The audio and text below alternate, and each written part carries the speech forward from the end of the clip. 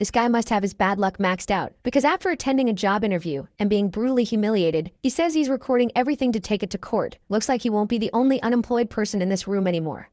However, this is where everything started going wrong. As soon as he left the office, he stepped on some gum. When he thought about complaining, he got blasted in the face with water. At this rate, there won't be anything left of the beta. When he got home, he smelled something strange and went to the window. Then he discovered that the homeless guys had pissed on his window again. Guys, I'm starting to feel sorry for this unlucky guy. Soon his mother called him, but his frustration reached its limit when he found out that his uncle still hadn't paid back the money he borrowed. But soon he calms down, since it's not right to yell at his mother. He's just worried about the hospital bills where his mother is staying. This literally isn't a good day for him, so he decided to go up to the rooftop to smoke. When he lit the damn cigarette, it started raining. We always think things can't get any worse. Furious, he throws the lighter and starts yelling at the heavens about his difficult life and his frustrations. He even starts insulting God, since he no longer cares whether he exists or not. Of course, all of this is because he doesn't want to keep living like cattle. The gods should at least take responsibility for this. And that was when the final blow of bad luck came from the heavens. While he was cursing and giving the middle finger, a lightning bolt literally struck the guy. It's what I always say, no matter how bad things are, they can always get worse. Even the poor unemployed guy's death is pathetic. However, in his final moments, he was still thinking about what would happen to his mother. That was when he opened his eyes again. This didn't make sense. Is he still alive? Suddenly, a notification appears in the sky. Now, on top of being unemployed and unlucky, he's also going crazy. The system window says, recruitment alert. The gods are waiting for him. Yes, guys, now the unemployed guy finally got a job, and he's going to work for the gods, in exchange for absurdly powerful items and powers. Those who humiliated him? Just wait, revenge is coming. After all of that, back at home, our protagonist changes his clothes and sits on the floor, wondering if God really exists. The young man keeps thinking about how he cursed God, got struck by lightning, and still never had any clear feelings about that being either way. Use reasons that people struck by lightning usually die or end up in critical condition. Yet he has no injuries at all, which makes no sense. Still, something definitely changed, because that weird holographic message is now floating above him. It looks like something out of a game. Yu grows even more confused, thinking it resembles a status window, the kind only talented players are supposed to have. The boy starts to wonder if the lightning somehow awakened a talent in him after all. Maybe because it happened right after he insulted the deities. To find out, he decides to test it, and Dambyok tries using a voice command to open the status window. However, nothing happens. The holographic message just stays there, as if he used the wrong command. Dambyok studies the message and realizes it looks just like a part-time job listing, something he knows very well. The moment he says that, the hologram finally reacts, shifting as if he gave the correct command. A globe and several details pop up, and he understands it really is a job board. He mutters that his whole life has been nothing but odd jobs, and even after awakening, he somehow got more work. Still, he lets out a sigh and decides to see it as a chance. He has nothing to lose, so he might as well give it everything. Looking through the window, he finds out he's been recruited by the gods for part-time work. He tries to take one of the jobs, but the system blocks him, saying he lacks enough divinity. Confused, Dambyok asks what that means, and the screen explains that divinity is how the gods measure power. That only annoys him more. He has no talent, so something like divinity feels completely out of reach. But after thinking it over, he figures this might not be dangerous after all. Maybe it's his shot to change his life. With nothing left to lose, Yu accepts and decides to try. This may be his only opening. As he looks closer, he notices the god's job board is set up a lot like regular part-time listings in the human world. So he searches for something that doesn't need divinity, and finds one called Dungeon Creation in Magard. Dambyok checks the details and sees the one hiring is Thor. From the description, he figures it's a job to build a dungeon, the same kind filled with monsters and trials for awakened people. That stuns him. If this is real, then the gods are the ones making dungeons. The pay is listed in Thor's currency, and he has no idea what that even means, but he accepts right away. In an instant, he's transported somewhere else, and a dog-like creature lunges at him. It snaps at Dambyok, but he freezes when he sees what it is. He's too weak to react. All he can do is curl up and try to protect himself. When someone suddenly steps in, a huge figure moves with terrifying speed, grabs the beast by the neck and stops it cold. Then the red-haired god orders the creature to stay still. He turns to the boy who's still in shock and asks if he's the new part-timer. Then in a friendly tone, he introduces himself as Thor, the son of Odin and the god of thunder from Northern Europe. He adds that Dambyok has probably heard of him already, since he's a pretty famous god. Thor tosses the creature aside, grabs Dambyok by the clothes, and says they can talk while moving. The boy can feel how overwhelming Thor is just standing next to him. When he spots the giant hammer at Thor's waist, Dambyok figures it has to be Mjolnir. Sweating and still trying to keep up, he stares at Thor, wondering if any of this is even real. To fill the silence, Thor guesses from his look that the protagonist must be some god from Asia, leaving the boy completely confused. Thinking fast, he realizes Thor has mistaken him for a god, so he decides to play along.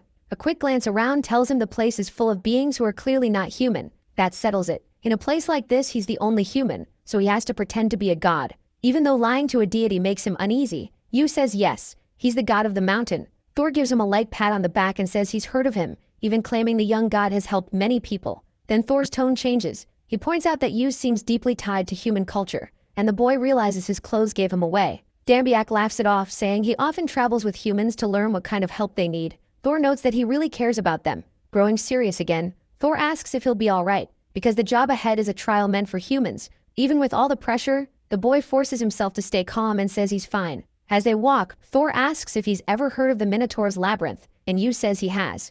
Thor says that'll make things easier for him.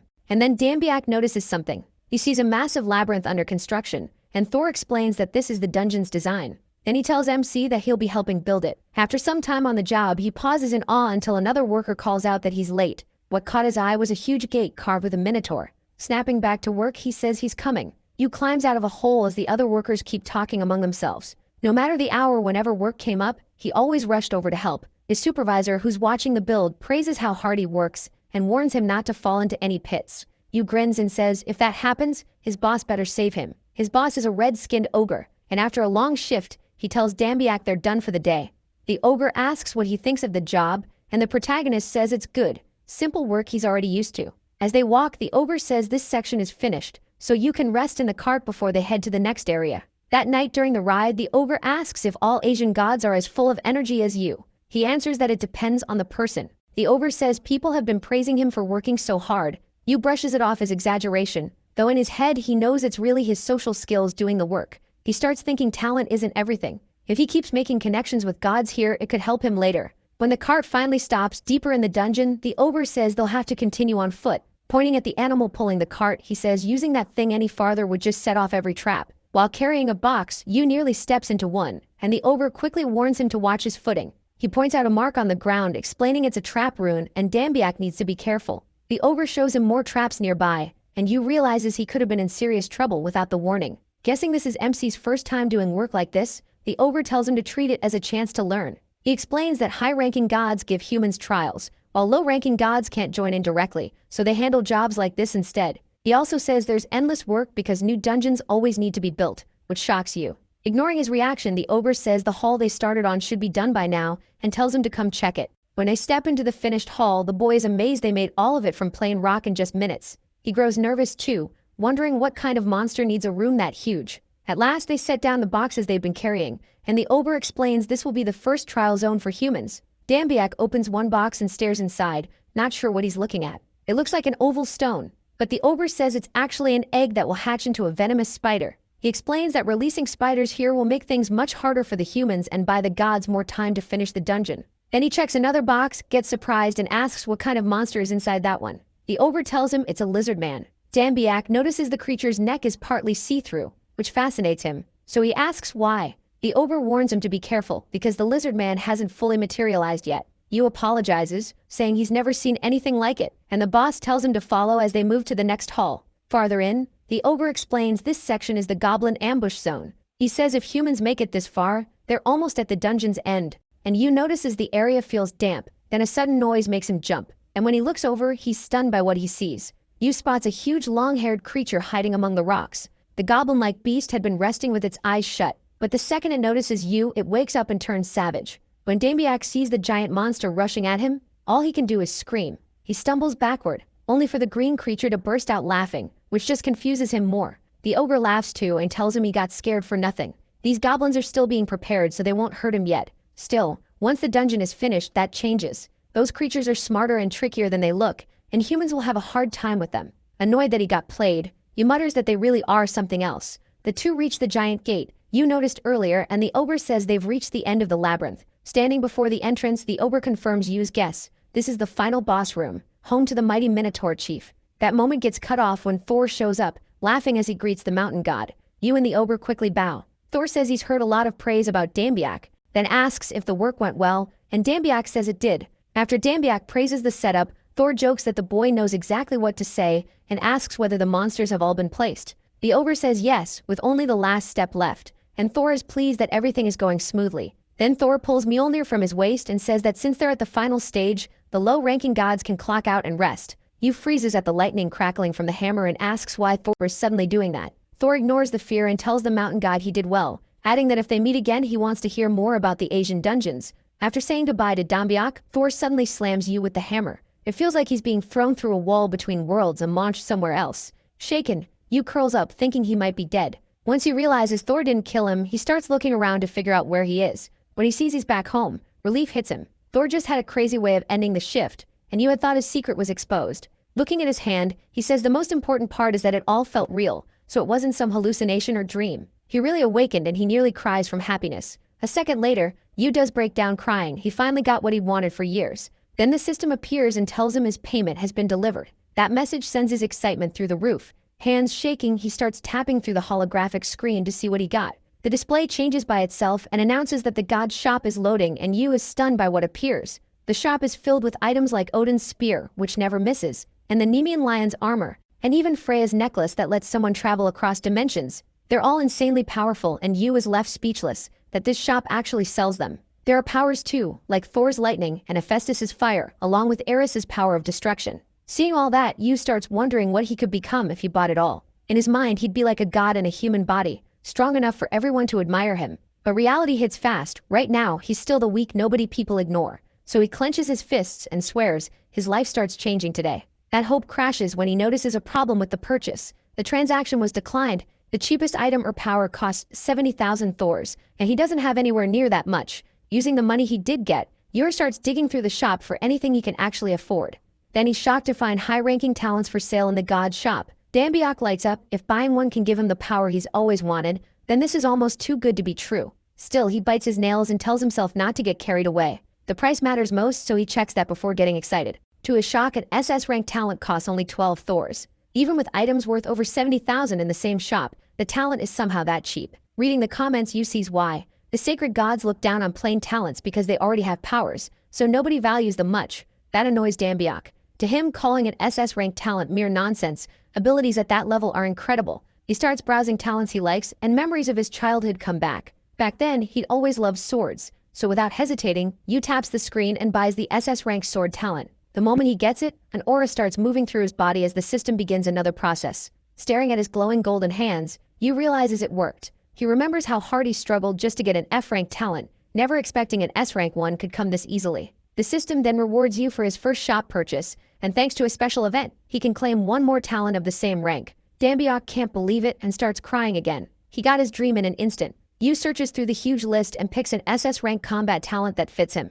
After choosing it, he starts jumping around, thanking God for finally giving him real power. But then his vision blurs, and dizziness hits him hard. He drops to the floor, wondering what's happening as pain spreads through his whole body. The system tells him it's strengthening his body. He was too weak to handle those talents as he was. Veins bulge across his body as his physical ability improves, from muscle power to lung capacity. At last, the system says the reinforcement is complete, but the pain is too much, and Yu blacks out. In a vision, Yu sees his beautiful mother calling his name. She apologizes for being a useless mother and making him suffer, but he quickly tells her not to say that. When he's about to tell her he has a new talent, she says that can't be true, and suddenly Yu wakes up on the floor of his house. As he gets up, he says his head hurts badly and tries to remember when he fell asleep, thinking about the dream of his mother. Then panic hits him. What if everything with the gods was only a dream? He hurriedly opens his status window and the system appears, showing his abilities and telling him he's now a lower-ranking god. Seeing that, Yu figures that's why he was allowed to work on the dungeon. He isn't human anymore. Relieved it was real, he lets out a breath and says life is wild. A talentless guy like him became a god overnight. Dambiak's phone suddenly rings. The battery looks dead, but he ignores that when he sees his mother calling. He answers with a smile, ready to share the good news, but she tells him not to come to the hospital today. Yu immediately panics and asks what happened, but she only repeats that he shouldn't worry or come. He keeps pressing for answers until someone takes the phone and asks if Yu is Mrs. Cho Yanwei's guardian. The caller says they're dealing with a serious situation and can't explain much, but there are signs a dungeon has appeared near the hospital. The doctor keeps talking, then realizes Yu has stopped responding and is already running toward the hospital in terror. Dambiak drops his phone and refuses to leave his mother in danger. Desperate, he sprints toward the hospital. Crying as he runs, Yu thinks about how she's all he has, while sweat pours off him, and his breath grows ragged. Near the hospital, where the dungeon is forming, a storm rages overhead and a helicopter circles above. Most of the area has already been locked down, with military forces moving through the streets to assess the situation. The news crew is reporting live, saying they just arrived and that all signs point to a dungeon outbreak. Through a megaphone, a soldier warns that the area is restricted, and tells civilians to evacuate at once. A rideshare car rushes up near the scene, and Yu jumps out, desperate and terrified. A crowd has gathered because events like this are rare, but the soldier keeps pushing everyone back. Yu stares at the chaos, unable to understand what's going on, when the system suddenly says his combat focus ability has activated. As if he's using binoculars, Yu can suddenly hear and see the soldier with perfect clarity. He realizes the man is ordering everyone out of the restricted zone, and Yu wonders how he can suddenly hear and see so far away. Then he even catches soldiers much farther away, talking about how the government is gathering every available hunter. A soldier asks if one of the 8-star hunters is coming. His superior says yes. Word is this dungeon is dangerous enough to need them. For some reason, you can hear every conversation around him. All that noise rushing into his head makes him panic. He figures it must be one of the powers he got. Still, this isn't the time to think about it. He has to get to the hospital. Yu pushes through the crowd and begs a soldier to let him pass, since his family is inside. The answer is no. They found signs a labyrinth is forming, so no one can enter. The second Yu hears labyrinth, something snaps into place. A thought he doesn't want to accept starts forming. Then the storm flashes bright. A huge crack follows, and both Yu and the soldier realize what's happening. Everyone watches a giant bolt of lightning slam into the ground. Debris flies at the crowd, and Yu throws up his arms to protect himself. When the chaos settles, Yu is on the ground. As he tries to rise, he looks around at the damage and wonders what just happened. Then he sees the exact spot where the lightning struck. A portal is opened there, proving his guess was right. It looks like a wormhole covered in magic runes, and the pull from it lifts nearby debris into the air. Peering inside, Yu sees the last thing he wanted. It's the dungeon he built with Thor. He remembers watching the gods build that dungeon. Back then, holding a pickaxe, he admitted it looked amazing. He hadn't really faced what that meant before, but now he sees how strange and beautiful it truly was. Back in the present, Yu stares at the portal, trying to understand how this happened. He can barely believe that dungeon is right in front of him, and the thought makes him uneasy. Yu keeps asking why this dungeon appeared here, but then he glances aside and spots an old man choking on smoke. He helps the man up and asks if he's okay, but the man urges him to run. Then Yu senses something off and shoves the old man away. The injured man hits the ground, but that push saves him. A knife flies through the space where he was. Yurei barely avoids it too, seeing the blade stuck in a post. He wonders where it came from. Then growls rise from nearby. A badly wounded adventurer stumbles out with a sword through his chest, and with his last breath, he tells Yu to run. When the man collapses, a lizard creature Yu has seen before appears behind him. Its sword is covered in blood, and it steps over the body with huge claws ready. Still on the ground, Yu yells that lizard men are attacking, and more of them rush in at the civilians. The commander shouts that lizard men have broken through the front, and orders his platoon to fire. A storm of bullets tears toward the monsters. Some get hit, but others dodge. Yu dives behind a car to avoid the gunfire, and tries warning the soldiers that civilians are still here, but nobody hears him. One lizard outside the line of fire charges straight at him. Without hesitation, it swings upward and sends its blade at Yu. Yu freezes as the weapon flies toward him. Then his combat focus kicks in. Blue energy runs through his body, and the spinning blade seems to slow down. To Yu, time itself feels slower. Now he can clearly track the lizard's movement. Somehow Yu manages to catch the blade by the safe part before it cuts him.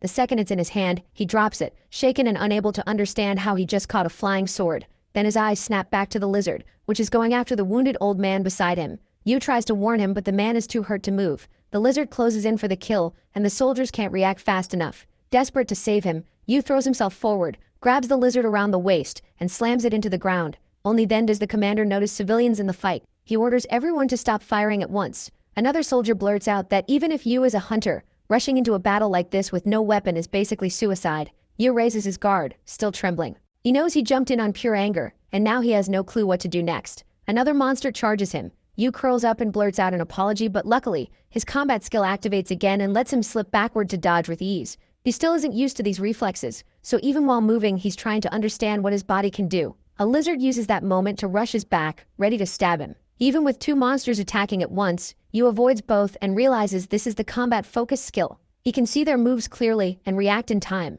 Catching one monster off guard, Yu rushes in and throws a punch at it. Right before the hit lands, his SS rank combat talent kicks in, and Dambiak unleashes a rapid combo. He ends it with one crushing punch to the face, sending the monster flying and killing it. Red energy surges through Yu's body and he's stunned that his plan actually worked, but the fight isn't done. Two more beasts are still standing, and Yu gets ready to finish it. One lizard comes at him from behind, but Yu ducks under the strike and spins around in one motion. Using that spin, he drives a hard kick into the lizard's jaw and drops it instantly. The last creature sees its ally go down and rushes in, dragging its sword as it aims for Yu's back. Yu flips backwards so smoothly even the lizard hesitates at the sight. At the top of the jump, he comes down hard and crushes the lizard's skull under his foot. The soldiers are stunned. They can't believe you took down the lizard men with his bare hands. Then a stranger with long white hair steps in and calmly says that was interesting. The scarred older man asks you what guild he belongs to. Several people with him finish off the remaining lizards, and the man notes that Yu is unusually skilled for someone so young. He introduces himself as Nambang Dok,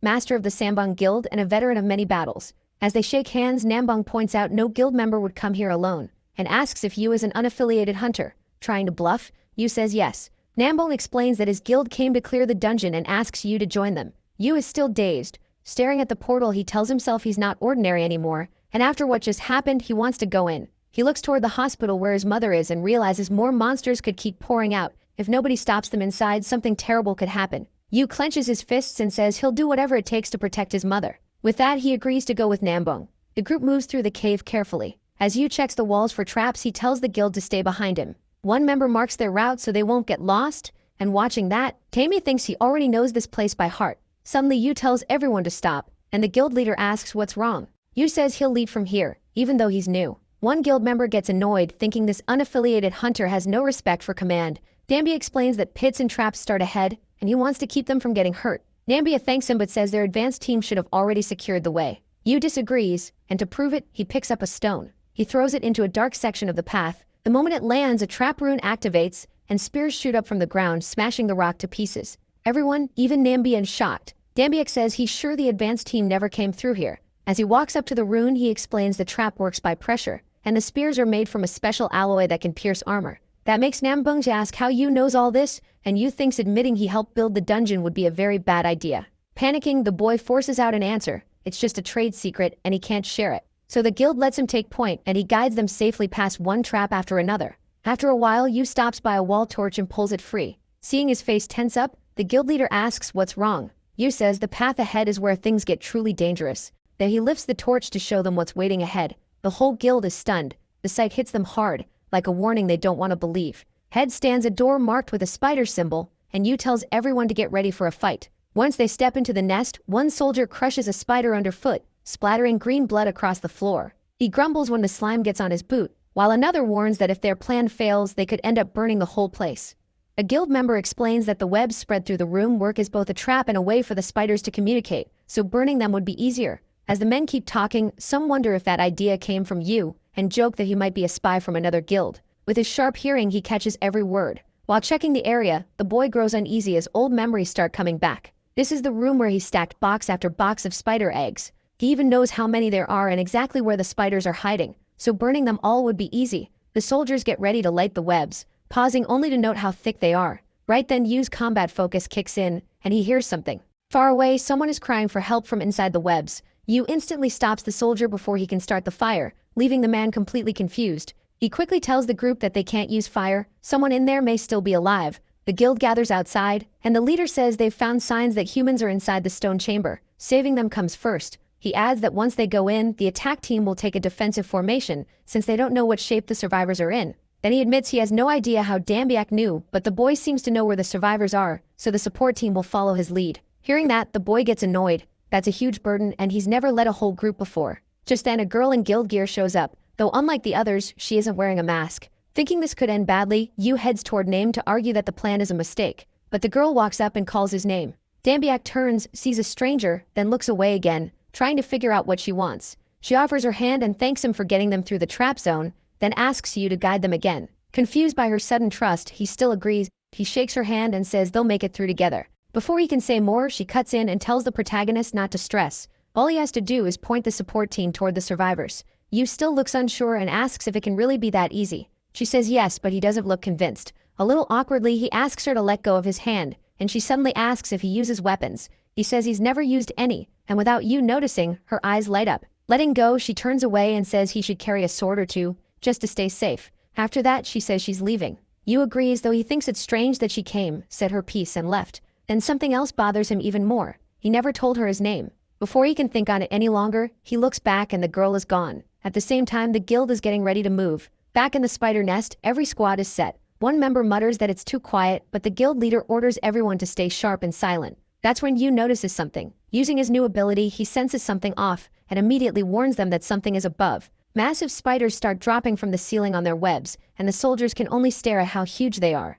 When the monsters hit the ground, one masked soldier freezes in terror and can do nothing but cry for help. The guildmaster reacts at once, pulling out his axe and stepping in to block the spider's claws. He rushes forward and cuts the creature down in one blow, saving the terrified soldier. Namdong snaps at the man for losing focus and nearly getting killed, then orders everyone to stay out of the way and follow the plan. He also tells them to form a defensive line, and the fight with the spiders begins while Yu leads the support team. Yu uses his power to search the area and scans the huge space ahead for any survivors. After moving deeper in, they finally find civilians wrapped in webs and stuck to the wall, and the support team gets ready to rescue them. The victims are sealed inside web cocoons and look so drained it's like the spiders already sucked the life out of them. The support team quickly lowers the survivors, frees them, and helps the civilians stand again. But then several spiders notice their prey being taken and rush straight at the support team. With someone on his back, Dambiak yells that he knows a way out and tells everyone to follow him. In the middle of battle, Namgong glances over at the boy and quietly notes how suspicious he is. Still, he doesn't let that slow him down and goes right back to the fight, slicing a giant spider clean in half.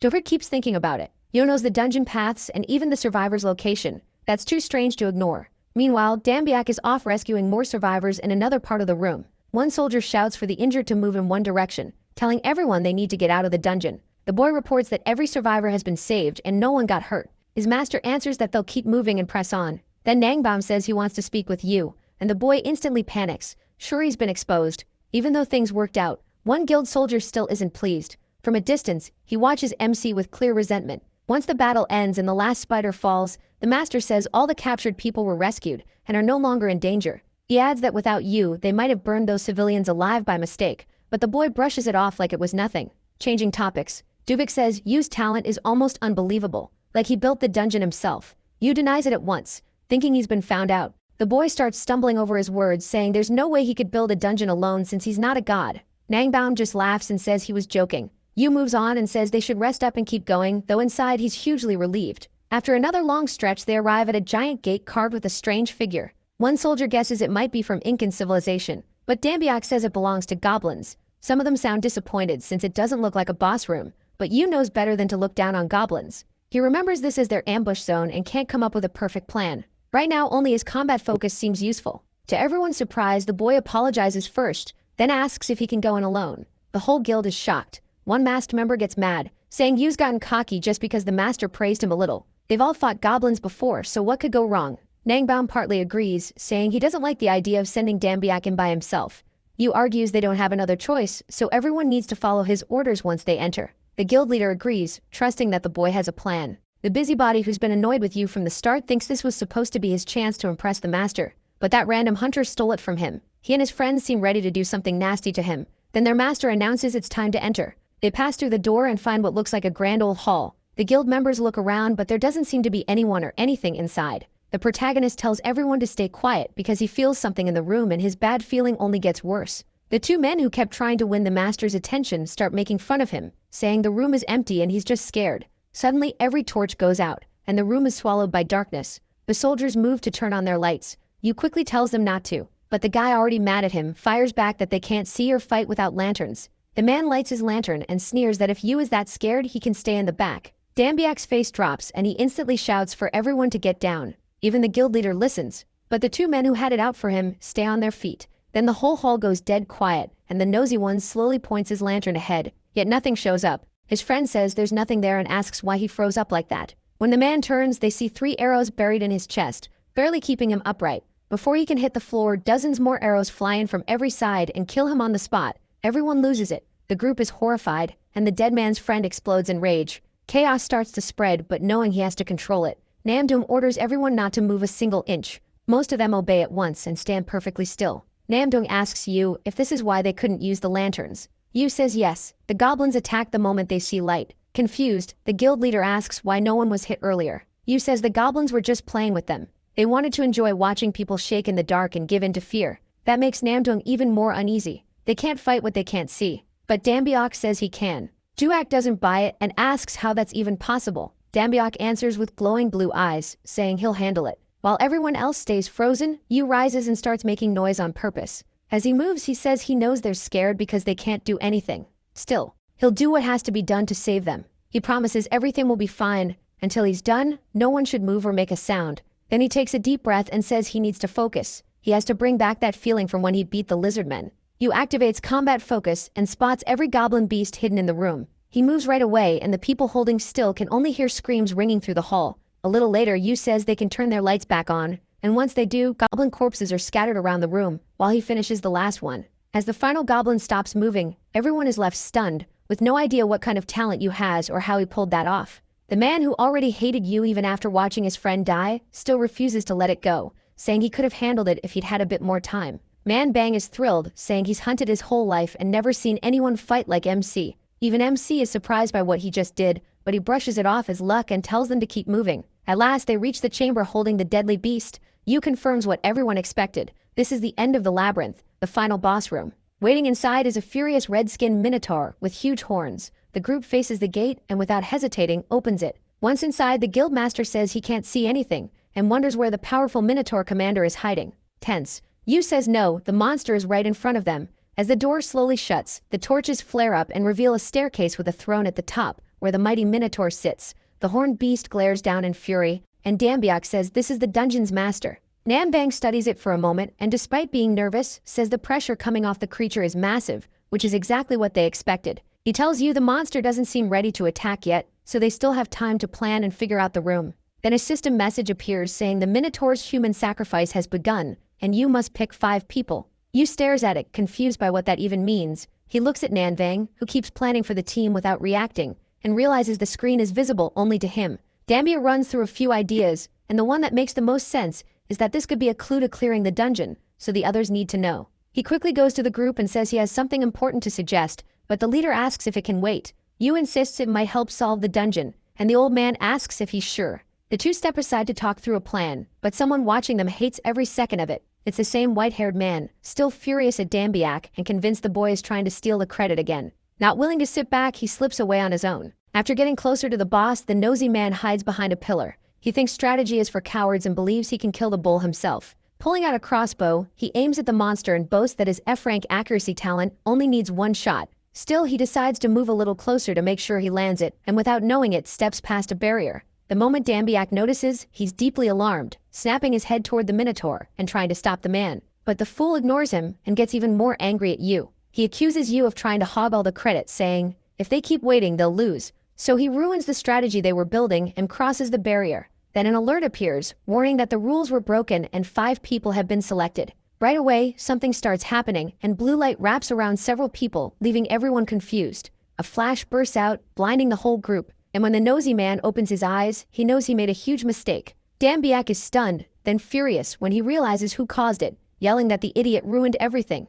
Even he says this is no longer the time to argue over right and wrong. Now they have something far worse to fear. 5 people in all, including the leader and Yu, are moved to the center of the room, and in front of them the Minotaur is ready to strike. A thunderous roar erupts from the monster, and for a moment everyone can barely hear. Realizing what he's done, the nosy man drops back and tries to crawl away, but he slams into a purple wall. Knowing he can't crawl out, he jumps up and desperately pounds on the barrier, but it won't break. The Minotaur takes that chance to kill one of them, charging straight at him, but the guild leader sees it and saves his subordinate just in time. Manbone turns desperate fast, pulling out both axes and ordering everyone to form up and stay calm. He tells them to stick to the plan, stay organized while he fights the Minotaur himself. Then he rushes in. The bull swings its axe at Manbone, but the old man is quick enough to dodge. The beast raises its weapon again for an even heavier strike, but when it comes down, it only smashes the ground. Manbone is already in the air, and he uses that opening to slam the monster with a blow that shakes the room. Hearing that impact, the people inside the barrier start cheering,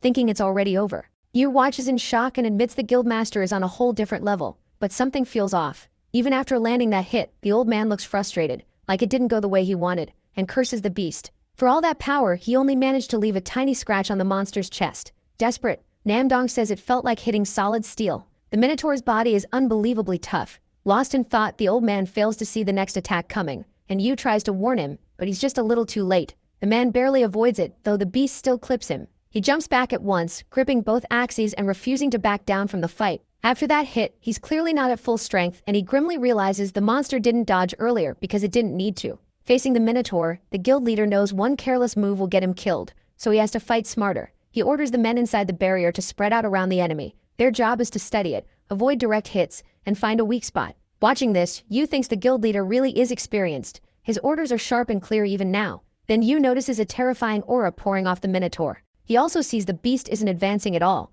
like distance means nothing to it. That feels wrong. Looking closer, Yu spots the raised axe and lightning building around it. At once he realizes it's the same kind of power Thor used when they first met. Nanvang notices the monster charging something too, so he orders all his men to rush the bull. But even with everyone on it, the monster stays planted, still gathering lightning in its hand. Yu stays where he is, trying to warn them it's dangerous, but the guild leader is blinded by the belief that they've finally cornered it. In truth, he just made the worst choice of his life. By the time he realizes the attack is ready, it's already too late to escape, and he may die right there. Like a real hero, Yu doesn't back down. He leaps in and kicks the Minotaur in the face to save his ally. But even that barely does anything. The beast just turns its head and gets even angrier. The Minotaur keeps attacking, and this time no one can get away as lightning floods the whole area in a blinding flash. A ball of energy slams into the ground and explodes, throwing everyone across the room. Watching from outside the barrier, someone says they can't believe what's happening. One guild member points out that the captain is down, and after that axe strike, Nanvang might be done for. Panic spreads as everyone looks for a way out, but the barrier is sealed shut. Still on the floor, Yu struggles up and realizes the crazy bull didn't take a single real hit. Even after all his effort, he starts giving up, thinking his miserable life was finally supposed to change after gaining a talent, only for it to end in a stupid death. Then something catches the light in front of him. When Yu looks closer, he spots something that could save him. A small smile appears. There's still one thing he hasn't tried. He grabs the sword near him, gets to his feet, and says dying here would ruin his shot at the peaceful rest he wanted. Through the smoke, the Minotaur watches the battered human stand again. A golden aura wraps around Dambiak as he says he didn't survive all that pain just to die here. He raises the sword, and the same golden aura starts flowing into the blade. For some reason, the Minotaur only stares at him. The protagonist glares back and warns the beast to get ready. He's not going down without a fight. Then his SS rank sword talent activates. Now Dambiak and the Minotaur face each other head-on. Wounded, Nambian mutters that even his axe couldn't hurt that monster, so a sword shouldn't cut it either. He wants to tell Yu to run, but the words won't come out. As the Minotaur charges that poor boy, the man can only blame himself. Then a slash lands so fast no one even sees it happen. Everyone outside the barrier is stunned by what they see. After the strike, Dambiak is standing behind the Minotaur, and something is flying through the air. It is the Minotaur's horn sliced clean off. Yu thinks it started as a gamble, but the moment he grabbed the sword, he could feel it. He really could beat this monster. Blood pours from the place where its horn was torn away. Even though it was his first time holding a sword, it felt like part of his own body. Smiling at the blade, Yu realizes this is his SS rank talent. Furious over its broken horn, the monster turns and prepares to attack again. It stomps forward and charges straight at him. Seeing the monster rush in, Dambiak holds his ground. The Minotaur closes in and reaches out to grab him. But when the attack ends, the creature realizes its target is gone, and it's been cut again. Yu is moved behind it once more and strikes with his sword. Manga can't believe the boy just landed 6 slashes that fast. Looking at Yu's stance, he thinks the kid must have been a swordsman all along. But deep down, he knows that's not true. It only feels that way. Yu keeps facing the beast, but something is clearly bothering him. His slashes were too shallow, and that frustrates him. The Minotaur, not used to being pushed like this, goes wild. Seeing that the cuts change nothing, the snub-nosed man who caused this falls into despair. Meme says Yu's attacks are on the level of the best swordsman in the East. But there is one big problem. As he says that, his eyes fall on Yu's sword. Yu realizes the weapon is nearly worn out after only a few clashes. At this rate, it won't last much longer, so he has to hit the beast's weak spot now. Without hesitating, he charges in again. The monster sees him coming and moves to strike back. It throws a punch, but Yu slips past it. Using the opening, he twists his body and kicks the Minotaur's arm. To his shock, it doesn't move at all. The beast spots the sword coming at it, but while its attention is on the blade, it misses the attack from below that catches it right under the chin. Yu follows with a hard kick to the monster's jaw.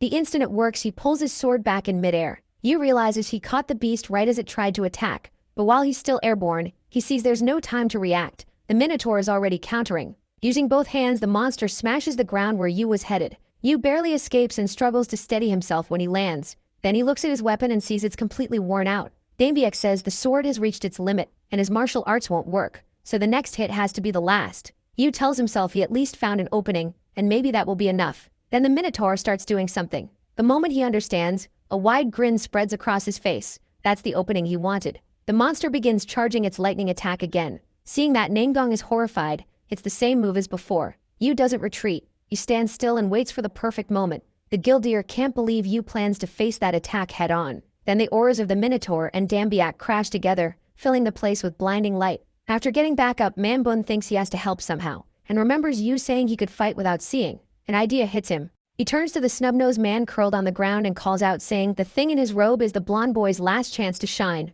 Meanwhile, sword in hand, Yu keeps waiting for the exact moment to strike. He stares at the monster and knows this is his last chance, so it has to count. To finish this, he only needs one clean hit on its vital point. For a brief moment, both sides lock eyes before moving. The Minotaur gets ready to fire its lightning attack, and Dambiak jumps straight at it. He slips past the lightning and gets close to the monster's side. Just as it is about to release the attack, Yu gets in range and strikes. Using all his body movement, he drives the attack into the beast and carves deep into its chest. But even that isn't enough, and in that same instant Yu's sword snaps. With the monster about to attack and nowhere to run, Yu freezes. He drops the broken remains of the sword and thinks it's over. The Minotaur finally finishes charging and moves to unleash it. But suddenly another sword drops right into Dambiak's hand. Seizing that one chance, the young man declares the Minotaur is finished. The snub-nosed man who used to be mad at MC now shouts for the rookie to kill the beast. So Yu drives the sword into the monster's stomach. Outside the portal, a crowd is gathered, with even news crews there covering everything. Then one of the people notices survivors coming out of the dungeon. Yu helps Nambang walk and tells the old man they're almost out. Curious, the boy asks how the boss knew he could catch a sword thrown from behind. Nambang says he didn't know for sure. He just remembered Yu saying he could fight without seeing and took the chance. Yu smiles thinking they lived because of the old man, but Nambang shuts that down. The other guild members agree the one who saved everyone was Yu. The guild leader gives him a light slap on the back, then says people are waiting for him. As the top contributor in that dungeon, he needs to give his statement. Hearing that, Dambiak can hardly believe it and asks if they're serious. Thinking back on his past, Yu says he spent his whole life being looked down on because he had no talent. But that's not who he is anymore. With a hopeful smile, eyes still closed, he lifts his hand toward the crowd. The people answer by raising their hands back in respect. Later, at a hospital in the city zone, people wait to be called in. Inside, Yu watches from nearby as his mother sleeps,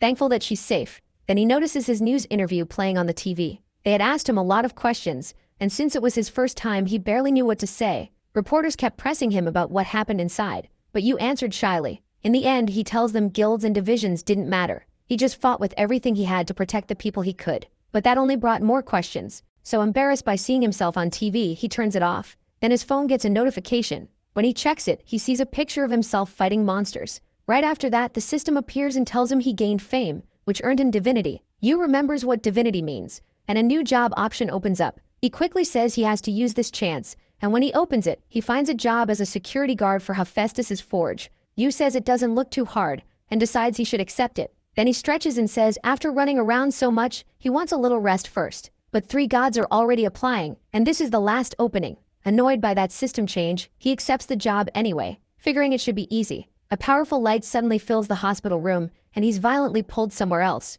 He suddenly lands somewhere else and blurts out, asking if that was Jekyll. Dambiak finds himself inside a palace, with a star-powered forge burning at the center. Sweating right away, he thinks the heat is unbearable, like a sauna. He jokes that Hephaestus could at least install air conditioning, not knowing the god is standing behind him. Hephaestus greets him warmly and introduces himself as the master of the forge. Startled, Dambiak quickly bows and gives his own name, which makes Hephaestus laugh. Yu starts wondering if Hephaestus really heard all that. With a big grin, the god says the boy is just like the news described. Hephaestus adds that the mountain god's love for humans made him fight even inside Thor's dungeon. Chuckling, he says that's exactly why Thor likes him. He's got guts. Yu feels relieved, thinking maybe Hephaestus missed the rest. Then Hephaestus reveals he heard everything, and he quickly apologizes. Turning serious, the forge god says, enough small talk, it's time to explain the job, to show him directly. Hephaestus summons a trumpet. He warns Dambiak the sound will be loud, then blows into it. A massive blast thunders through the forge, nearly deafening Yu. Right after that, a group of short, muscular workers comes running in.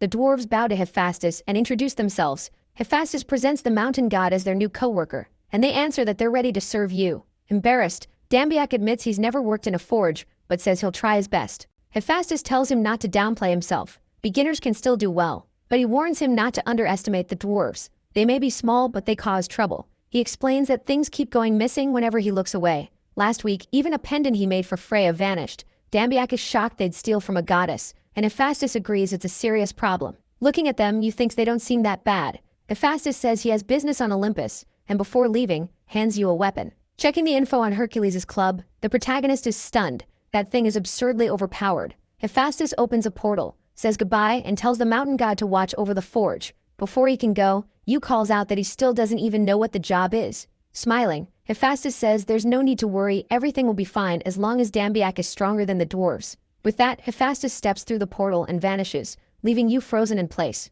Nervously, the boy turns to the dwarves and says the introductions are done. So are they going to behave? From the way they react, Yu figures Hephaestus gave him that club because he knew this was coming. Trying to laugh it off, Dambiak asks them to go easy on him, since he just got a nice new weapon. He pulls out the club and warns that it could really hurt them. Instead, every dwarf suddenly whips out guns and other weapons, aiming straight at Yu. The friendly act disappears, replaced by hard, commanding looks. One glares at the boy, says something in anger, and opens fire. Dambiak later wakes up slowly and hears two people arguing nearby. The pair is fighting over an item that looks like a necklace made by Hephaestus. That's when Yu realizes they stole the necklace meant for Freya. Before he can act, he notices he's tied to a stone pillar. Seeing him awake, the dwarves are surprised he recovered so fast, and say he really is a god. Yu stares at them and says they're awfully bold. He warns that Hephaestus won't let this slide, and will punish them. The dwarves look uneasy, so Dambiak tells them this is their last chance to end it. But the two who seem nervous just burst out laughing at his speech. One says they were never scared, they knew the risk from the start. Another dwarf comes in and tells them to grab the valuables because the tribe is about to leave. The red-haired dwarf says he'll take one more shot at Yu, not noticing the boy is already cutting through the ropes. Before finishing him off, the two mock him again, calling him weak. As the ropes nearly snap, Yu warns they'll regret this. They laugh at him again, but then Dambiak explodes with anger and tears himself free. He draws the club and says he warned them, leaving the dwarves confused. Yu repeats that they were told what would happen, then smashes both dwarves. After that lesson, Yu ties the two up. He says he only got violent because he couldn't just let it pass. Sliding the knife back into his sleeve, Yu says he'd be in trouble if Nambung asked for it back. He remembers the girl in the dungeon telling him to always carry a sword and decides to thank her later. Then he looks at the dwarves' hands and notices something important. One of them is wearing the necklace meant for Freya. Elsewhere, more dwarves are gathering metal bars as they wrap things up. A bald dwarf tells his boss they finally collected all the minerals. He adds that they also took the armor and weapons, so the plan is nearly done. A blonde, bearded man tells the others to hurry up. Their boss Redfist has something to say. Redfist starts his speech, declaring that the dwarf tribe carries the spirit of the Flaming Mountains. He says they have the finest minerals and the bravest warriors in the world. Growing angry, Redfist says they work with pride and earn every reward. As the dwarves tear up listening, their chief says they were never given proper respect and that Hephaestus humiliated them. Today, he says, is their day for revenge. Redfist raises his hand and declares this is payback against Hephaestus. Sneaking nearby, Dambiak thinks the bald dwarves are packed together like ants. He tries to figure out what to do but accidentally makes a small noise. The excited crowd turns at once and spots him, while Yu awkwardly tries to play it off. It doesn't work. Every dwarf in the tribe pulls out machine guns and shotguns. A storm of bullets flies at Yu, and he barely ducks behind a pillar. Crouched there, he wonders why dwarves even have weapons like that. At this point, Yu can't believe anyone would call them weak. Redfist laughs, surprised the boy managed to escape his cell. He tells a lackey the guards must have been beaten and orders him to check on it. The man stays quiet for a moment, smoking and thinking. Then the dwarf tells the low-class god they're about to strip this place clean. He adds that they only hate Hephaestus, not Yu, so the boy has two choices. He can help them empty the forge and become their partner, or go home and pretend he saw nothing. The dwarf advises him to think carefully and not throw his life away for a few coins. Yu realizes that if he runs, his reputation is finished. He won't get any more part-time jobs, and he can't let that happen. Worse, if he lets this happen, Hephaestus might kill him. So his choices are simple. Fight the dwarves or die by the forge god's hand. Nearly crying inside, Yu admits this was supposed to be easy, but he was very wrong. The dwarf is caught off guard when the boy suddenly seems to surrender. Dambiak walks forward with his hands up, and Redfist says he made the right call. Then the dwarf calls him a low-class god again, which clearly bothers Yu. Yu asks why they're going this far for glory when Hephaestus could find out and crush them. He keeps talking up the forge god, saying Hephaestus would never ignore this kind of insult. Dambiak says they should fear divine punishment, but he gets cut off. A gunshot grazes Yu's face. The blonde, bearded dwarf beside Redfist tells him to shut up and stop talking. After almost dying, Yu starts to shake. The blonde raises his gun again and says he'll kill the boy now, but Redfist stops him. Annoyed, the chief asks if Yu really just called Hephaestus a great master craftsman. Smoking his cigar, the dwarf says Yu knows nothing, and before feeding him to Sato, he'll tell him the truth. Redfist says with full confidence that Hephaestus's creations are trash. Yu is stunned and asks if he really means that. He asks again, and Redfist confirms it, calling Hephaestus a thief. Then the dwarf chief explains that Hephaestus once came to their mountain and praised the tribe's work. He invited them to work with him, and before long every dwarf had become his slave. Yu can barely believe what he's hearing. Redfist says the whole tribe worked non-stop for the god. Angry now, he claims that without those stolen years, the wealth and honor would have belonged to the dwarves. He says that by the time he understood the truth, no one in the tribe had any spirit left to forge. All they had left was revenge. Then Dambiak laughs and says he gets it. That guy really is a jerk. A man who tries to ruin everything because he envies people better than him is truly pathetic. And he's clearly talking about Redfist. That only makes Red Fist angrier, and he demands to know if that's all Yu has to say. With every weapon aimed at him, the boy tells them all to wait. Dambiak asks the dwarves to hear him out first. Yu says that if Red Fist runs now, outsiders will only see him as a thief and that would stain his honor. Flattered by that, the dwarf chief hesitates and decides to listen. MC says there's a better way to get back at the gods. He's holding a weapon made by Hephaestus himself. Then he dares the dwarves to put down their guns and face him with real weapons. His idea is simple. If Red Fist beats a fighter using Hephaestus's weapon, he can prove he's the better warrior. The blonde dwarf gets annoyed and tells Yu that cheap trick won't fool anyone. Another dwarf aims at the boy and says their chief shouldn't have wasted time listening. Thinking the plan failed, the young man tears up and acts like he's giving up. But the furious chief snaps that the great Red Fist would never run. As he rolls up his sleeves, he mocks Yu for talking too much for a low-class god, and Yu knows the bait worked.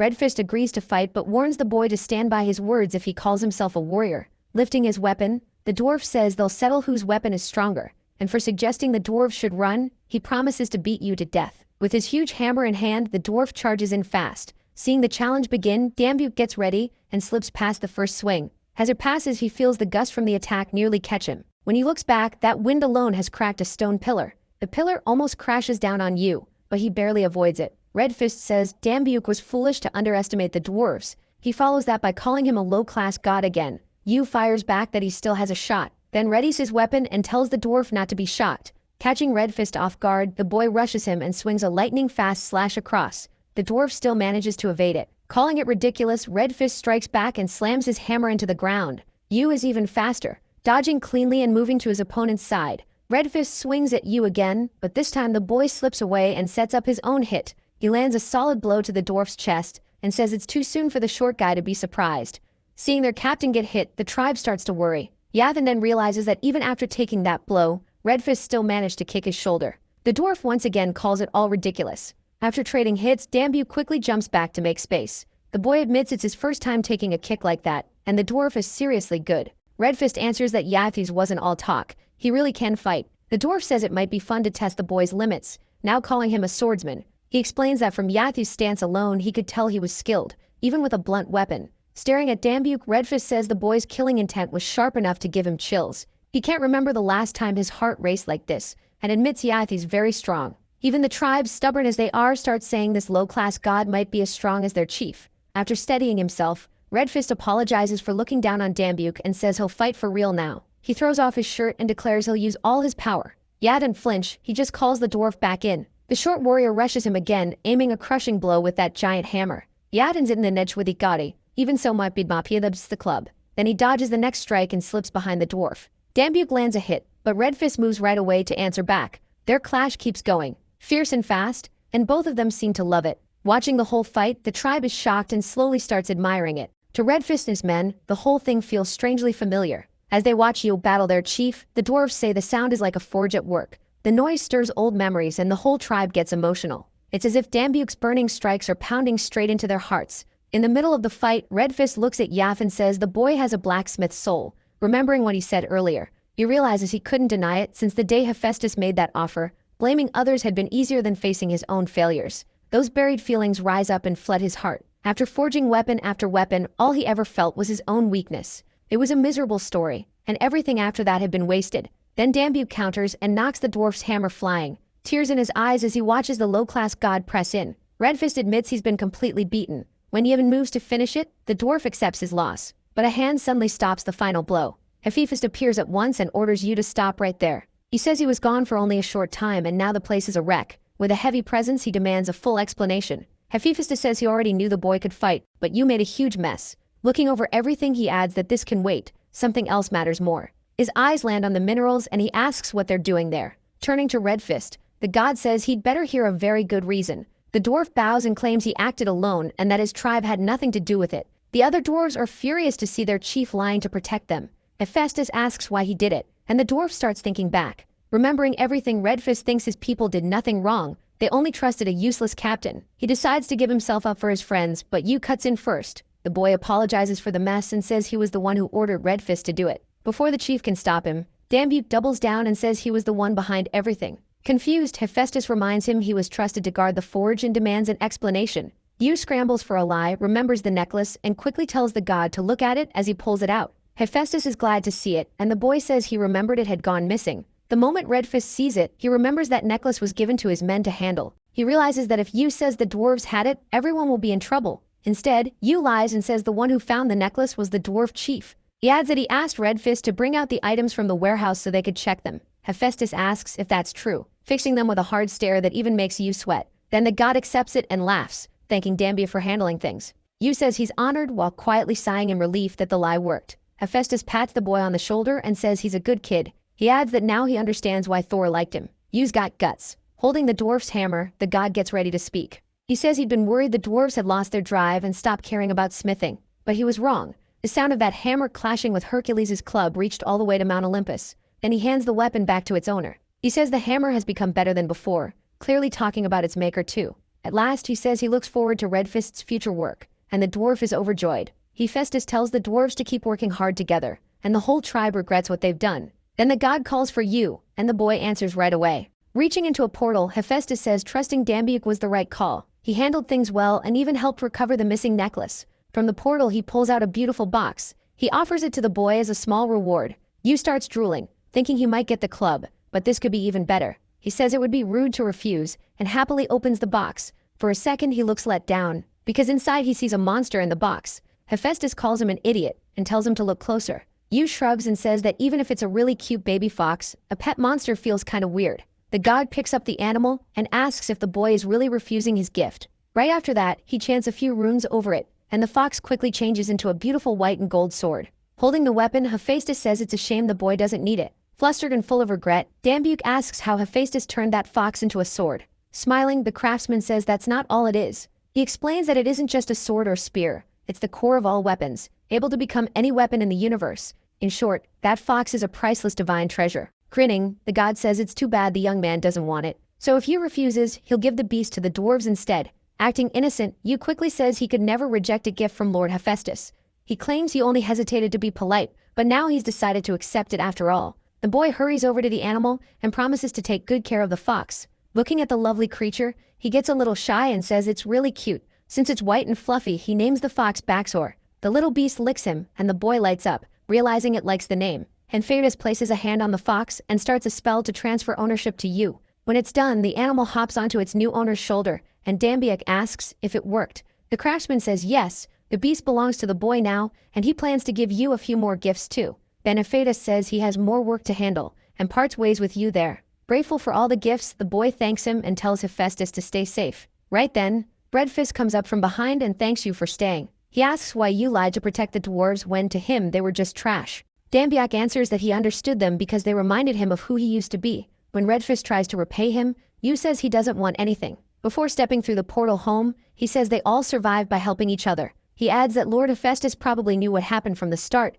and chose to overlook it. After that, he says goodbye to the whole dwarven tribe and asks to take his leave. Red Fist says that on behalf of their tribe they are truly grateful, then bows. As Yu leaves, Red Fist says he hopes to repay that kindness someday. Thinking of Hephaestus, the dwarf tells the others they'll be working all night. Later, Yu reaches the city and knows his chance has finally come. As he heads to one specific place, he thinks this is what he had been waiting for. It was the Hunter department store, and Yu says this is where he'll make money. Juba is 37 years old. He started in the Hunter business when he was young, and just last week he became general manager of the biggest Hunter store in the country. While sipping wine, he enjoys the view from his balcony and thinks that now that he's reached the top, it's time to forget the past and live like a true gentleman. Putting on airs, he tells himself that with this new position, he'll live in style among nobles. He believes status defines a man, so he deserves elegant treatment too. Then a call snaps him back, and something about it clearly annoys Juba. He thinks this store should be for special customers only, and when he sees Dambiuk, he decides the boy looks like a beggar. He studies Yu, trying to figure out whether he's even a hunter,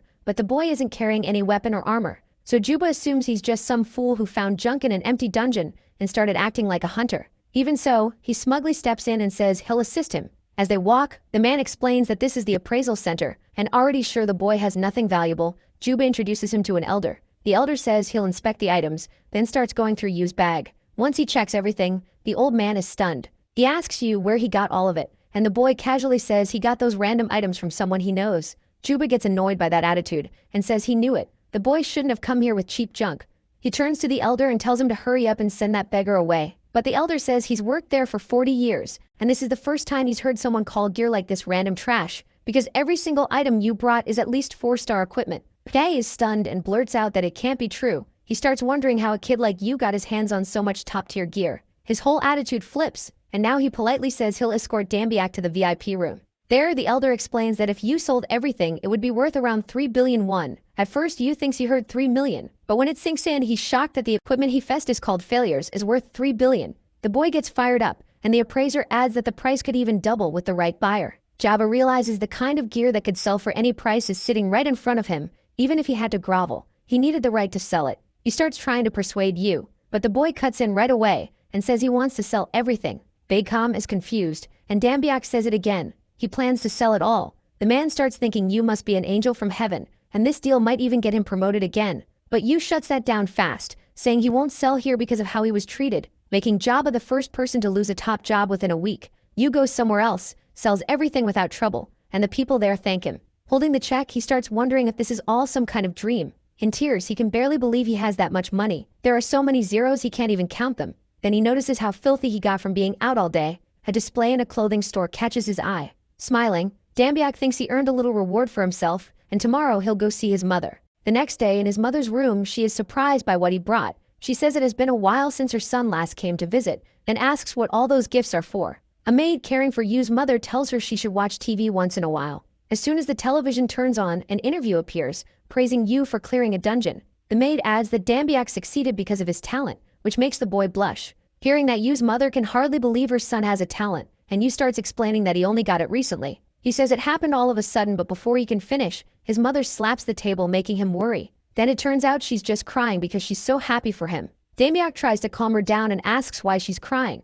but she can only say it's wonderful. Watching her, Yu realizes his mother always blamed herself because he didn't have a talent. Then the news starts another interview, this time with the hunter Manbon. When asked about Yu, Manbon says the boy is an excellent hunter. Yu's mother can't believe someone so famous is talking about her son, and Dambiak gets really shy. Still, Yu sees this as a chance, because the more famous he becomes, the more divinity he earns, and that means more part-time jobs. He's already picked out some promising ones. One job is to destroy the lost spirit on Eden Hill, and the reward is a golden apple tied to a god's immortality.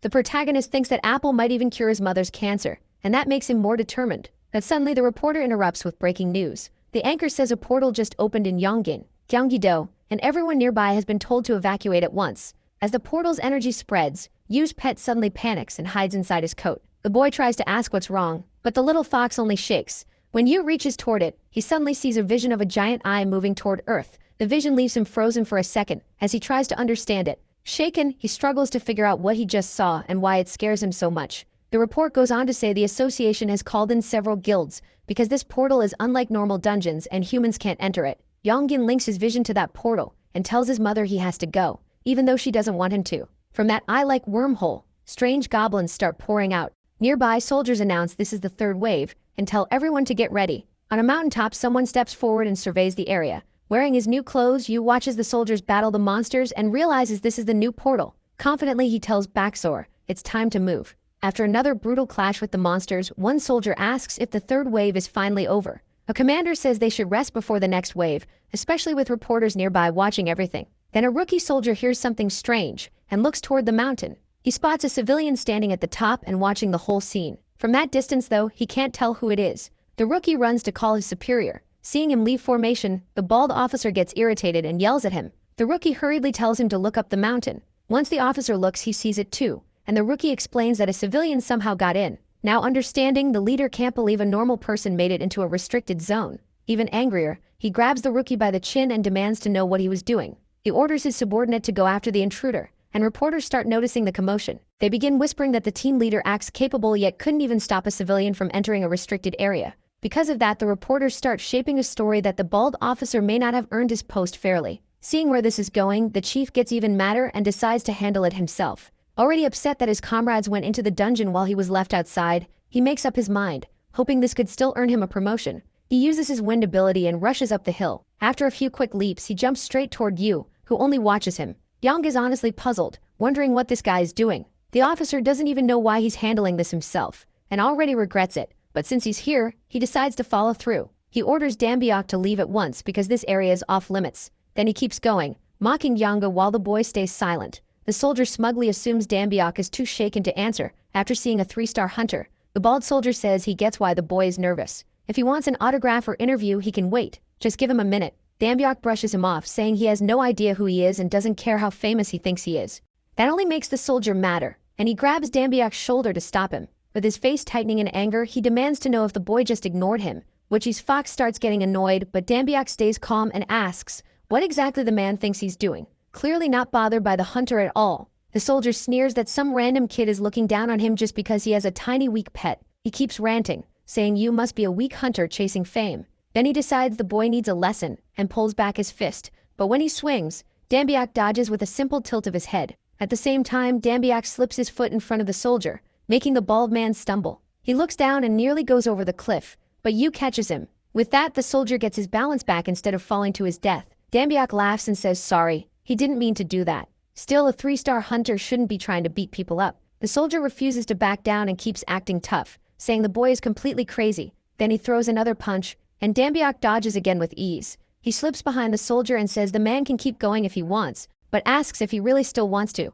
By now, plenty of people are watching, including reporters. The soldier realizes Dambyok set this up on purpose, and that makes him even angrier. Then the reporters recognize the boy as the young man who cleared the labyrinth dungeon, Yu Dambyok. Hearing that, the bald soldier is stunned that this is really Yu, the one who got famous after that feat. Our protagonist tells his fox they finally got the attention they wanted, while the squad leader still struggles to believe it. Yu lifts his hands and tells the reporters to get good pictures because big news is coming. Right after that, Dambyok starts throwing the bald man's own insults back at him. The soldier, now embarrassed that he misjudged him, stays quiet. Dambyok tells him to open his eyes and see what a nobody can do. Then he leaps straight into the black hole, leaving the soldiers and reporters frozen in shock. As he drops into the portal, Yu starts to feel a dark force moving through his body. The moment he enters, a burst of energy spreads out and scares the soldiers outside. Inside, Yu wonders why this portal rejects humans when normal dungeons let them in. Thor once said dungeons exist to test humans, so this makes no sense to him. He decides to look around first, but almost at once, he runs into a wall. A red barrier blocks his way, and he tries to figure out what it is. When he attempts to pass through, the system tells him he lacks enough divinity and can't cross because the Eye of the Abyss is watching. What keeps testing different ways through it, but every time the system stops him with the same warning. Then he realizes something worse: without enough divinity, he might not even be able to leave. Already expecting that, he says there's only one option left. Standing up, Dambyok says he has just one goal. As he moves towards something unknown, the fox grows scared, and Yu tells it to stay calm. Dambyok looks toward a nearby cave and realizes he noticed it the second he entered, but didn't want to go inside. Staring at the darkness pouring from the entrance, he says he at least wants to see the face behind this portal. Sounds come from inside, and Dambyok is already breathing hard. After taking down several goblins, he wonders why there are so many monsters here. While finishing one off, Yu says he thought killing the boss would end this, but the boss still hasn't appeared. This place is different from normal dungeons too. Usually monsters and everything else fight like robots, but when he sees one goblin run away, Yu realizes these creatures seem truly aware. He figures his divinity should rise for getting inside, and with all those reporters outside, he'll get plenty of attention too. As he walks on, Yu doesn't notice a giant goblin getting ready to attack. The moment he senses it, the monster swings and Yu dodges. That makes him smile because now he has nothing to worry about. The boss has finally shown up, but after looking at the creature, he feels something about it is off. Before he can think more about it, the goblin charges again. Yu quickly notices another problem: the monster is strangely slow. After dodging one more sluggish attack, he finds it even harder to believe. He jumps up onto it, still wondering if this thing is really the boss here. Yu snaps the goblin's sword and says the monster is way too weak. The creature just stares at its broken weapon, confused. Before it can react, Dambyok tells his fox to become a sword and grabs it.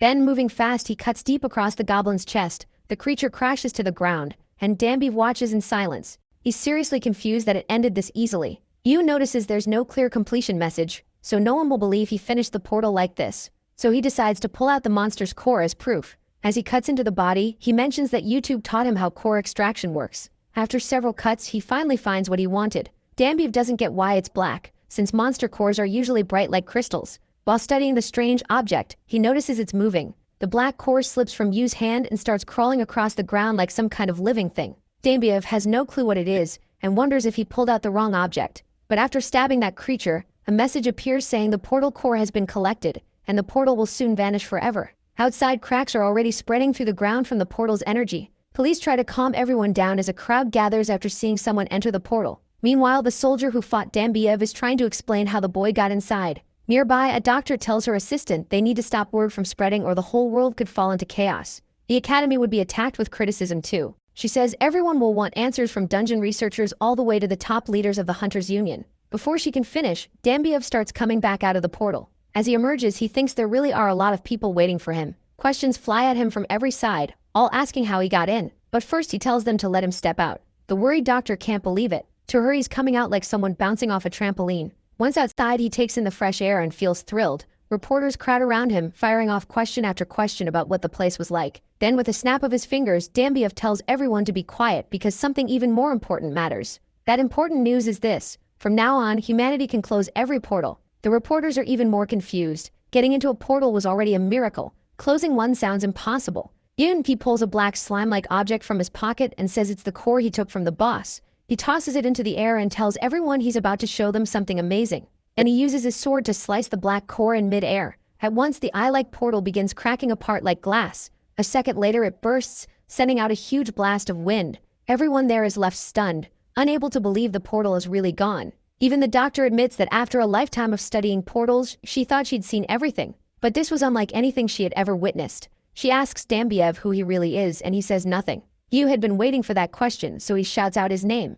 Holding his sword high and aiming to gain more divinity, he proudly introduces himself to everyone there. The world soon hears about the mysterious hunter who entered a portal and came back out. Before long, the name Yu Dambiev spreads across the whole country. As the news and posts spread, people start leaving all kinds of reactions. Some praising him, others attacking him. Still, divinity starts pouring into him in huge amounts, and notification after notification appears. After gaining so much, he gets promoted to a low-class god, and he quickly tries to read the message, but then a microphone is shoved right in his face, making him jump. More reporters rush in to interview him, and the crowd nearly smothers the boy while he's still trying to read that important notice. In the middle of all this, someone steps out of a luxury car. A girl in a skirt says they've finally found what they were looking for. Her bodyguards push through the packed crowd to reach the center. A woman tries asking where the girl is going with all those guards but gets ignored. Then she recognizes who it is and starts shouting for everyone to listen. While Dambiev is giving interviews, a girl's voice suddenly calls out to him. It's the girl he met in the dungeon that day, saying the guildmaster wants to see him.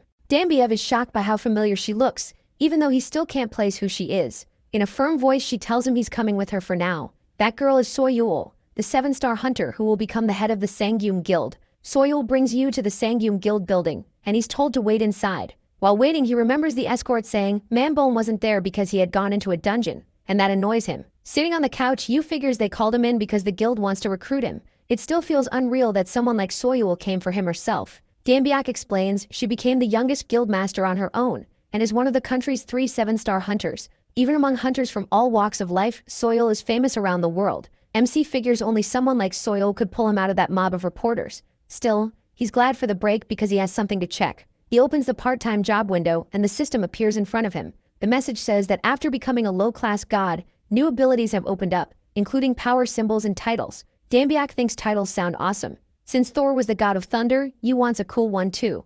So he confirms that he wants to open the title system. The moment it opens, he's amazed. That excitement dies fast when he sees the options are all ridiculous. He can't believe those are supposed to be divine names. One of them is even called God of Flyswatting, which is just absurd. So Yu says he'll dig around until he finds one that actually sounds good. Then one detail suddenly grabs his attention and makes him remember something. Yu realizes he never told Soyul Baxter's name, yet she somehow knew it. Outside, Soyul walks away at a slow pace. For some reason, she has a small happy smile. On his new phone, Yu starts searching how to deal with a stalker. He has no idea what to do about Soyul. She looks normal, but she feels like a stalker. Then another alert pops up on his system and keeps bothering him. When he asks what it is, the system says his job posting has been updated. Yu gives in, taps the alert, and a new screen opens. Hades, god of the underworld, is hiring him to feed Cerberus for 3 days. The pay is double, so the stalker problem can wait. Yu decides he's going no matter what and accepts the job right away. Somewhere else, night has fallen over a forest. A green light cuts through the area, scattering birds as it carries something.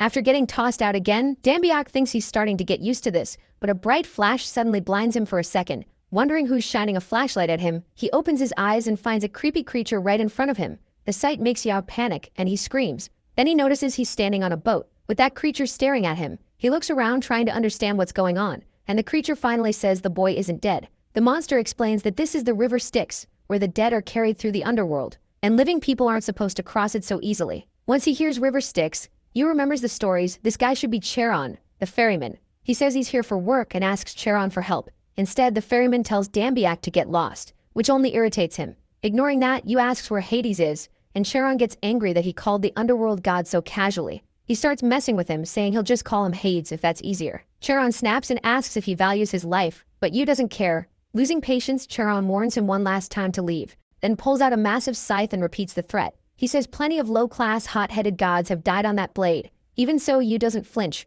and Charon gives him one final warning. Yu just raises a finger and keeps mocking him. Charon stops trying to talk and gets his scythe ready to strike. Declaring that Dambiak is dead, he lunges at him. Yu watches the blade rush in, looking stunned, but right before it lands, he smiles. Without any trouble. He slips past the attack and calls out Baxor.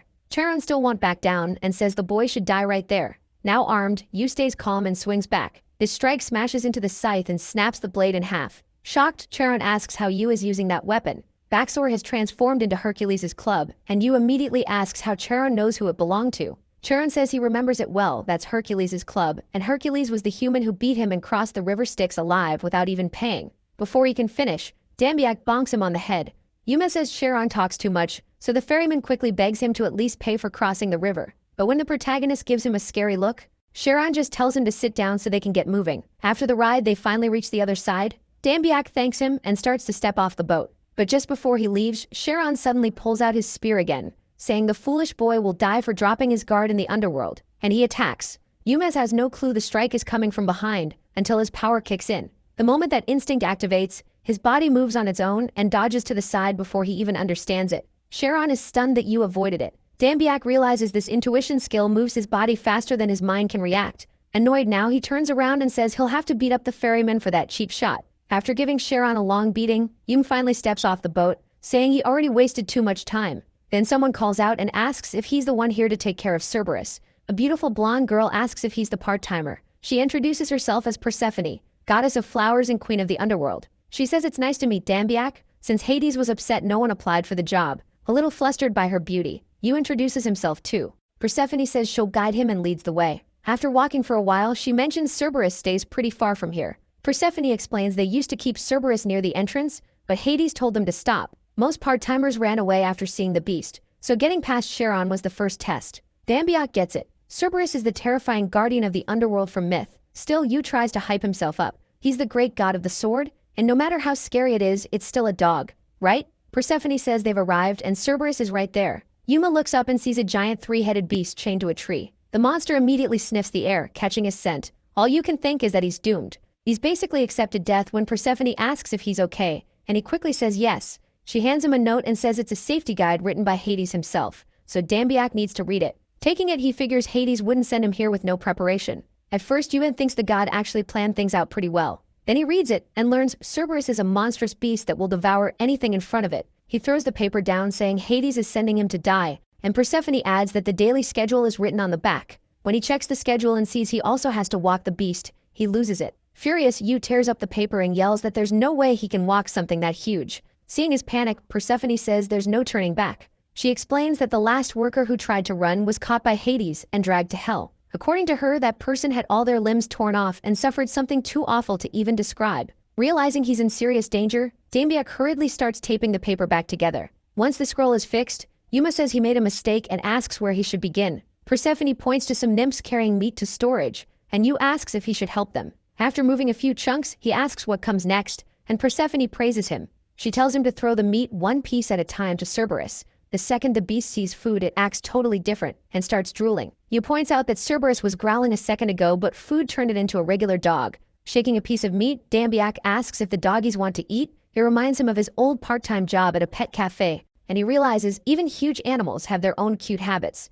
Looking closer, he even thinks Cerberus is kind of adorable. Getting overconfident, MC tries to make the giant beast sit. Cerberus answers by smacking sand into Yu's face with a paw. All three heads burst out laughing, and even Persephone can't hold it in. Seeing Dambiak covered in dirt, she says he's really interesting. Persephone tells Yu there's no use trying to boss Cerberus around. The beast only obeys Hades, and now Yu gets why nobody wanted this job. Annoyed, he decides that if this is how it's going to be, then fine. He stops carrying and chucks the meat at Cerberus. It smacks the middle head right away. The other two heads laugh and Yu realizes he messed up his strength again. He snaps that they shouldn't laugh at their own brother, then throws meat at the other two heads too. That only makes Cerberus furious, and it lunges at Yu. Seeing the beast rush in, Yu doesn't run. He plants his feet and stares it down. Cerberus tries to scare him with its huge body, but the chain stops it before it can reach him. Dambia laughs and taunts the beast, saying it can't do anything while it's tied up. But after straining that hard, the chain starts to snap, then breaks completely. Cerberus is finally free, and Yu falls backward in panic, wondering how it shattered an iron collar so easily. He barely has time to think before Cerberus attacks, forcing him to dodge aside. Even Persephone is shocked. The chain could break at all. Yu grabs her hand and tells her to run, and Cerberus tears after them. As they flee, Persephone notices blood on his arm. Yu brushes it off as just a scratch. He still wants to know how the chain broke so fast, but Persephone says she's never seen that before. Then she tells him not to run anymore and to stay close to her. When Yu asks why, she says that even if she looks human, she's the wife of the king of the underworld. Cerberus should know better. Too bad the dog doesn't care, and it goes straight for Yu. As the bite comes in, Yu shoves Persephone away and calls for Baxor to turn into a weapon. The fox changes into Hercules Club again, and Dambia leaps up, aiming for Cerberus's middle head. He swings with everything he has, slamming one head with full force, but Cerberus barely feels it and answers with a quick swipe of its paw. The hit sends Yu flying, and he crashes down badly hurt. Bruised and exhausted, he can't believe how strong that dog is. Cerberus slowly stalks toward him, still enraged. Persephone panics and begs Yu to move. She warns that he's too close to the river Styx, but dazed from the hit, Tammy doesn't notice the hands reaching to drag him back. Persephone realizes Yu can't even hear her. She tries calling out and orders the dog to stop at once, but Cerberus ignores her and charges again. As the beast closes in, Yu thinks he came to feed the dog and might end up as its meal instead. Angry, he refuses to let that happen, so he throws himself into the river Styx, saying he won't die like this. Persephone can only stare in shock as Yu drops into the river full of grasping hands. The next chapter opens with Dambia sinking into the Styx, thinking about how freezing cold it is. As he sinks deeper, he still can't accept that he's really dying. It feels like a dream, and Yu starts remembering everything that brought him here. He thinks about all the jobs he worked and sadly wonders if his whole life meant anything at all. Half-conscious, he says there were so many things in the god's shop he wanted, but he couldn't afford any of them. His memories seem to fade with his body, like these are his last flashes before death. Then, looking up through fading vision, Dambia sees Baxor diving into the river to reach him. With a weak smile, Yu tells his pet to leave, at least it should survive. But Baxor won't abandon him. The fox grabs onto Yu's face, then bites his nose hard enough to make him scream. That pain snaps him back, and Yu jolts into panic. He wakes up fully and sees the hands dragging him toward the bottom of the river. One even tries to drown him, and Dambia feels his mind fading again. Seeing how desperate Baxor is, Yu knows he has to act. He remembers fighting Red Fist and the hammer skill he got from that battle. Baxor starts turning into a weapon and flies into Dambia's hand. Now holding the same hammer Red Fist once used, Yu gets ready to strike the hands. He activates his B-rank skill and winds up. Then he slams the hammer into the swarm of hands. Once they pull back, Yu drifts a little and regains his focus. That's when he realizes he can't breathe, and his air is almost gone. He and Baxter start swimming wildly for the surface. From above, bubbles rise out of the river. A few seconds later, Dambiak finally bursts out of the water. Fighting to live, he swims fast and grabs solid ground. He starts to get up, but then notices what's waiting in front of him. Cerberus, already moving in to attack again. Yu freezes in fear and can't react. Cerberus clamps down on Dambia. Yu screams in terror, but then realizes he doesn't feel any pain. And a notification pops up saying the River Styx effect has activated. More messages appear, telling him he's immune to every kind of hit and attack. Yu can't believe it, and tries to make sense of what he's seeing. He remembers the legend that anyone fully dipped in the River Styx becomes an unbeatable warrior. Thetis did that for her son, but his heels stayed dry. That's why they later became his weak point. Yu figures he's different. He went in completely, head to toe. Outside Cerberus's mouth, Persephone can only watch the giant dog chew on Dambiak. Still stunned, she tries to pull him out anyway. She keeps tugging at him and refuses to stop, until Cerberus finally spits the low-class god's body far away. Persephone runs over to check on Yuvet. Seeing both him and Baxori soaked in drool, she blurts out that it's disgusting. Dambia asks how she can call him disgusting right after he came back from the dead, and she quickly apologizes. As he gets to his feet, Persephone asks if he's really okay. Yu says he's fine, he just swam out of the river. She asks how that's even possible, and he repeats that he simply swam back out. But while he's distracted, Cerberus charges again. It bites his arm and shakes him violently from side to side. To both Persephone and the monster's surprise, Dambiak doesn't react at all. He just asks if Cerberus is finished. Then he starts teasing the dog, saying the bite only tickled. Watching this, Persephone can't believe a low-class god could survive Cerberus's jaws. She decides Yu must have gained the blessing of immortality. Realizing what that means, he says he's taking this monster for a walk. Once Cerberus lets go, Yu simply stares back at it. The beast keeps growling, like it's been challenged. Yu tells it there's no point acting like that, and if it keeps it up, there will be no walk. At last, Cerberus huffs and turns away. Watching that, Yu thinks the pet shop trick worked after all, just not in the way he expected. Then Cerberus suddenly bites its own chain and sits down, waiting for Dambiak to walk it. Seeing the sparkle in its eyes, Yu realizes that deep down, Cerberus is still just a dog, so he grabs the chains and gets ready. Persephone stops him for a second and calls out to Yu. She says Cerberus hasn't had a walk in a long time, so Dambiak should take it easy. Yu says he's got this and even brags that back at the pet shop, people called him the dog president. Before he can finish, Cerberus takes off running and drags him with it. Clinging to the chains, the protagonist yells for the dog to stop. He smashes into things over and over and gets dragged for what feels like miles. Because of that, he even unlocks a new skill. Behind him, Persephone starts wondering what exactly the boy is doing. Then she tells Dambiak to use his divinity to strengthen his body. Yu's has no idea what she means, and he's also wondering how she's keeping up at this speed. Persephone says again that Cerberus is too strong, so he needs to reinforce himself with divinity. Hearing that, Yu finally realizes something. He thought divinity was just a stat. He didn't know you could actually use it. Still getting dragged, Dambiak asks how, and Persephone stares at him. He really doesn't know. When he admits he doesn't, she's completely stunned. Annoyed, she says that should be impossible, but MC keeps insisting he has no clue. With the wind blasting his face, Yu wonders how much longer this dog plans to run. Persephone tries to explain that he needs to remember the feeling of using his power. Yu still hesitates, but she snaps at him to just try until it works. So he starts thinking about what she said,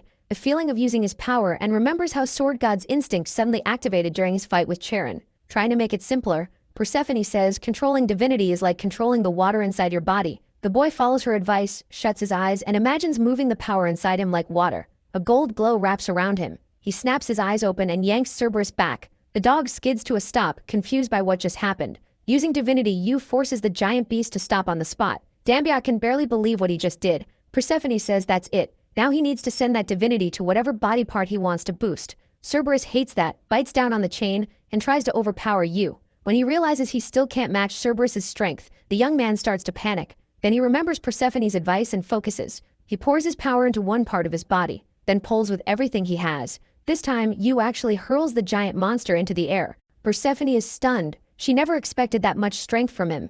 After flinging the dog, our protagonist slams it onto its back. Dambiak says the walk is over and tells Cerberus they're heading back. But the beast refuses to back down and keeps growling at Yu. Seeing the dog won't cooperate, the young man says he'll handle it his way. Right after that, he starts dragging the giant beast through the forest. Persephone laughs at the sight, then hurries after him. She can hardly believe it. This was Dambiak's first time using divinity, and he still managed all that. Smiling, she says she may have finally found a good worker. The whole thing feels strange to the boy, especially since Persephone is clearly strong enough to help, but didn't step in. Wanting answers, he asks if he can ask her something, and she says yes. Yu asks why she won't go near Cerberus. He points out that she could probably control the dog with no trouble. At that, the girl lowers her head and quietly says there are restrictions. That only confuses him more, so he asks what she means. She explains that Cerberus guards the underworld and keeps countless lost souls from returning to the world of the living. That's why she can't touch him. She's one of them, one of the spirits longing to return to the human world. As they walk, Persephone says she's bound to the underworld, so Cerberus is something she can't deal with herself.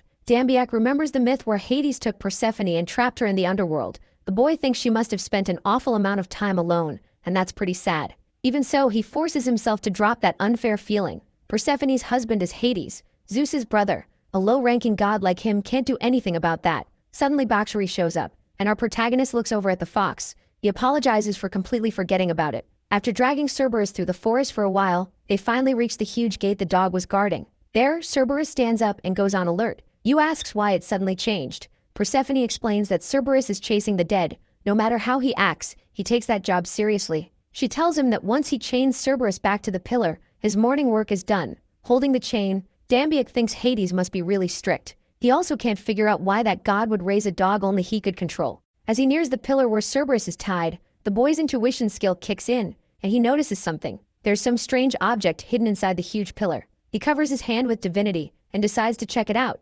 Persephone says the morning tasks are done, and they just need to get ready for the afternoon. But when she looks over, Dambiak is already pounding at the pillar. She has no idea what he's doing. Then he finds what he sensed and starts pulling it out. For some reason, the goddess looks completely shocked by what she's seeing. Yu says he noticed something inside the pillar and pulled it out. It's Cerberus's collar, the one Hades used to train him and the one that lets anyone command the beast. Persephone says it's unbelievable. She never imagined Hades hid it there. She adds that she searched everywhere and never found it. When she asks how he did, the boy just says it was a hunch.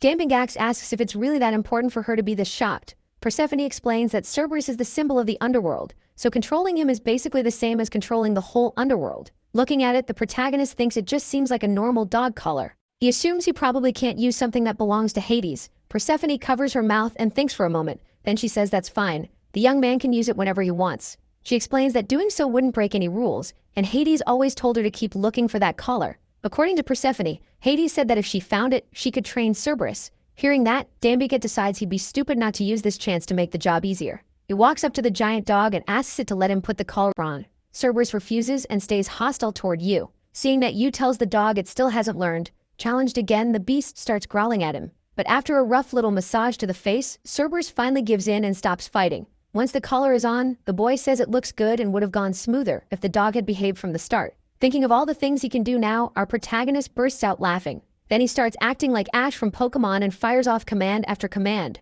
UV makes the giant beast roll around on the ground. Laughing, Dambigak says he finally got to see Cerberus's cute side.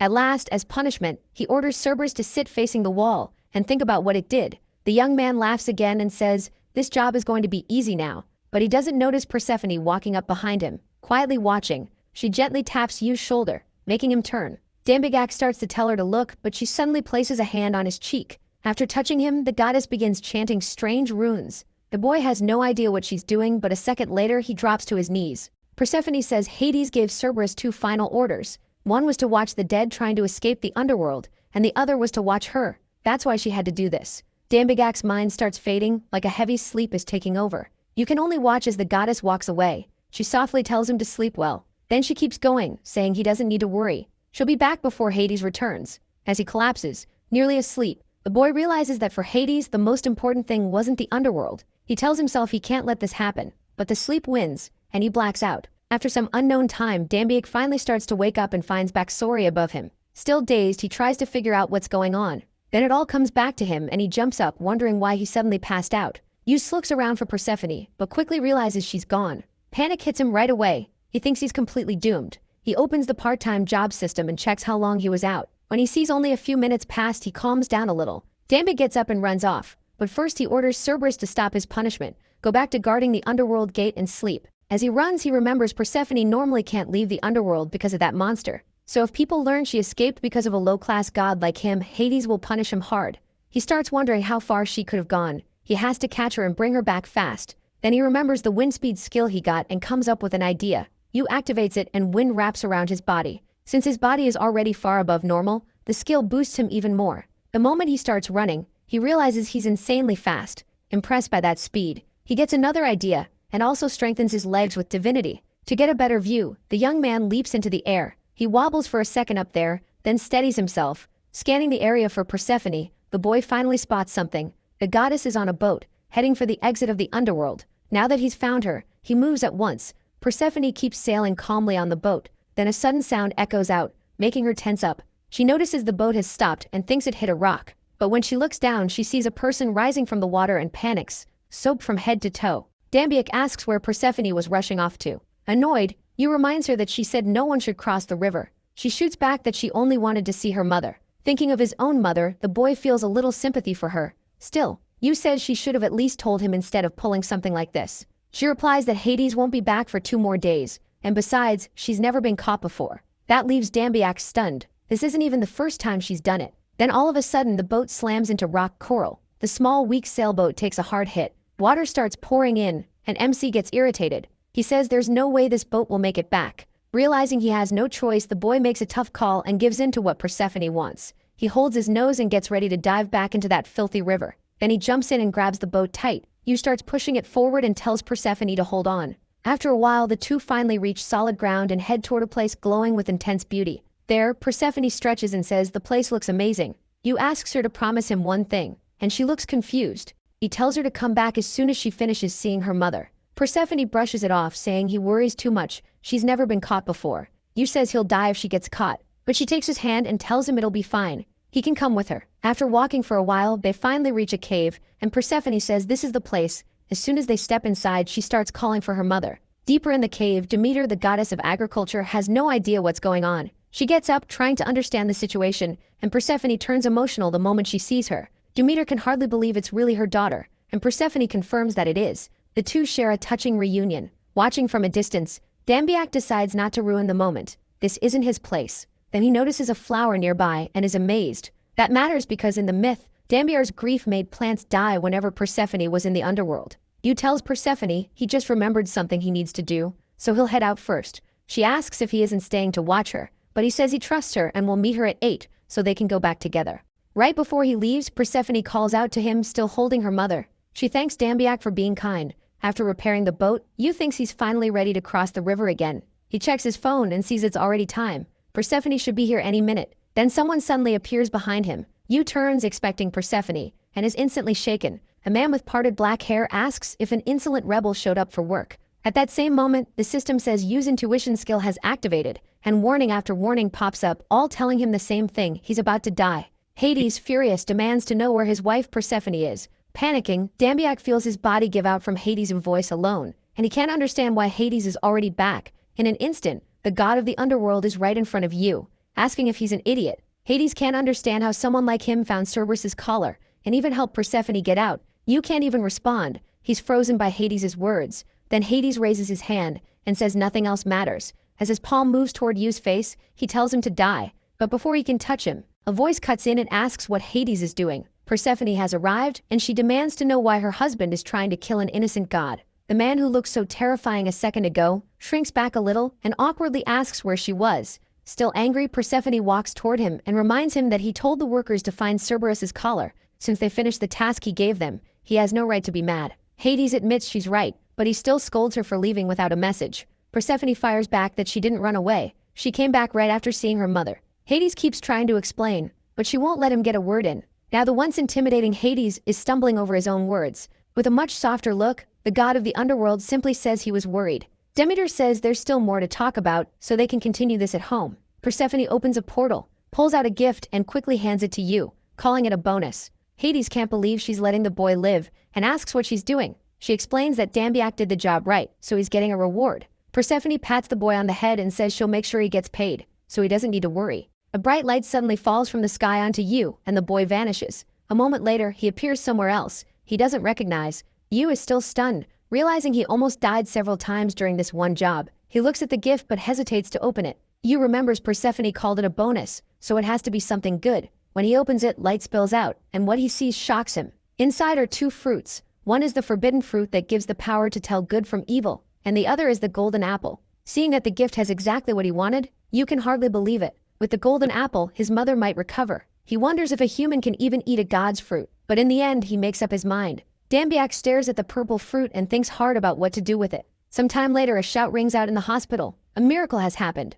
The doctor tells Yu's mother that her cancer cells are completely gone. He says modern medicine can't explain it at all. There are no words for it. Crying, she asks how this miracle happened, and Dambiak tells her that from now on things will only get better. Smiling, he's overjoyed that the golden apple really healed his mother. He also remembers he had to turn it into juice to get her to drink it. Yu tells her the doctor said she's healthy enough to leave, so it's time to go home. Outside, Yu and his mother walk up to a taxi. Still full of joy, he opens the door for her, and she gets in. Once inside, Yu asks the driver to take them to the neighborhood where they live, but the driver says they'll need to take a detour, and Yu doesn't get why. The driver explains that a disaster hit that area, and it's all over the news. He quickly turns on the radio and a report says something is happening near Uvita Park. A cylinder-shaped dungeon has appeared there. Guilds and hunters are gathering to check it out, but they're having trouble. Hearing that, Yu's mother places a hand on his shoulder. She says she can go home by herself, so Yu should head to the dungeon. With a smile, she says people will notice him there, and she can't wait to see him on TV. After agreeing and stepping out, Dambiak's mother waves goodbye and says she'll watch for him on TV. A little later, near sunset, Yu stares at the huge tower in front of him and thinks this dungeon is going to be a tough one. He tells himself he'll have to work through the night again, but there's no other choice. Then Dambiak tells Bexori to get ready, and they head for this new challenge. Before going in, Yu decides to check the god's store. He notices his payment still hasn't arrived, so he won't be able to buy much. Then the system says his profile is being updated, and he sees he got a new title. Yu reads it, confused about what it's even supposed to mean. Once he checks the details, he learns the title lets him control any dog. He has no idea if that's good or bad, and he's embarrassed by the name President of Dogs. But then someone in the crowd near the dungeon suddenly says a famous person is here. For a second, Yu thinks they're talking about him and gets startled. Really, everyone's reacting to Soil, who's being interviewed by reporters. Yu feels relieved he wasn't recognized, though Soil being there makes him uneasy. In the interview, all she says is that, as always, the Samgung Guild will do its best. Dambiak is a little surprised because Soil is basically ignoring all the reporters. He decides he doesn't have time to watch this, so Yu disguises himself and gets ready to enter the dungeon.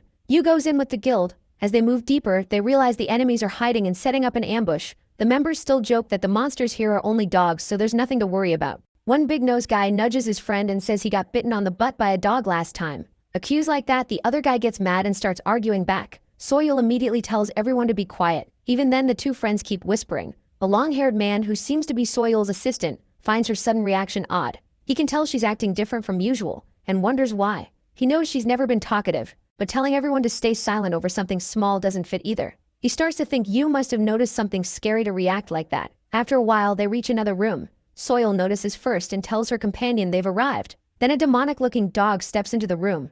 More demon dogs appear after it, forming a whole army in front of the guild. The long-haired man and the others are shocked when they realize what those monsters are. The two men who were joking before now complain that no one warned them these things would be here. Uneasy, the long-haired man realizes they're death hounds. Even a tiny scratch from one of these poisonous dogs can kill someone in 10 minutes. They're deadly monsters. As the guild sub-leader pulls out a dagger, he tells himself it's still just a dangerous dog. Soil orders everyone weak in close combat to fall back right away, while the rest follow her and face the beasts head-on. But before they move, a boy's voice suddenly echoes through the room. The long-haired man assumes it came from someone in the guild and snaps at them, but the masked person says it wasn't them. Then the snub-nosed man says he thinks the voice came from behind the dogs. Behind the pack, a person starts to step out, calling to the dogs. The whole guild can now see our protagonist. The long-haired man can't believe someone actually tamed the death hounds, and he immediately grows tense. To him, anyone who can control those creatures must be a humanoid monster or some kind of half-demon. Trying to protect his friend, he tells Soil to step back, then moves forward.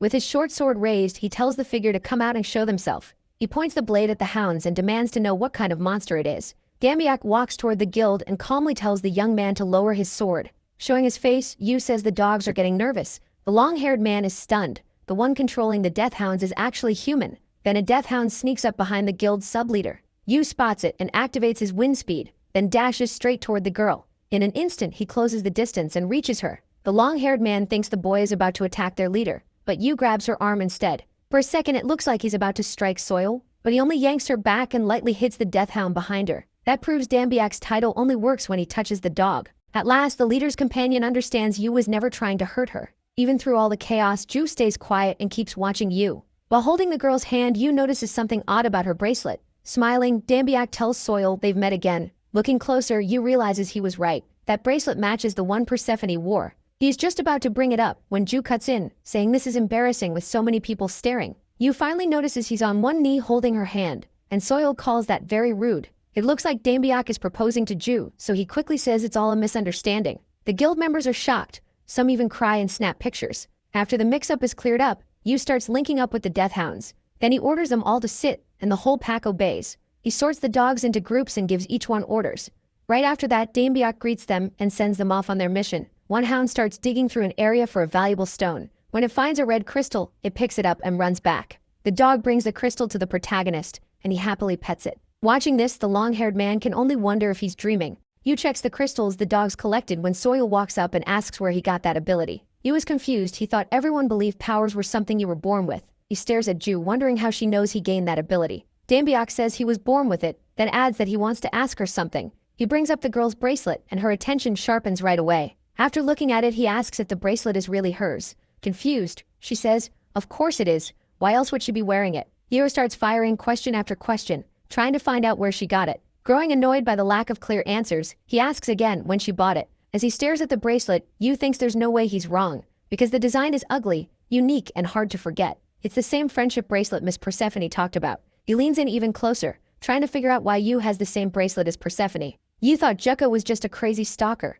but now this feels much bigger. Fed up with the silence, Dambiak asks why she won't answer. She says she bought it online, and Yu uses the power he got from the forbidden fruit to tell she mostly means well. She even offers to send him the link if he likes it, and his ability confirms she isn't lying. Trying to hide how embarrassed he is, Yu says that's great because he actually wanted one like that. For some reason, the whole guild takes it the wrong way. They start assuming the boy has a thing for women's bracelets and judge him for it. Yu tells himself he's just mixed up from going between two worlds, and now everyone thinks he's a creep. In his head, Yu groans that his reputation is sinking fast. Since things are already this bad, he decides to change the subject and expose that supposed stalker, asking how she knew Baksori's name earlier. Soil says she only heard other people say it. She heard someone shout, "Let's go Baksori" at the portal, and Yu is thrown off when he realizes she isn't lying. An awkward silence settles between Dambiak and Ju. He starts thinking he's been acting insane this whole time because he misunderstood everything. After that, a huge gate opens as dust rises. Inside, a red-skinned demon dog declares that the weaklings who entered will die.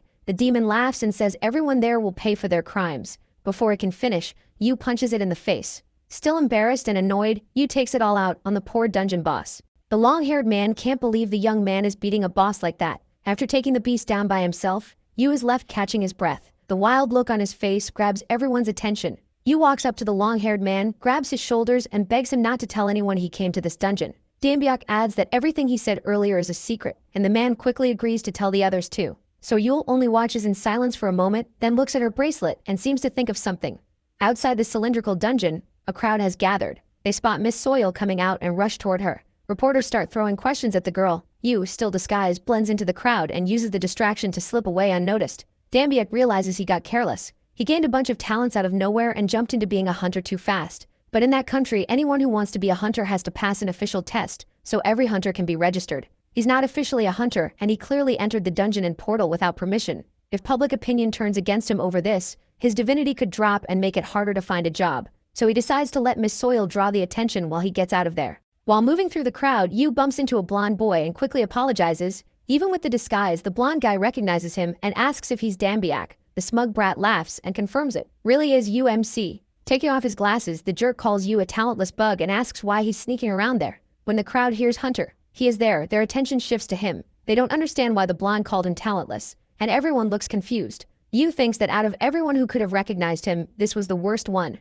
The blonde grabs his shoulder and asks if he won't even say hello, and comments on how much he's grown. Dambiak remembers Chien Juongak as one of the rich jerks who made school miserable for him. In this world, it almost feels like money rules everything more than the gods do. Annoyed, Yu says things aren't the same anymore, and this situation is different. Smiling, he grabs Chien's arm and says the blonde hasn't changed at all, still running his mouth because he's rich. Dambiak thinks he's finally facing even his old trauma, while Jung can't believe that talentless worm just talked back. Jung says the protagonist is getting cocky just because he got a little famous. Then he brings up the news. The protagonist clearing a labyrinth dungeon and destroying some portal, but says something about it feels off. Chien pulls off MC's cap and says a boy with no talent should at least tell a believable lie. He keeps mocking Yu and the people nearby start listening in. Soon they're whispering that the young man might be a fraud since he isn't even listed on the Hunter website. Yu grows uneasy and realizes this is bad, he needs to fix it. Then Soil steps in and defends Yu, snatching the cap from Chien's hand. She brushes it off with a light tap to clean the dirt away. Then Soil tosses the cap back to him and tells him to catch it.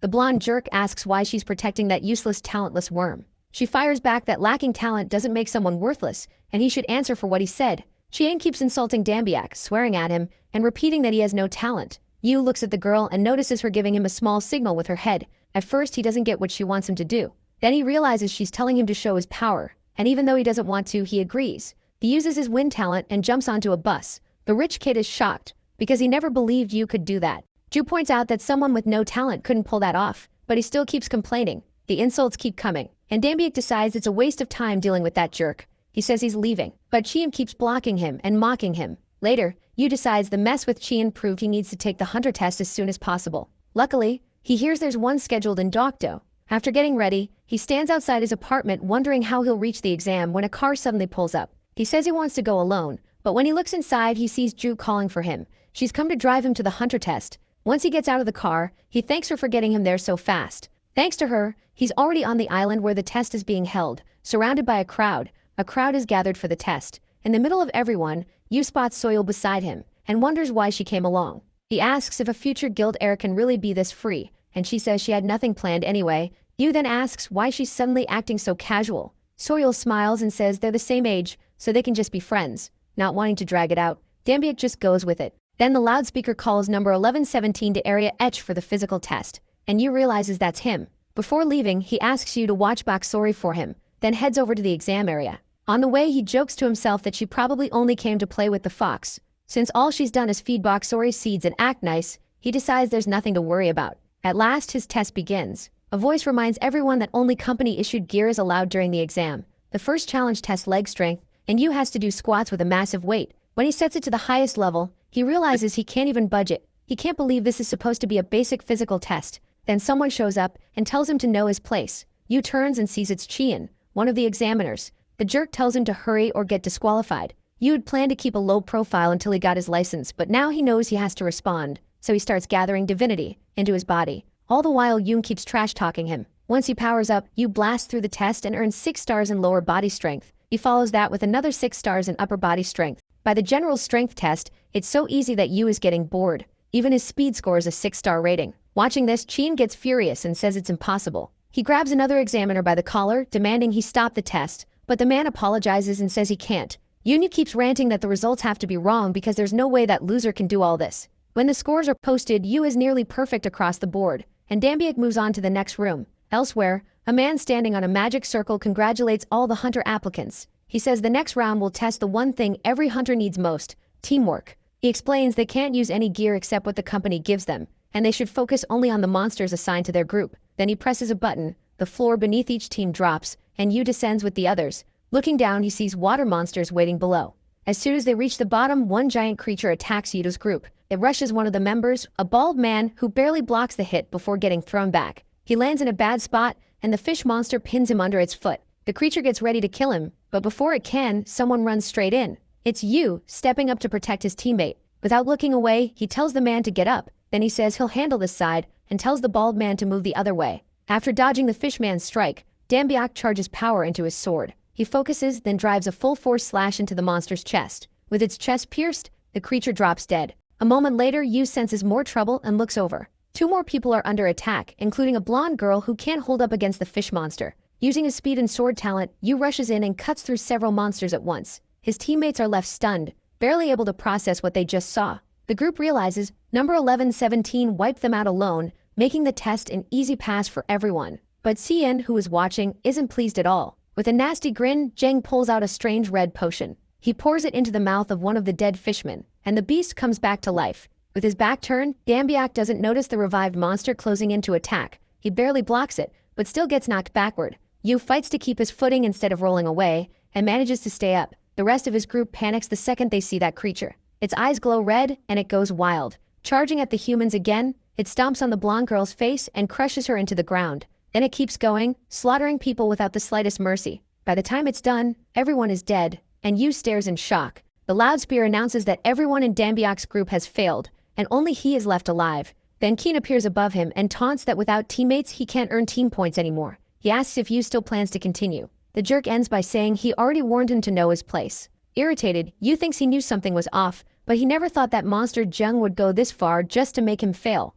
Clenching his fists, he starts walking forward, and Zheng asks where he thinks he's going. Yu tells him to shut up and covers his body in divinity again. No matter what happens, he swears he'll pass and become a great hunter. With that power, Yu starts cutting down every monster in the room, even the ones attacking other groups. After tearing through an army of fishmen, he says that even if team points are gone, individual points still count. Up above, Kin looks on and both he and the suited examiner are shaken by Yu's strength. The examiner is just about to announce the result when an alarm suddenly blares and an emergency notice tells everyone in the test room to get to the nearest shelter. A huge tsunami has been detected near Dokdo Island and is heading straight for them, sending everyone into panic. The warning keeps echoing, ordering a full evacuation. Yu thinks he needs to see for himself what's going on. He leaps toward the magic circle where Chin is standing, then jumps again to reach the surface, while the jerk warns him it's too dangerous. After climbing out, Yu turns and sees the truth. The sea has slammed into the building and punched through the walls. He can hardly believe a wave did that. If this keeps up, everyone below will die. Just then, a bit of hope appears in front of him. The system says his payment has arrived, and Persephone apologizes for the delay. Yu quickly searches the god's shop for anything that could help. After looking through it, he finds a skill called Sword Art Water Divider. Then Baksori runs up carrying Yu's jacket in his mouth. Yu wonders why the fox is here and where Soil went. But as the waves keep smashing the wall harder and harder, he pushes that aside. He tells his pet to turn into a sword, then focuses on using the new skill. The moment he activates it, his eyes glow gold, and an aura wraps around him. Yu feels almost weightless, and slices the giant wave in half. Dambiak is thrilled that he actually stopped the tsunami, but the split water crashes down over him anyway, soaking him completely. After nearly drowning, he coughs up water while the alarm blares again, telling everyone to get to shelter. The loudspeaker warns that a second tsunami is highly likely, so everyone needs to hide immediately. Dambiak panics at the thought of getting hit by another one. Seeing the wreck around him, he knows he can't stop a second tsunami like this. Then the system pops up again with an urgent job notice from Poseidon, who wants his palace repaired. Yu realizes the tsunamis happening across the human world must be coming from the god's world. As he puts his jacket back on, he remembers how dwarves stole from him. Persephone kept trying to run off, and the gods have caused him nothing but trouble. Even so, with no better choice he accepts the job right away. A second later he's teleported underwater to a stunning place. The sculptures around him leave the boy amazed. Someone suddenly appears beside him and Yu asks who it is. Looking closer, Dambiak realizes it's Hephaestus. The god laughs and says he knew he'd be seeing Yu again. He reaches down to pet Baksori, happy to see the moon fox has grown. But Baksori has no interest and turns away from his hand. Hephaestus looks crushed, and Yu explains that Baksori is just really shy. Still, Yu can't help thinking the fox acts way friendlier with Soil than with Hephaestus. Putting that aside, Yu asks why Hephaestus is here. The god says there was no way a master smith would stay out of something like this, and adds that he's glad Yu came. Then he says he'll explain everything before they start working. He fastest points and tells the boy to look over there. He explains that part of the palace was damaged, so water has been spilling into the human world. To the gods it's like a leaking pool, but for humans it's a giant tsunami. Yu is stunned and asks how the barrier could break like that. The blacksmith points again and asks if Dambiak sees it, an interdimensional portal hanging in the distance. And Hephaestus says those portals are always trouble, and no matter how often they destroy them, they keep coming back. Yu is shocked. He thought the gods made those portals because they look like dungeons, but he was wrong. Then Baksori senses something and keeps nudging Dambiak non-stop. Yu frowns, confused by Baksori's sudden behavior. Then he sees why the portal that had been still starts twisting into a vortex, dragging in everything nearby.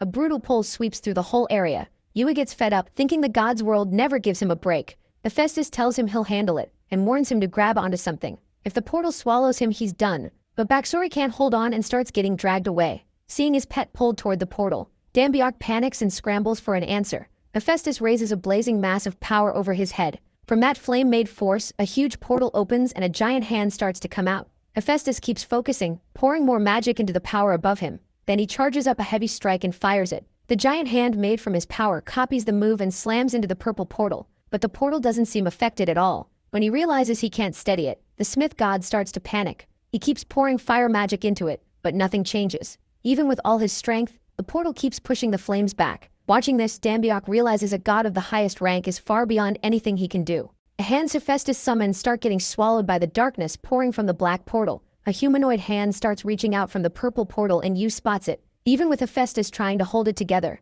fish-like creatures begin pouring out of the wormhole. Yu is stunned. He had no idea portals in the god's world also spit out monster hordes. Hephaestus calls out to him and snaps his fingers. At once another portal opens, and a sword drops out. The god tells Yu to take the weapon while he holds the enemies back. As he grabs the sword, the boy thinks this was supposed to be a repair job, but of course it couldn't stay that easy. He grumbles that he'll need extra pay for this, then charges the creatures. Yu rushes past one and slices it, already getting fired up. But the fishman just grins, and Yu freezes. The slash didn't leave even a scratch, and the creature attacks back right away. Dambiak barely dodges and escapes without getting hurt. Yu can hardly believe what he just saw. He knows he's struck with divine power, yet the monster shrugged it off and then the fishman talks, calling the Olympians disgusting. That shocks Yu even more. He can't believe the monster can speak. He remembers his first portal fight when he thought these things were weaker than dungeon monsters. Still, the boy steadies his sword and gets ready to attack again. But staring at that army of fish-like creatures, he starts thinking this could be bad. Then Dambiak hears a loud noise and turns around. Behind him is another army of fishmen from the same race, but these ones seem to be allies. The new fishmen rush straight into battle. The two sides crash into each other, and a brutal fight breaks out. Yu watches from a distance trying to figure out why they're fighting their own kind. Then he notices a blue mark on one fighter's shoulder, and guesses these fishmen are Poseidon's reinforcements, while the others are invaders. Yu admits he was scared he'd have to fight the whole army by himself, and that distraction keeps him from noticing an enemy sneaking up. A moment later the creature is close enough to strike. Thanks to his intuition skill, Yu catches it in time and knocks the blow aside. He figures he can win if it's only one enemy, and immediately squares up. Moving at top speed, the boy unleashes a storm of slashes, but after landing them, he gets uneasy. Surviving that first hit clearly wasn't luck. Dambiak keeps swinging, annoyed, while the monster blocks and endures it all. Even with divine power, he feels like he's barely scratching it. The beast says it's done playing with Dambiak, and comes in to attack. Wrapped in a terrifying aura, it tells Yu to die and readies a huge strike. Fed up, Yu prepares a counter and tells it to see if it can survive this. He fires off his new skill, Wave Divider. The slash tears through every monster in front of Yu, and everyone nearby freezes at that overwhelming power. The attack keeps going, cutting through most of the creatures and even smashing part of Poseidon's palace. Grinning, the boy proudly says that was easy. The survivors rage at him and spit out curses. The moment they see how dangerous he is, they all charge Dambiak together. Yu starts charging Wave Divider again, saying this will be easy too. He's feeling good about his power and moves to strike. Then a notice pops up saying he doesn't have enough skill points to use Wave Divider. Mid-attack, the boy realizes the skill won't activate and is left stunned. He glares at his sword, frustrated that everything just fell apart. The fishmen keep rushing him, and Dambiak starts to give up. Then gunshots rip through the air toward them. Every monster charging you gets hit by the bullets. A gunman steps out, cursing the fishman and threatening him. Then a familiar short figure yanks the pin from a grenade and throws it at the monsters, joking that fish tastes better fried. Dambiak realizes the newcomers are Red Fist and his crew. Red Fist apologizes for being late and calls Dambiak sir. After the grenade goes off, the boy is left a little stunned. When he looks toward the blast, he sees a lot of the fishmen only took light damage. Even so, he's relieved the dwarves showed up. One of the monsters recovers, curses the dwarves and flies into a rage. Then it charges straight at them to finish the job. The blonde dwarf doesn't flinch and keeps his pistol trained on the enemy. But he suddenly notices the fishman holding a rock. The creature hurls it at the dwarf's hand, throwing off his aim. Then it closes in to finish the little fighter, landing a hard kick right into the blonde dwarf's stomach. The hit sends him flying past Red Fist. Seeing his man get smashed like that, the dwarf chief loses his temper. He grabs his hammer and charges the fishman. The beast can't do a thing. It gets crushed in one blow by the small dwarf's insane strength. Dambiak stares in shock. One hit was enough to kill it, and he realizes that hammer is unbelievably powerful. Then he remembers that when he fell into the river Styx, he accidentally used the dwarf's hammer through the skill he got there. Dambiak looks toward that overwhelming aura and feels fear and despair. Then, with a terrifying face, the creature calls everyone insects. Poseidon's fishmen think this is their lord, and start cheering because they believe he stopped the vortex. But Dambiak stares at him and can't accept that this is really Poseidon. The monster stands there smiling, wrapped in a horrifying purple aura. Yu quickly stops the fishmen and tells them to wait. He asks if that eerie figure is really Poseidon, and the army starts to realize something is off. Looking closer, they agree it doesn't seem like Poseidon at all, and Dambiak feels something dark creeping in. That evil presence feels exactly like what came through the portal, and you can feel his intuition going wild. Every instinct in him screams that this thing is dangerous. Then the stranger looks over at the so-called insects and calls them bastards. Purple energy starts gathering at the tip of his trident. Dambiak warns everyone to be careful. Something bad is coming. The energy ball grows larger, and the fake Poseidon gets ready to fire. The fishmen can only stare. They don't have time to react. Then that purple power explodes into slashes across the area, killing every unlucky creature caught there. Yu barely saves himself by diving to the ground. When the slaughter ends, blood is everywhere, and the unknown creature is the only one left standing. He covers his face with one hand and breaks into wild laughter. He openly mocks the fish he just killed, enjoying every second of it. That monster's laughter echoes through the whole place. Yu's intuition screams again, and he feels this is an enemy he could never beat. Then the creature notices movement and turns at once. Realizing one piece of trash is still alive, he points the trident at Dambiak. The fake Poseidon unleashes a barrage at him, and Dambiak barely escapes with his life. Now desperate, the boy tries to think of anything that might save him. He decides that if he can use wind speed, he might survive, so he activates the skill. Yu runs as fast as he can, just trying to stay alive. But the monster only grins wider, and in the blink of an eye appears right in front of Dambiak, asking where he thinks he's going. Once again, it tells Yu to die while charging another attack on its trident. Facing that terrifying power, the boy can only say he doesn't want to die. A blast erupts and smoke fills the area. Dambiak survives only because the attack misses his head by inches. Then someone appears, calls the creature Neptune, and stops him. Yu looks up and sees a blue-haired figure, the one who just saved his life. It's the real Poseidon, and he's holding Neptune's trident. Neptune starts mocking Poseidon, but before he can keep going, a punch comes flying at him. The god of water tells the beast to shut up and slams him with a punch. Poseidon slams Neptune with a punch, and makes it clear. Neptune is his name, and this thing is nothing but a fake. Annoyed, he goes right in for another hit. But Neptune suddenly grabs Poseidon by the hair. Poseidon snaps that fighting like that is cheap. Dambiak can't believe he's really watching a battle between high-ranking gods. Then again, the two of them are basically brawling like kids, yanking hair and trading threats. Poseidon swears that no matter what happens, Neptune dies today. Neptune just mocks him, saying, this would make the 78th failed attempt. Still confident, Poseidon says that's exactly why he brought in an amazing god. As he says it's time, energy starts pouring out of the portal. Dambiak figures that if Poseidon personally hired this god, he must be the real deal. Then Hephaestus steps out of the portal, complaining that those monsters fought in a dirty way. He starts coming back through, and Yu thinks Poseidon really did bring in someone impressive. But a closer look changes that fast. Hephaestus is coughing up blood, and his body looks worn out. The moment he crosses over, Hephaestus drops to the ground and says he finally wiped out all the beasts. That leaves Dambiak stunned, and now he doubts Hephaestus can take on Neptune. Then the blacksmith admits he was counting on others, since he can't fight anymore. Right after that, 3 figures descend from the sky as Yu looks on. One of them shocks Dambiak right away. It's Jusuyo, The other two are a small mage with great power and a giant. Seeing Jusuyo here, Dambyok has no idea why she's in the world of the gods, and it throws him off. Jusuyo destroys the portal in this ridiculously badass pose. Right away, the god Neptune loses it because they took out his underlings and his precious portal. He winds up an attack, and Yu tells Ju to dodge, but she just stands there. Then she leaps at the god and slashes with her dagger. Neptune stares, shocked at how skilled the girl is. He goes for a counterattack, but the MC shows up on instinct with his sword. The god calls them insects while charging up a brutal hit to wipe them out. Suddenly Ju yanks Yu by the shirt, and he goes crashing hard into the ground. Then the giant rushes in and lands a heavy punch on the god, catching him off guard. The mage slams his staff into the ground and casts some creepy-looking spell. Meanwhile, Ju chews Yu out for butting in like a stubborn mule. He gets annoyed when he realizes she's actually bothered by his help, but she hints that that guy wouldn't even be worth the effort. Yu gets irritated by her arrogance, even though he knows she can handle it. Then Ju notices Yu is faster than before, and Neptune just explodes with rage, laughing like a maniac. Our MC, totally lost, asks who the girl even is. She says she'll explain after the job's done, and hands him a small vial. Ju tells the MC to drink it, saying the kid needs to finish Neptune off. She jumps back into the fight, leaving our MC confused as hell. All of a sudden, Ju leaps in and starts landing a bunch of attacks on the god, doing her part. Out of nowhere, the buff guy comes flying in and punches Neptune right in the face, knocking him down. And to top it off, the mage steps in and presses his staff to Neptune's forehead while he's down. But when they least expect it, the god wakes up and blasts everyone back with an explosion. The MC's jaw drops as he watches, wondering if he ever had a chance.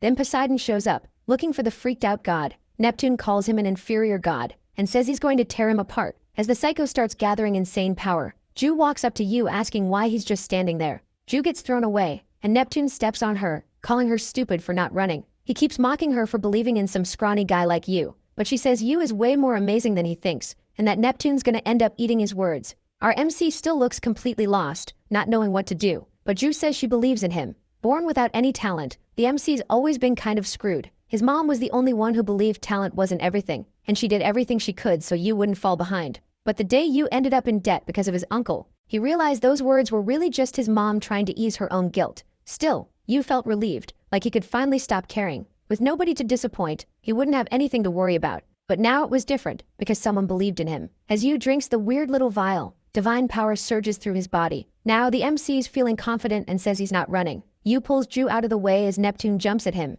The boy summons a sword and swings straight at the psycho's eye, but Neptune manages to dodge. The god says even with more strength, the MC is still a loser. They keep fighting, and Yu realizes the power gap is still huge, but he's determined not to back down. The MC keeps slashing at Neptune faster and faster. Neptune feels the hits, but manages to summon his power again, and blasts Yu away. The god walks up, telling the MC he's about to become a memory. Yu fires back, blocking the god's magic, while Neptune keeps bragging about his power. Until, out of nowhere, a water dragon appears, bearing its massive teeth at Neptune. The dragon crashes into Neptune, causing a huge energy explosion. Poseidon suddenly shows up, saying they'd finally be rid of Neptune. The little psycho decides that even after getting humiliated, he can still end everything. Out of nowhere, a massive ball of energy starts forming around him. Our MC, not about to let this maniac turn them into a sad memory, pours all his divine power into his sword. This is the first time Yu's felt like more than a total failure, so he can't mess this up. With one brutal swing, the kid slices the god in half. With Neptune defeated, Yu absorbs his power and levels up. Our MC is shocked he actually pulled it off, and then he drops to the floor like a dirty shirt. Shu smiles at him. Our MC wakes up on the floor of Poseidon's palace. The god reveals he's the one who stopped Yu from straight up dying. Then the kid realizes he's trapped, and Poseidon thanks him for the help, but since the universe hates peace, he follows it up with a sketchy question. With Neptune's defeat, almost all his power returned to Poseidon, except for one part. The screen shows that the bastard is having murderous thoughts. Cutting the stalling, Poseidon asks the MC what he plans to do with that power. Yu has to be really careful, because one lie could make the god delete the kid. Yu says he never meant to take that power, but he does want to become a recognized god. Poseidon relates to what the kid wants. Out of nowhere, the guy announces a huge party to celebrate the portal being destroyed. At the party, Yu spots Ju and goes over to her like an abandoned puppy. But Snow has other plans and jumps in, interrupting the lovebirds. A whole sea of people shows up to talk to Ju. When Yu tries to complain, he catches a nasty elbow right in the face. Suddenly Poseidon appears like a ghost and drags the kid away for a talk. Ju sees the kid flailing around and thinks that even meeting him at this point in time, they'll still succeed. Ju is the goddess of resurrection, and she's already on rebirth number 1869. On an island, Yu gets congratulated for finally receiving his hunter license. The kid is now rocking 6 out of 9 stars in the Universal Hunter ranking. The pressure is insane, since Korea has never had a 9-star hunter, and only 13 have ever made it past 5. Snow hops onto Yu's shoulder, and you can tell he feels chubbier, because he leveled up too. Yu starts imagining Snow getting all cocky for being strong and ditching him. But deep down, Yu knows Snow's a real one, even if a little guy likes Ju more. Ju pops up out of nowhere, promising to spoil him about Ragnarok if he goes with her. Yu and Ju are on a road trip in the middle of nowhere. The kid asks again who she is. Ju looks at him, getting ready to drop the whole story. She says that a year ago, the job window for gods appeared for her too, and she didn't waste time. She used the credits to become an intermediate goddess. Ju wanted to play on easy mode, so she picked the talent to see the future. But because heroes never get peace, she found out a war between the gods was coming. The gods got so mixed up in human stories that some of them ended up losing their own names. Now the Forgotten Ones are coming back to take what's theirs by force. The portals are basically their charger, so they can come back at 100% and demand respect. And in the end, the 6th Ragnarok is going to happen and wipe everyone out. Yu is stunned, because there's an open portal in the human world. Ju explains that dungeons were created so humans could train. Yu gets pissed that so many people died just for training, but Ju reminds him Neptune was crazy strong even without using half his full power. Even the gods are scared of the portals, because the more power the forgotten gods grind up, the harder they are to stop. If Ragnarok happens, no god will be able to protect the human world. Yu connects the dots, realizing the dungeons and talents were the gods' last gift, and humans are gonna have to hustle hard just to survive. Ju says she had a vision of our underdog MC protecting the world by destroying the portals, and she promises she'll turn him into the tough guy from her vision. Suddenly the car stops. They've reached the final destination. And like a shy person's nightmare, there's a huge banner announcing his arrival. A crowd surrounds our MC like a bunch of zombies. You can only think about strangling Ju. The more famous the kid gets, the stronger he becomes. A month later, our MC is already collecting records like they're trading cards. He didn't get into this to become an influencer, and he hates needing fame just to get stronger. While Yu's working like a slave, Snow's basically leveling up by riding his fame. Ju reminds the kid that fame is his power for the battles ahead. Acting like a job agency, the girl lines up a gig from Apollo for him. Yu takes the offer, transporting the two of them to the world of part-time jobs for gods. Apollo snaps his fingers, greeting Yu and Ju in a snobby way. The god won't stop talking about how they should feel honored to work for him. Our MC notices the glow coming off the god, and Apollo uses that as an excuse to ramble even more about how gorgeous he is. Yu and Ju complain about how Apollo is a narcissistic snob. The kid feels like the luckiest guy alive for getting the chance to drag the sun around. Ju, still annoyed by how dumb he's being, tells him that's not the sun. Yu's confused about why they're even there, so Ju explains to the lost puppy that when people see the fake sun, they become Apollo's devotees, boosting his power. Yu says that's a scam, and Ju tells Mr.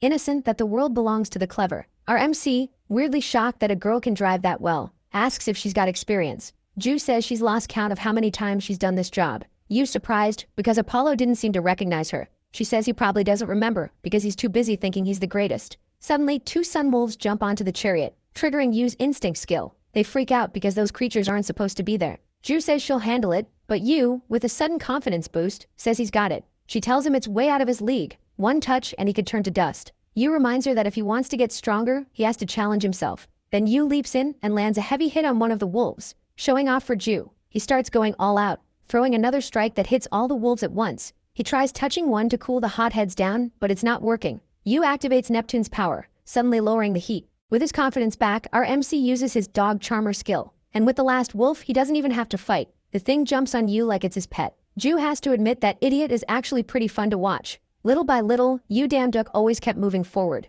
even when everything looked hopeless. Getting this far after coming back 1,869 times isn't for the weak. Only Yu Damduk can kill that thing, and Ju reincarnated for that purpose. The boy recruited those wolves to help him hunt the others. Now our MC is commanding the wolves like an army. With them, he keeps throwing out powerful attacks, taking them down one by one. He rides one of the wolves, the others following behind, announcing he's gonna tame the rest. He's farmed so much that now he can summon every canine he's tamed, and they'll follow him loyally. Yu, who never says no to an overpowered skill, loves the news. Ju yells at Yu to stop messing around and just finish it already. But they had no idea that when those wolves feel threatened, they merge into one. This super wolf combo charges at our MC with a huge fireball. Ju saves him just in time, yanking his ear for freezing up like an idiot again.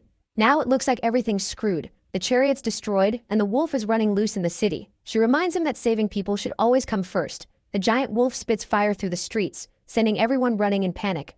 Suddenly, a massive piece of debris starts falling toward one of the residents, but Yu's sword slash saves her at the last second. With full badass hero confidence, Yu tells her to stop staring and run. Our MC goes all in at the huge wolf, but the beast slams its paw down at the boy. Yu has to give it everything he's got just to hold it back. Then he gathers all his strength and unleashes a colossal strike. When it still doesn't work, the kid pulls out his new skill and summons Cerberus. The big dog knocks the wolf down long enough for you to finish it off. The villagers are stunned by the power of this total nobody who came out of nowhere. Ju takes the chance to do some promo, announcing that's you damn duck, and that he's a god. The MC just stands there, striking a magazine cover pose. The girl admires how easily he can farm aura the moment the spotlight hits him. Yu's playing with the wolves, which are now basically his little puppies. But to show who's boss, he goes and picks a fight with the wolves that started messing around the second he stopped watching. The village rep starts praising Yu like he's their god while thanking him.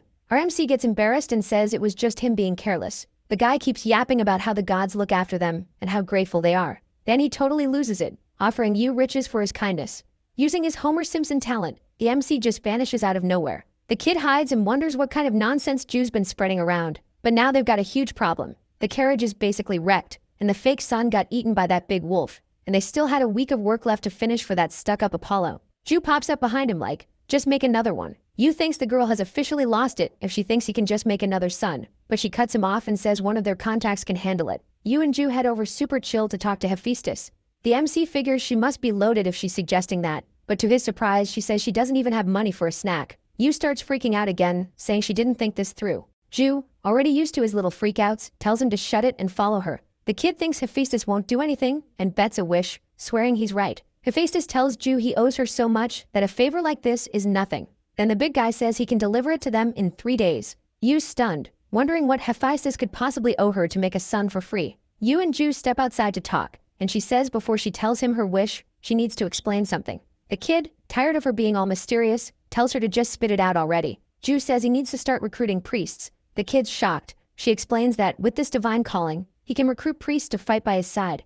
Our MC can't believe what he's gotten himself into, and hopes Ju is joking. He keeps saying he's not even a real god. She says he doesn't have a choice. He'll need more than brute strength to stop this war. Ju talks about her vision, a war with 12 priests from different dimensions. The MC's brain is already short-circuiting, so he asks what she means by different dimensions. Ju explains that as his power grows, he'll be able to take jobs in other dimensions. The MC is already at his limit with this Greek 9-to-5, and just thinking about all the work coming makes him want to quit. She tells him to chill because the first priest is from this world and will help them out right away. Ju reminds him he owes her a wish and makes that "I'm about to pull something" face. Suddenly the sun shows up, making the villagers bow and salute. On the carriage there's a super tacky banner saying, "Yu is the greatest." The MC wants to dig a hole and bury himself from embarrassment. Ju lays it out. Yu needs to boost his power to recruit priests. He complains about how cheesy it is, grumbling that she could have made it look nicer. Yu buys the artillery skill, thinking it'll help in fights. Then he decides to check his divine power and gets surprised by what he sees. With the recruiting skill unlocked, he's in shock that the cheesy stuff actually worked. Out of nowhere, Apollo shows up and scares the kid. Apollo tells him to relax. The system is protected against snooping. Awkwardly, Yu accepts Apollo's help getting up. When Apollo asks if something happened, Yu tells him about the wolves and how they handled it. Impressed by how professional it was, Apollo promises a bonus. Apollo transfers the healing skill to our MC. He says a lot of gods would love to have that ability. The kid apologizes for waking Snow up. Then he turns Snow into a weapon to test the new skill. After cutting his finger, Yu slowly watches the wound heal on its own. Apollo is fascinated by a creature that can turn into a weapon. Then he asks Yu if he has the ability to tame animals. Yu, kinda uninterested, says yeah, and asks why Apollo wants to know. Apollo vents about the wolf plague and how they keep trying to devour his son. Yu shows him the tamed wolves, and Apollo's jaw drops. Apollo asks how he managed to do that. Yu says he'll tell him if Apollo teaches him how to use a bow and arrow. Apollo isn't just the sun god. Dude's got music, art, and most importantly, bow and arrow down. So outside, Apollo shows Yu how to summon the arrow and focus. On the other side of the river, way off in the distance, the god nails an apple with a single shot. Yu's impressed and feels bad for doubting his talent. Lessons with Apollo turned out to be way harder than expected. A nice reality check for someone who'd only trained off YouTube videos. Learning from a god in person is seriously on another level. With the gods teaching him, the MC's level is about to skyrocket like never before. Then Ju shows up, mysterious as always, telling the kid it's time to go. She says it won't be long before Yu meets his first priest. Like a kid begging to play a little longer. He says he needs to say bye to Apollo. But Ju says the god's busy playing with the sun wolves. Yu's surprised at how attached Apollo got to the wolves. Yu says he learned all canines are easy to handle if you give them some affection. She says he's lucky that worked out. Then she keeps lecturing him, saying one day he could cause some serious damage. Yu brushes off her drama, saying he left stronger, with a new skill, and successfully updated. In a dark castle, a creepy guy pins his servant to the wall to confirm a rumor. The servant confirms Cerberus was summoned to another world without permission. The guy totally freaks out, wondering how anyone would dare do that. Then he swears he'll wipe out whoever insulted the king of the underworld. At the Sangoon Guild headquarters, Yu improves his swordsmanship. He likes training there, but asks Ju if the priest is really going to show up. She tells him to stop being so impatient. The MC complains about training alone, and asks if it wouldn't be better to do a job for some god. But Ju isn't even listening. Staring at her phone, she says she found it. Yu gets excited, asking if she found the priest, but she just means she found a job. The MC wants to go too, but she shuts him down and tells him to stay. Yu starts spiraling from the uncertainty and takes it out on Ju, calling her selfish. Then some snobby guy shows up out of nowhere, overhearing them talk about jobs. Yu can't believe he's hearing that unbearable voice again. Cheonjung mocks Yu, saying he never looked like a hunter, and now he's surviving off side gigs. He keeps talking trash, saying mediocre jobs are perfect for talentless people like you. Yu, sick of this arrogant jerk, asks what he's even doing there. Yu panics at the thought that this unbearable guy might be his priest. While clowning on how lost Yu is, Xian brings up the animal taming tournament coming up. He makes fun of Yu's cat while proudly showing off his giant dog. Qian tells Yu not to get in the way and to go back to his loser jobs. At the competition, Qian is winning every match with his huge dog. He celebrates, thinking this is his chance to prove to his dad, the leader of Korea's biggest guild, that he's the perfect successor. To Chun's surprise, the last competitor to show up is Yu, with his son Wolf. The judges are shocked by the wolf that breathes fire. Now Yu's the one mocking, saying Chun can't win with that little puppy. Chun loses it and yells at the MC, demanding to know why Yu is always in his way. Chun's father shows up and cuts the argument short. Chun tries to explain it's not what his dad thinks, but his dad tells him to shut up. The man apologizes to Yu for his son, but Yu says it's fine. The man comments that Yu has improved a lot since the last time they met. Then somewhere else, Chun has a full-on meltdown, smashing everything. His dad never pays attention to him, and Chun insists on blaming this failure on Yu. Another guy shows up and asks what Chun's so mad about. Chun asks why the guy's late. He says the game event ends today. Chun gets annoyed at the kid's cluelessness and starts coming up with a plan. Our MC is telling Ju what happened while she was out working. Then Ju says, he's here, and Yu asks, who? Suddenly the guy appears behind them, saying it's a shame Yu got in Chun's way. Out of nowhere, he swings a powerful sword strike, saying it's nothing personal. That guy is the best hunter in the Iris Guild. He's White Cloud. Chun keeps whining about how White Cloud gets more attention from his father. He was born with insane sword talent, and by the time he was 10 he was already a master. Chun brags that he's finally given Yu a real problem. But what they didn't expect was our MC would handle it like it was nothing. Yu blocks White Cloud's strikes all smooth and calm, while asking if Cheon sent him. The rival laughs, saying he wanted to end this fast, but Yu's basically begging to get beat up even more. Then he unleashes a flurry of super fast attacks that Yu can barely dodge. After beating Yu down, the guy steps closer and asks which arm he should cut off first. Our MC finally realizes this isn't kids' play. The guy yells, daring Yu to talk back again. He keeps attacking, and Yu's struggling to defend himself. He can't understand how this idiot is getting the upper hand, especially when he's the one with the title God of Swords. The rival keeps pressing hard, until Slowpoke Yu finally reacts and uses his skill. Our MC throws a straight-up punch to the guy's face. He calls Yu a coward for being a swordsman who's using his fists, but Yu knows there are levels you just can't reach with only a sword.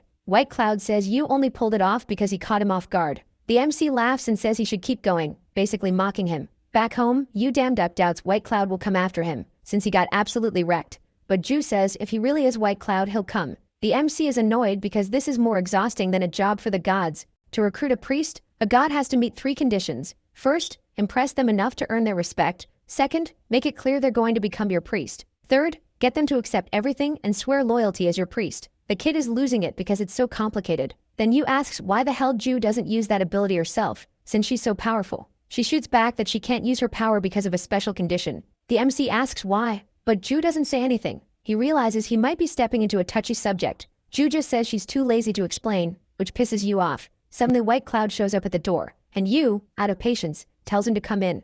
But the guy doesn't want to be ordered around, and says he only came to ask one thing. Is the MC a martial artist or a swordsman? Yu says he can be both. White Cloud gets all irritated, saying nobody can be that good at both. He kicks the door open, and demands to know which one Yu really is.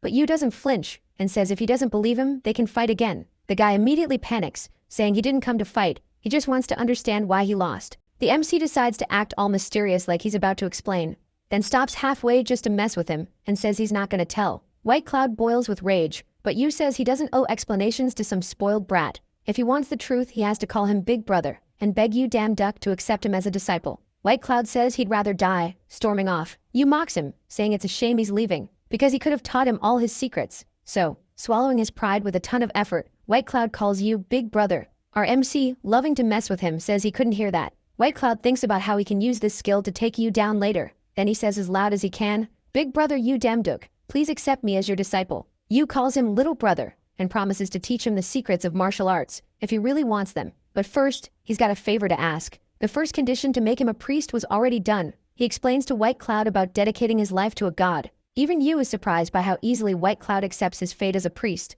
Yu praises how fast White Cloud learns, impressed by the kid. At this rate, he'll be punching as hard as the master soon. To wrap up the day, the MC tells the kid to connect everything he's learned. And even exhausted, the kid keeps going. Yu likes this system, because the stronger his priest gets, the stronger he gets too. Later that night, White Cloud freaks out because he can't go raid the dungeon like he planned. Tired of explaining, Yu tries to ignore the kid's tantrum. But the kid keeps insisting, because war is coming, and the dungeon is the right move. Yu tells him to calm down, and explains they need to go to the portals to find guardians from other worlds. But the kid throws a tantrum and refuses to go. Now Yu finally gets what Ju used to deal with when Yu himself would freak out like that, losing what little patience he has left. The MC says the kid is gonna obey. End of story, while choking him. A while later, White Cloud is sitting there playing his little game. He starts wondering if, since he's Yu's priest, he shouldn't have followed him. But the kid's emotional control is basically zero, and in a rage he hurls the game straight at the wall. Suddenly a portal opens in the ceiling and sucks the kid in. No mercy. The kid's in shock when he realizes he just popped out of nowhere, right in front of Yu and Ju. White Cloud charges at the MC, demanding to know what's going on. But Yu, like it's nothing, says he summoned him with his divine power. All of a sudden, a one-eyed beast with sharp teeth appears behind White Cloud. But the kid's fine. He pulls his sword and takes it down with no problem. Happy with the result, the MC tells the kid to follow him. The kid tries to refuse, but Yu lays it out. If he doesn't come willingly, the MC will drag him through another portal. Sometime later, they've beaten all the monsters, but the annoying kid only cares about going back to play his little games.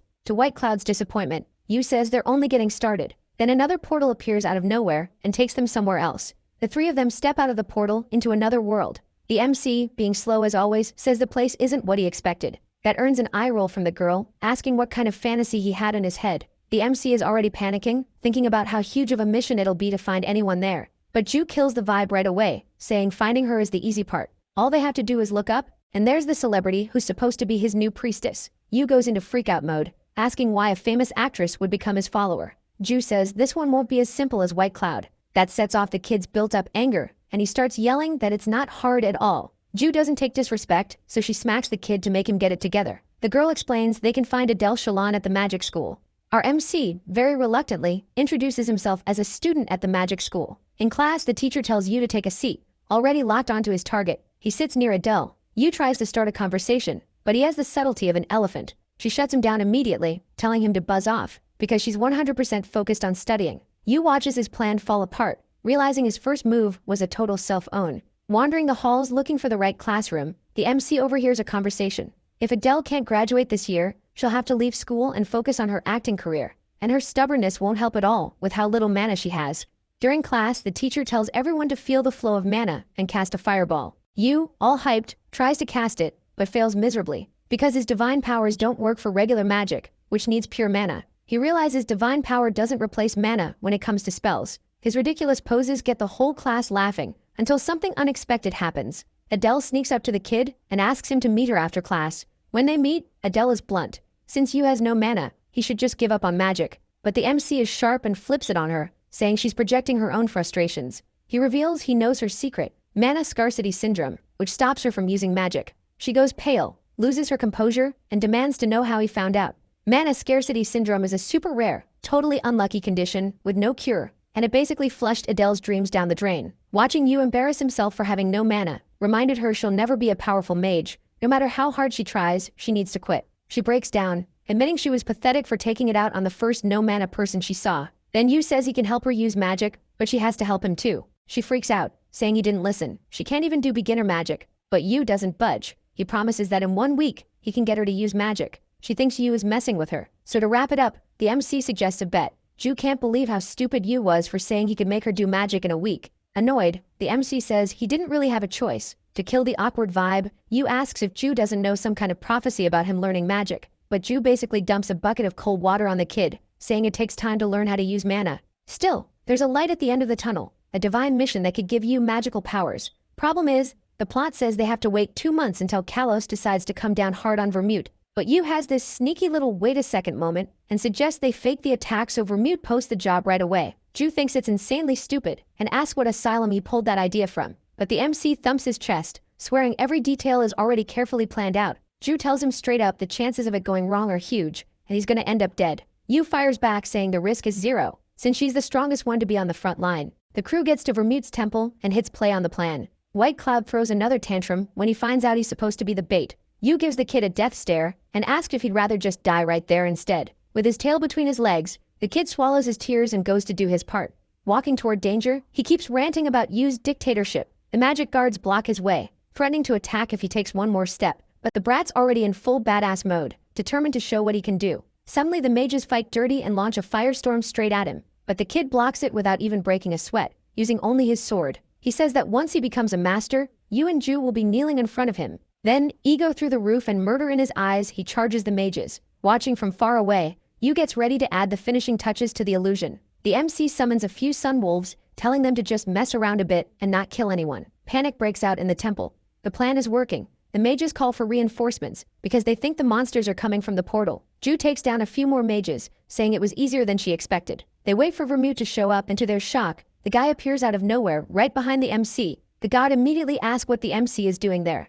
Yu tries to play it off, saying he came to check out what kind of crazies attacked the temple and offer help. The god gets pissed, thinking the kid is underestimating him. Yu goes quiet and says that's not what he meant. Then the god gets awkward, realizing he was rude. The MC reassures him. From far away, Ju and White Cloud see the scene. Then they get teleported away. Vermute is intrigued by the monsters he thinks came out of the portal. He's the pacifist type, preferring to spend his time studying magic and spirits. The god asks where the MC came from. Yu says Korea, which makes Vermute remember he once met a god from America. The kid is shocked by that, and then the god says he wants to ask the MC for a favor. Without wasting time, Yu says if it's about the portal, he'll help out, no problem. But Vermute kills the vibe, explaining the mission is just to teach magic to the citizens. In return, he'll help Yu use spells effortlessly. Yu practically explodes with excitement, agrees instantly, and says the job's basically already done. At the Magic Academy, the students notice they haven't seen Yu in a while and assume he quit. Adele feels stupid for believing in him, thinking the MC was never coming back. The teacher calls for everyone to focus, but gets interrupted by Yu making a super dramatic entrance. The teacher totally melts when she sees him, leaving the other students shocked. She's basically goo-eyed over him, then announces him as Vermute's elite priest who'll be running today's class. The students get seriously pissed when they find out a guy who doesn't even have mana is supposed to teach them. The teacher scolds one student, but he immediately challenges Yu to a magic duel. What he doesn't know is Vermute personally gave Yu a bit of his power. The moment Yu starts using magic, the student basically freaks out, begging for mercy. So the MC redirects the attack so it won't hit the scaredy cat. Then he tells him to go spread the word. From now on, Yu's the one teaching them. Adele, watching from the corner, is shocked that Yu actually kept his promise. Sometime later, she starts yelling at the MC, thinking the conditions he proposed are ridiculous. Yu sighs, thinking about how easy things were with White Cloud. Then he says he'll explain everything to her, but first asks what part exactly she didn't like. Adele is furious with Yu and starts yelling in his face again, offended that he thinks he's some kind of god. The MC explains the war that's coming and promises he'll help her with her mana problem, which shocks her. He says he still doesn't know how he's going to do it, which pisses Adele off all over again. Yu then asks Ju if there's any way to cure Adele's syndrome. Ju tells the MC to give her some time, since that's her only weakness, and basically the only way to convince her. Since there's still some time before the portal explodes and threatens the city, Yu starts saying he'll teach her magic little by little, but he's immediately cut off by this insane pressure and a gigantic portal opening up. Ju freaks out, because that portal shouldn't be opening for another month. Monsters start pouring out of the portal and flying over the city. Adele gets scared by what she's seeing, not understanding anything. Yu, annoyed, asks Ju if she's sure this is Kalos. And Ju starts realizing something's different this time, because some things aren't happening the same way they did in past lives. Yu pulls out his sword and Ju snaps at him, getting all irritated. But then Vermonte's part-time job screen pops up, and Yu tells them to hurry. Yu jumps straight into the fight and takes down a monster, but it looks like the monsters are endless. Ju can't tell how this is going to end, and says they just have to keep killing them. Even though he's kind of antisocial, Vermonte is a strong god, and should be able to handle a real beatdown with Kalos. Suddenly, a ridiculously powerful attack from Kalos hits an area near Yu and his group. Vermonte telepathically tells everyone to drop everything and focus on evacuating the citizens. The gods who were helping with the monsters start heading back to the city, and Adele panics. She asks about the people who still haven't escaped the village they were defending. And Ju, super casually, tells her that dimension is going to be destroyed by Kalos. Rain starts falling, and the mood in the group gets heavy. Adele still can't believe they can't do anything, and screams at Yu to help. He turns his face away like he's giving up and apologizes. The actress asks how he can quit so easily when there are still people to save. If he really is a god, he should help people. At that moment, Yu sees his younger self in Adele, begging for help, and he clenches his fists. He opens the God's shop interface and starts buying Hercules gear that gives him a ton of stats. Ju gets mad at the MC's arrogance, but he just tells her to take care of the others. Somewhere else, Vermonte is completely wrecked in his fight with Kalos. The villain used to be Vermonte's student, and now he just mocks Vermonte's attempts to beat him. The god asks Kalos if he's forgotten everything he was taught, but Kalos just laughs and says it's the people of this world who lost their way. He starts charging up an ultra-powerful attack, saying he'll show them what real magic is. He fires it at Vermont. Vermont quickly prepares a counterattack, saying magic shouldn't be destructive like that. Their powers collide, like a stalemate, but Kalos pushes harder, and Vermont realizes he won't be able to withstand the enemy's strength. Out of nowhere, a fireball crashes into the middle of the fight, and Yu steps out of it, radiating a ton of aura, saying the backup has arrived. Vermonte gets annoyed at the MC showing up, since he's nowhere near Kalos' power level. But Yu makes it clear he's not doing this for a reward, because no amount of money replaces human lives. Kalos laughs when he sees the MC, thinking he looks weak. Then he launches another powerful attack at both of them. Vermonte tries to block it, but he knows he won't be able to hold it for long. Yu says he only needs to hit Kalos once to strip him of all his power. That shocks Vermonte, but he agrees to create an opening, even though he won't be able to protect the MC while doing it. Yu charges at Kalos and tries to land a hit with his staff, but the villain easily blocks it with dark magic. Then he traps the MC inside a magic sphere and brags to Vermonte. Vermonte doesn't even seem to listen and starts summoning an ancient spell that binds Kalos in magical chains. That buys Yu enough time to break free and hit Kalos with his weapon, which has a 100% chance to stun the enemy if it lands a headshot. The villain drops to the ground, paralyzed after the hit, and the MC asks Vermont if he can finish him off. The god gets nostalgic and remembers the first time he met Kalos.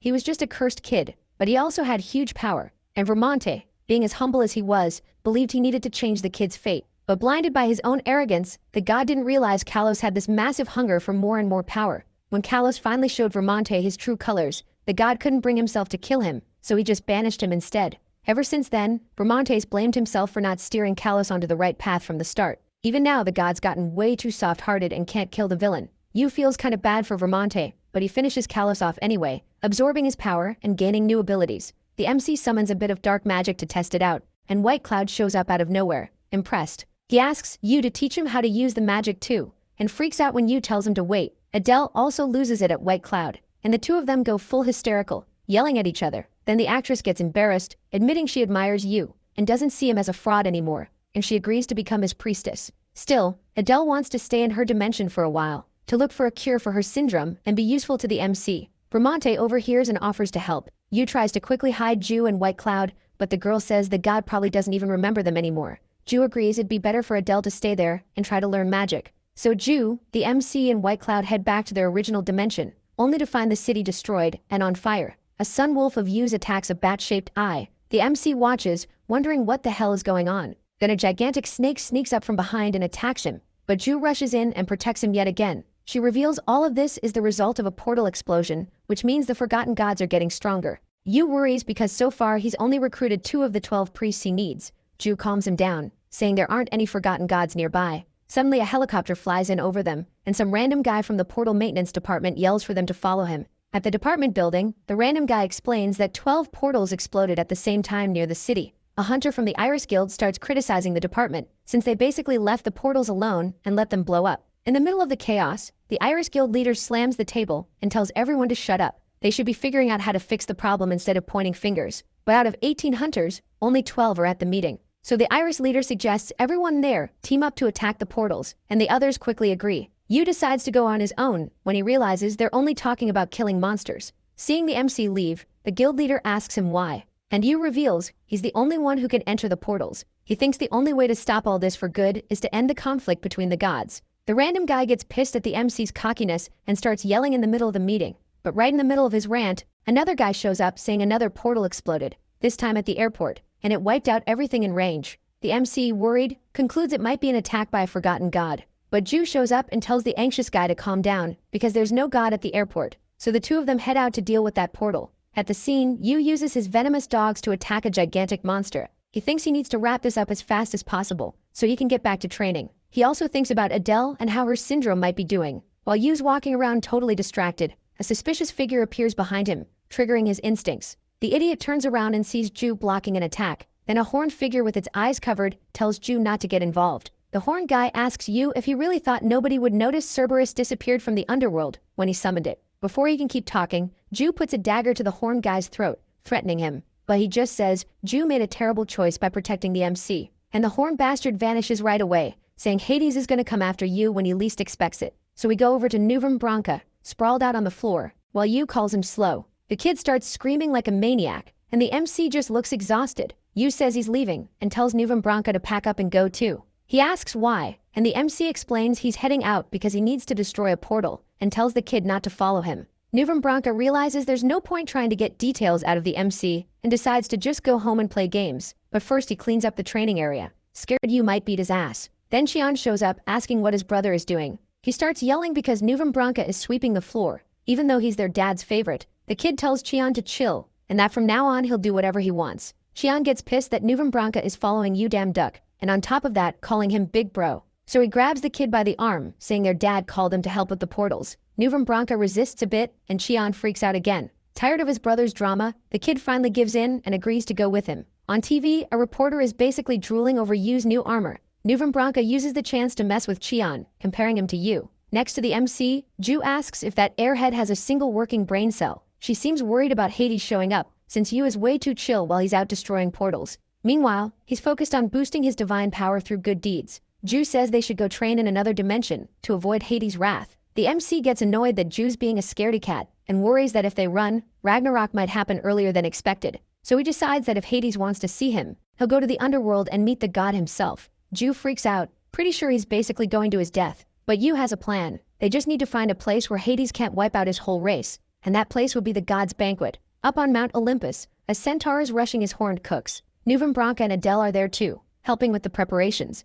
Yu shows up behind them, wishing them good luck, and that's all it takes for the two of them to lose it and start yelling at him, complaining about everything. The MC tries to convince them it's to help prevent the future Ragnarok, but they don't care, so he volunteers to serve the tables, while the priests regret ever accepting the job. Apollo suddenly pops up behind the MC, complimenting his style. Poseidon shows up too, saying he's excited about Yu's little part-time gig. He asks if the MC remembers the offer he made, joining Poseidon's royal guard, but Apollo gets jealous right away and says he got to him first. Poseidon brushes off the jealous one and asks for a bit of privacy. The minor gods watching can't believe how close Yu is with the major gods. Meanwhile, Apollo and Poseidon start playing tug-of-war with the MC, arguing over who gets to talk to him. But Thor shows up right then, and Yu rushes to apologize for what happened in the dungeon, which makes Thor laugh. Hades watches, all threatening, and says the MC apologized to the wrong god. Things get tense between them, and Yu starts fearing for his life. Letting out a bit of power, Hades says he's going to wipe the MC off the map, and purple smoke starts choking him.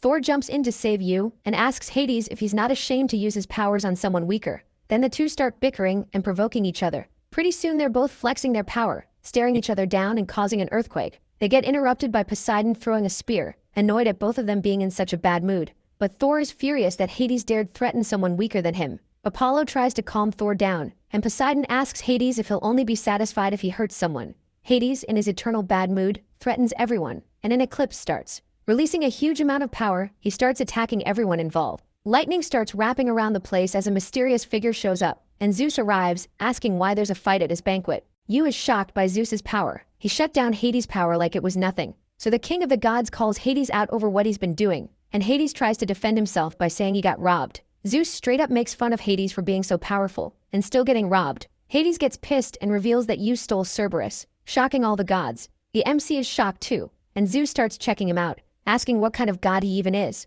He says he's the god of the sword, and Zeus looks surprised, since his skills are pretty well balanced. But the bigger shock is that the MC, a minor god, somehow got Cerberus to like him, when the big dog doesn't even like Zeus. Yu then explains everything that happened and how he found Cerberus's collar. Zeus starts laughing like a total maniac. Yu feels relieved that Zeus is taking it well, and thinks he'll be able to fix this situation with Zeus's help. But the king of the gods suggests a fight between the MC and Hades. Apollo says that's ridiculous, since their power levels are way different, and Zeus says it'll be a fight with no divine powers. Since the two of them ruined the banquet, they should at least provide some entertainment. Hades isn't happy about it, but he doesn't really have a choice, and just agrees. Then Zeus shows up and scolds the MC like, "I told you so." They start leaving the banquet, until Hercules shows up offering to help train Yu. So they head to Ares' stadium, where the MC will be allowed to train for the next month. Yu thanks Hercules, and Hercules says they're basically brothers in arms, since Yu's wearing his armor. Fighting noises grab the MC's attention, and he realizes two people are sparring nearby. The guy falls to the ground complaining,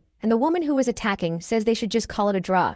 Yu assumes they can't be that powerful, since they didn't go to the banquet. But then Hercules greets them and reveals it's Ares and Athena. Yu is stunned, and Ju says that's actually great, since they specialize in battle. Ares takes advantage of Hercules being there and invites him to fight, throwing him into a headlock. But Hercules says he needs to introduce some people first. Then he does the introductions, saying Ju and Yu made this year's banquet pretty chaotic, and that one of them is going to fight Hades. Ares gets hyped because he's been needing training partners. He immediately gets ready to go at them, saying only the strongest one gets to fight in the stadium. Ju uses the moment to say she's going back to Korea, since they need her help. With only the MC left, Ares asks if he's ready. He doesn't even wait for an answer, and rushes Yu. He throws out a heavy attack that even kicks up rocks from the ground. The MC gets shoved back into a wall, and almost drops to the floor. Ares gets excited that he tanked it, and charges again. Yu starts defending against all of Ares' attacks, and Ares asks if he's just going to stay on defense. So the MC starts throwing some attacks back, surprising Athena. But even if he's skilled for a minor god, the gap in strength and stamina between him and Ares is huge. Ares seems entertained and goes at Yu again. Yu just jumps away from the attack, totally stunned. The MC gives up, saying he can't handle Ares' strength. But Ares says he doesn't accept quitting and orders Yu to keep fighting. They fight for an hour, and Hercules starts getting worried about how obsessed Ares is getting. Athena says they should let it keep going because something seems to be changing. Even though Ares is going easy on the MC, Yu is already blocking his attacks way better. That annoys Ares, and he swings at him with his sword. But Yu slices it clean in half, shocking everyone. Thanks to one of his abilities, Yu was able to learn Ares' attack patterns as the fight went on. Ares gets mad at how it ended and tries to go after Yu with his fists. But Athena stops him and tries to calm him down, saying it was just a dumb little spar. Then she starts clowning Yu's skills, and Yu beats himself up for getting totally wrecked. But since he managed to improve just by fighting Ares, maybe he can learn a lot if he keeps doing it. So the MC asks Athena and Ares to teach him to be a better swordsman, promising he'll do anything if they agree. Athena accepts because she sees how determined he is, but she warns him not to expect them to go easy on him. Training starts, and the MC fights a few stone creatures. Ares yells at him, putting pressure on him since time's running out. Yu's in deep trouble, and realizes that if he doesn't do something fast, he's gonna lose. So he uses magic in his attack, and wipes out all the enemies in one shot. Ares is shocked by the magic, and starts bombarding the MC with angry questions. But Athena steps in, saying it's fine, and he's not breaking any rules. Ares stays all worked up because Yu reminds him of Typhoeus, some lunatic who uses magic instead of divine power. The MC tells him to calm down, and says he'll prove he's not this Typhoeus guy. To do that, he summons his priests, since only a god could do that. Ares apologizes, looking like a guilty dog, but Adele, as always, gets all stressed and starts yelling at Yu, and he tells her to chill. Hercules watches and is fascinated by how close the MC is with his priests. Athena takes advantage of the fact that White Cloud and Adele are there and recommends training for them too. By increasing the number of monsters, both of them get a bad feeling about it. Athena doesn't waste time and summons the same stone monsters as before, surrounding the priests. Then she wishes them good luck, while the two of them curse Yu out. A month later, Ju shows up at Ares' stadium to watch the fight against Hades. She asks the MC if he's ready, and Yu just says there's no way he's losing this time. The stadium is packed, and Hades and Yu stare each other down in the middle of it all. Hades says he'll wipe out the MC's whole race without causing pain, since he actually showed up and didn't run away like a little coward. A green-haired goddess with huge wings named Nike announces the start of the duel. She says divine power is forbidden, and the fight only ends when one of them is on the ground. Yu doesn't hesitate and rushes Hades at a terrifying speed. He attacks, thinking all that training really paid off. But Hades surprises him, grabbing his neck with his bare hands and leaving a nasty wound. They start trading blows like crazy, but there's no way around it. Yu starts falling behind. The crowd notices too, and figures there's no way a minor god can beat someone as powerful as Hades. Ares thinks the opposite, and really believes Yu's going to win. Some horn guy in the stands who'd been chanting for Hades freaks out when he realizes Ares is at the match, and Ares says he wouldn't miss his disciples' fight for anything. Down in the arena, Yu is weirded out by Hades' attacks. Hades is irritated and charges at him, and Yu remembers his training and seems to figure something out. All kinds of sword styles look different from the outside, but deep down they work the same way. That realization triggers a new skill, and Yu finally lands a solid hit on Hades. Hades drops to his knees, shocking everyone in the stands, and the end of the fight is declared. Zeus shows up in the arena all excited, talks to Yu, and invites him to the next banquet. Hades gets up and is outraged, since no minor god has ever set foot at the banquet unless it was for work. Zeus says he should be a bit more flexible, and Hades fires back, bringing up an old promise and basically cornering Zeus. In the middle of that, a screen pops up for Yu, saying his name is now known among all the gods of Olympus. At the victory banquet, the MC is already a little tipsy when Persephone shows up to say hi. He apologizes in case he caused any trouble, but she just thanks him, saying her husband is stubborn as a rock. And actually, Persephone came to give Yu a gift from Demeter, a golden apple. Persephone's mom seems to have really liked the MC, so she gave him something that valuable. Then Ju shows up, and Yu tells her he found a part-time job for the two of them. She thinks it's kind of random, and says he should use the banquet to try to fix Adele's syndrome. But the MC shows Ju the golden apple, and says that problem's already handled.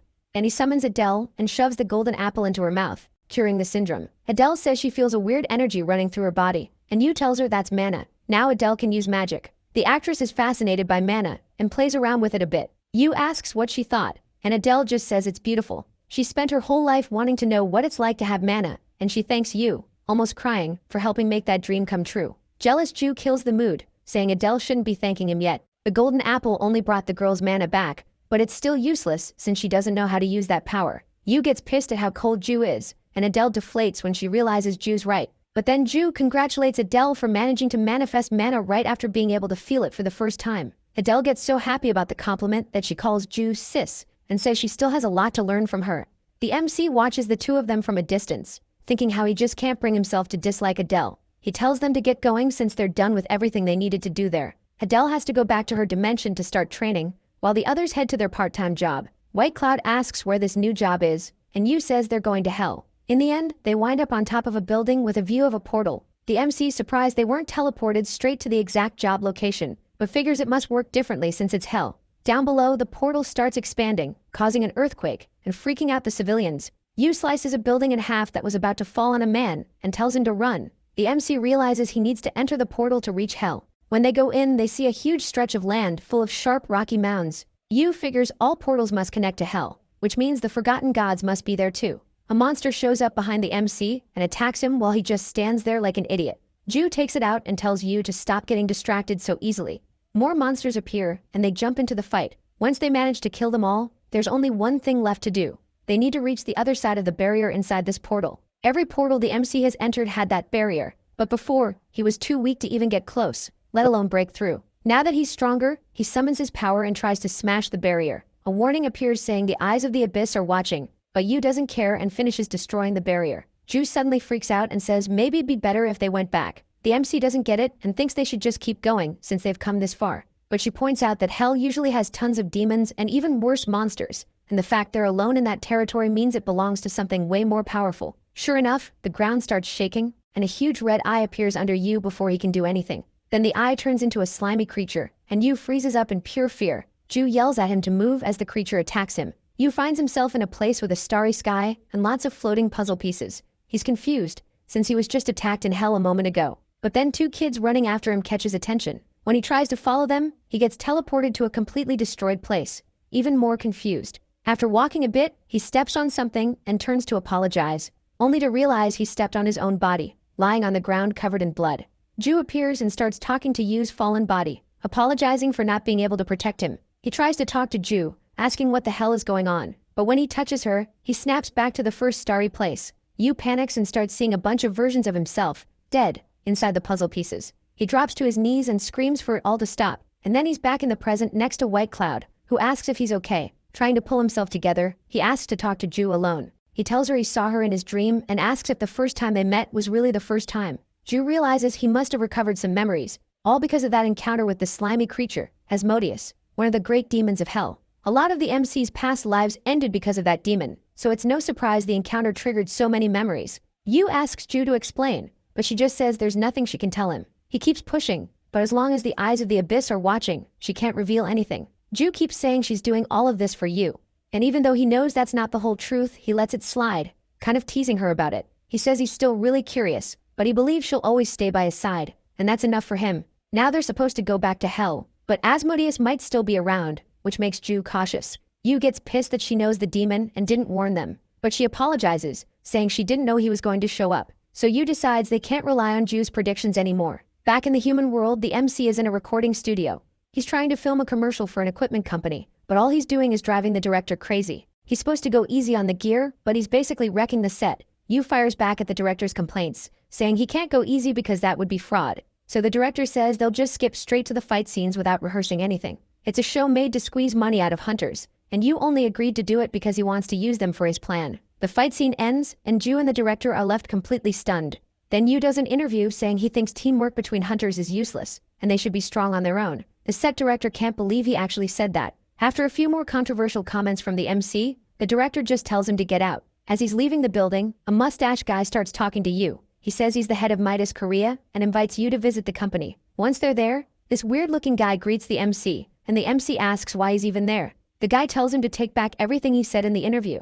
To convince Yu, the director says that if he does, they'll give him unlimited resources. But the MC isn't stupid. He takes advantage of it and agrees to the terms and asks for a sword from Britain, the famous Excalibur. The director is shocked, and the MC basically starts lightly blackmailing him. Excalibur is the strongest sword in the world, and people say nobody's ever found it. The director freaks out because they do have the sword, and there's no way that info should have leaked. Figuring the MC is bluffing, he plays dumb. But Yu immediately says he knows everything and won't accept anything else. He says he doesn't just know about the sword, he also knows what Midas did to get it. The director gets annoyed with how stubborn he is, and Yu says he only wants to see the sword. He even says he'll promote the company's training program as hard as possible if he can just look at it. But the director refuses and offers any other weapon instead. Yu meets up with Ju, and she asks what they're going to do now. But the MC already expected a no, since the sword is such a big deal. Thor was the one who told Yu about the sword, and that a group called Midas committed atrocities to get it. So the MC goes off to clear some dungeons while they wait. A month later, the Midas director is absolutely furious, staring at the newspaper.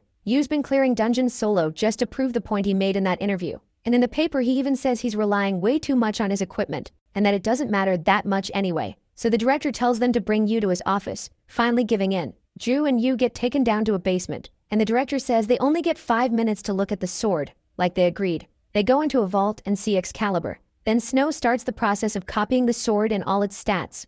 Meanwhile, the director triggers a trap, locking Ju and Yu inside the vault. But Yu doesn't even care. He uses the chance to test his new weapon. He causes total chaos, leaving the director completely shocked and the place wrecked. Then we see a news report about the Midas director and all the crimes he committed. Meanwhile, the MC is basically drooling over his new sword. He thinks it was made by Hephaestus, because no human could create something that perfect. Then White Cloud shows up, super pissed about Yu constantly being on TV and never coming to visit. But then he sees Excalibur and instantly calms down. Yu and White Cloud start bickering and messing with each other like little kids, and the priest asks to touch the sword. Letting White Cloud have his way, the MC says he can pet Snow as much as he wants. When White Cloud complains, Yu says Snow and the sword are basically the same thing. Ju, tired of their little bickering and bundled up in warm clothes, says they need to go after the third priest. They head out toward a snowy mountain range. Freezing, Yu asks if this really is the only way to reach the third priest. Ju just says they need to hurry if they want to make it in time. Adele and White Cloud keep whining in the back, and Ju, completely fed up,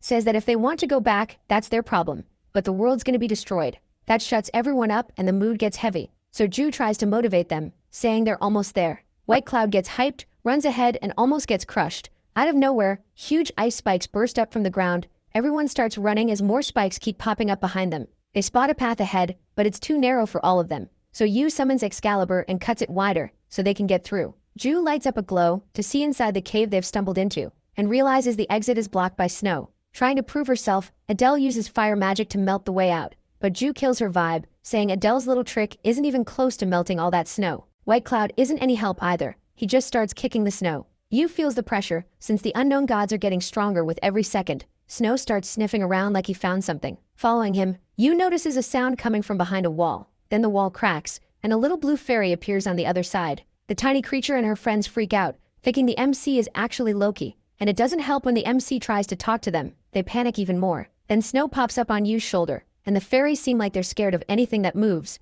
They start screaming for help, and out of nowhere Thor shows up, super annoyed, telling them to be quiet. Thor starts laughing when he realizes Yu also fell for Loki's trick. White Cloud is amazed Thor is there, and starts totally fangirling over him. That's when the MC realizes the avalanche was just Loki's trap to keep them stuck. Thor says his brother did it because he's planning to recruit an army. Ju gets worried, and Yu asks why Thor hasn't gotten out yet. A bit embarrassed, Thor admits the snow is insanely tough, and not even his hammer works on it. But he doesn't seem too worried. He says the fairies will help with food while they wait for the snow to melt on its own. The fairies are outraged, since they worked really hard to gather all their food. Yu calls them over and just asks them to point out a way out of the cave. They refuse, but Yu says fine, then they'll all just live there until the snow melts, which scares them. They agree to help to protect their food, and only ask that in return they never come back. Deal made. One of the fairies starts channeling her power, and the snow shatters as soon as she attacks it. Apparently snow ice attacks work better against this special snow. But the chunk that breaks is way too small, so they won't escape like that. At this pace, they'd have to keep doing it all night. The fairy gets mad at the idea of doing that for so long and tells them to try it themselves. Adele and White Cloud get excited when they realize they'd have to learn something new to do it. Thor, meanwhile, thinks only beings from Niflheim can use ice attacks. The fairy says that's just the gods being arrogant because they hate mana. She asks everyone who has even a little ice or water mana attribute to raise their hand, but nobody does. Adele's the only one who uses mana, and she hasn't even learned those attributes yet. The fairy is disgusted by how incompetent they are, and Thor just laughs. Finally, Yu raises his hand, remembering he has Neptune's power, and apparently that's enough. With the fairy's instructions, he starts learning how to turn that attribute into ice, and he masters it pretty quickly, surprising everyone. The fairy says now he needs practice to use it properly. But the MC, super confident, says he doesn't need practice. He's already got it. He opens up the exit only to run into a whole bunch of big feet. Thor gets pissed. Another one of Loki's tricks. But Ju says she can feel the third priest's energy, the king of the frost giants. It really feels like there are more and more giants showing up. And Ju says again that the third priest, Etten, is somewhere among them. Since giants are a race with really strong bonds, it's possible Etten is watching his people from somewhere nearby. Yu wonders why Etten would turn against Thor. But Ju says he must be being controlled by Loki, because there's no way he'd join him willingly. Thor charges in and starts fighting the giants while yelling at his brother. Loki watches from a nearby mountain, thinking about how stupid Thor is. Then he taunts Etten and sends him into the fight too. Thor, still yelling at his brother, gets slammed to the ground by one of Etten's attacks. That just makes the god even angrier, and he rushes back in again. Meanwhile, Yu spots Loki hanging back in the distance, and tells everyone to get ready to attack him.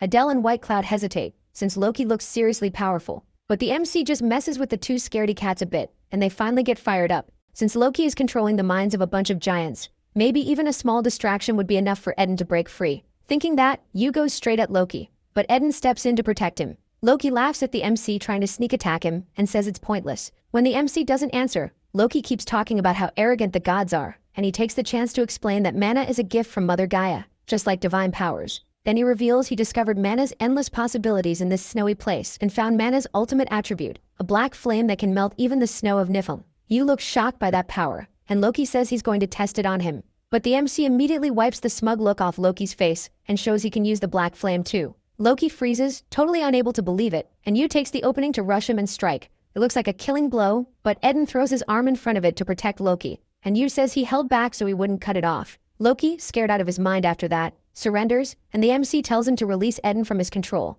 Loki, panicking, begs him to lower his weapon so he can focus. The MC, being naive, does it. Then Loki gives Etten one last order: crush Yu with all his strength. Etten starts attacking everything around him, still under Loki's control, and Yu realizes that if the giant keeps going, everyone's done for.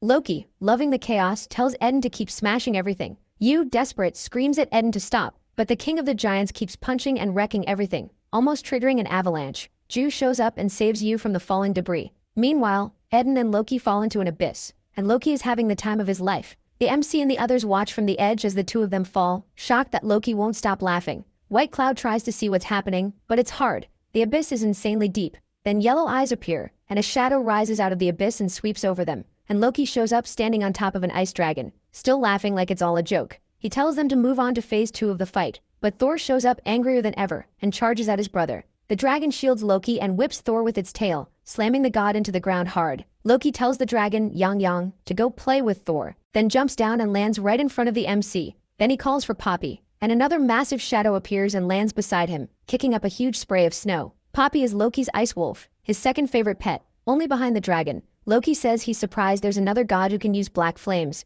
and he tells Yu not to hate him. He just doesn't like people who try to mess up his plans. Then Loki sends Poppy after him. The wolf attacks, opens its huge mouth, and swallows Yu whole. Loki celebrates and tells Poppy to go after the others and eat them too. But the wolf starts giving Loki a weird look, and Loki questions what it's doing. What Loki doesn't know is that Yu has a dog tamer skill, and he tames Poppy easily. Following the MC's command, the wolf slams into Loki and spits Yu out. Yu comes out with his mouth full of fur. Loki, sprawled on the ground, is furious that the MC has better abilities than him, but Yu just tells him he'd better start thinking of a plan C, because Thor is coming to settle the score. After everything's settled, Thor says he owes the MC one and he's shocked at how much they've improved. Then he leaves, dragging a totally wrecked Loki away by the collar. Ju immediately kills the mission accomplished vibe by reminding everyone that Etten is still down in the abyss. Maybe they should go after him. Novembranka is horrified by the idea and says Etten's probably already dead. That's when this huge hand shows up on the edge of the abyss, and the king of the giants climbs up, safe and sound, right in front of them.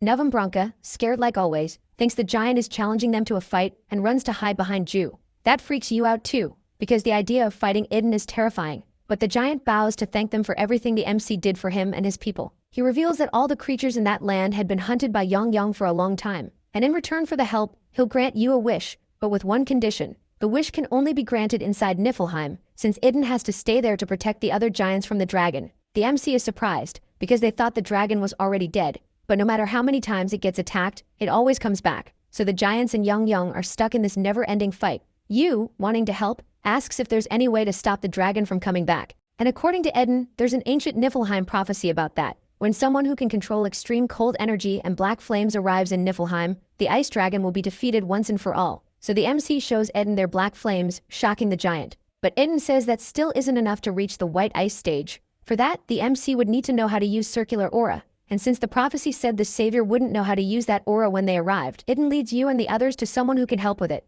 In the end, the ones who can help you are the same fairies from before, and they get annoyed that this whole group showed up again.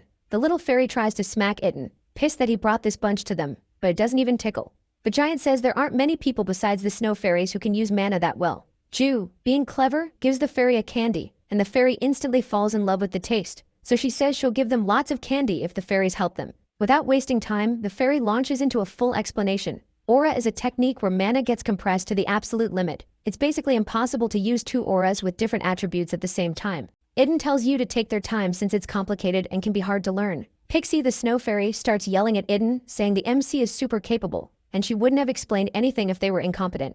Meanwhile, Yu is already trying to put what the fairy taught into practice, and actually pulling it off. Iden is stunned seeing the MC master the technique so fast, and Yu charges at the dragon, activating their new circular aura skill. They wipe out the giant's biggest threat in a single attack and obtain the ice dragon's essence. Taking the opportunity, the MC asks Iden if he'd accept becoming their priest. They sign the contract, and now Iden is Yu's third priest. With that, the priest's profile starts showing more detailed info, and the MC's divine powers increased. Novembranca starts whining about the cold like a little kid. His info screen pops up for Yu, and Yu starts laughing at what it says.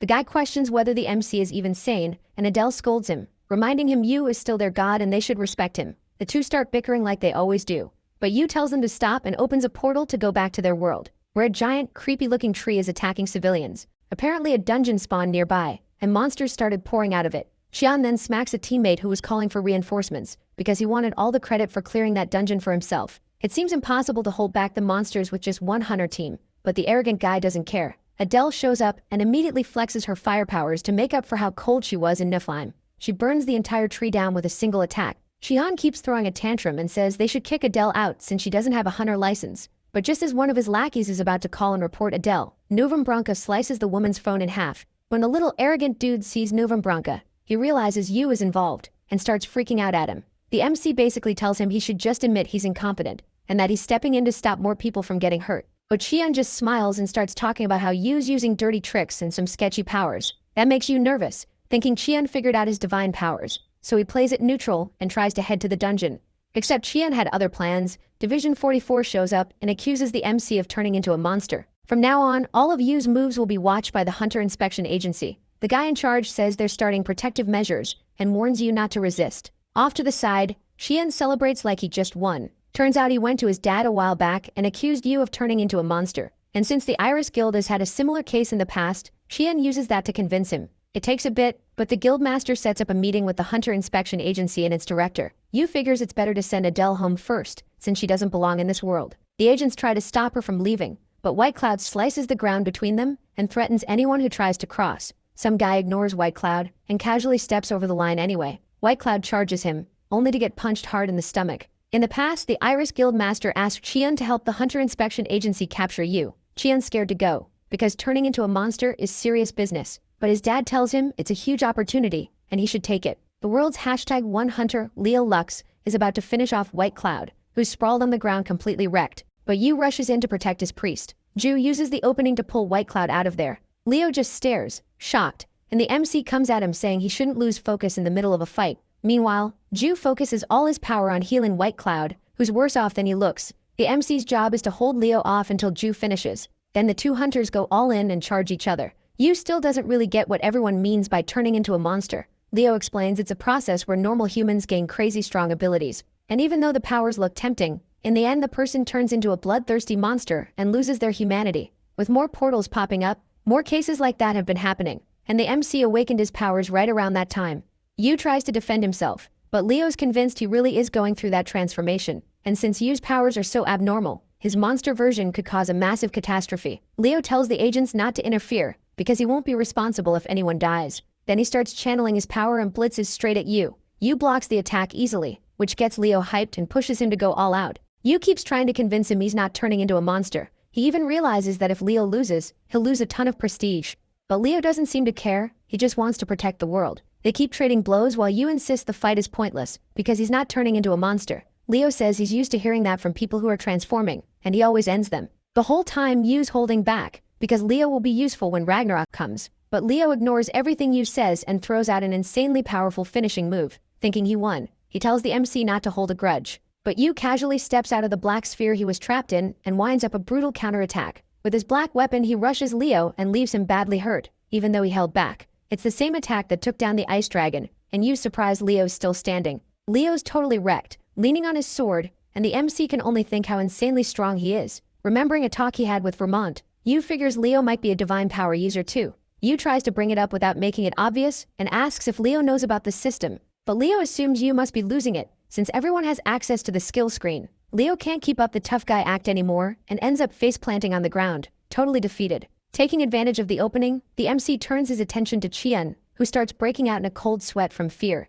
At the hospital, the doctor starts listing all of Qian's injuries. He's lying on a stretcher, completely wrecked. Even though he's not in any danger of dying, he'll need at least 6 months of rehab before he can get back in the field. Somewhere else, White Cloud is also getting treated, whining about how unfair everything is. Adele helps him out while telling him to stop being such a crybaby. The MC asks Ju if she knows anyone else who does part-time jobs for the gods, since the hunter Leo Lux might be doing them too. He says he suspects it because Ramonte mentioned a god who went to the magic dimension before they did. And even though any god can travel between dimensions, Ramonte said this one was from America, and Leo Lux isn't just American, he's also really good at using mana. Even after hearing all that, Ju doesn't buy the MC's theory. She reveals that she and Yu are the only humans in this world who can use the god system. The MC gets curious and wants to know why, but Ju gets all mysterious again and says he'll find out when the time is right. With no real choice, he just accepts it, and a job screen pops up for him. At the same time, the news reports that the portal that used to be rank C is now rank S. It's the same one the MC and his little group found when they came back to this dimension. Wanting to deal with it ASAP, they head back to the spot, which is now packed with creatures made of tree trunks under a red sky. Yu starts attacking the creatures, but then they hear this shrill scream coming from the creepy fog. A panicked person comes running toward them, yelling that the old man is going to wipe them all out. The MC is confused and gets a really bad feeling about what's going on.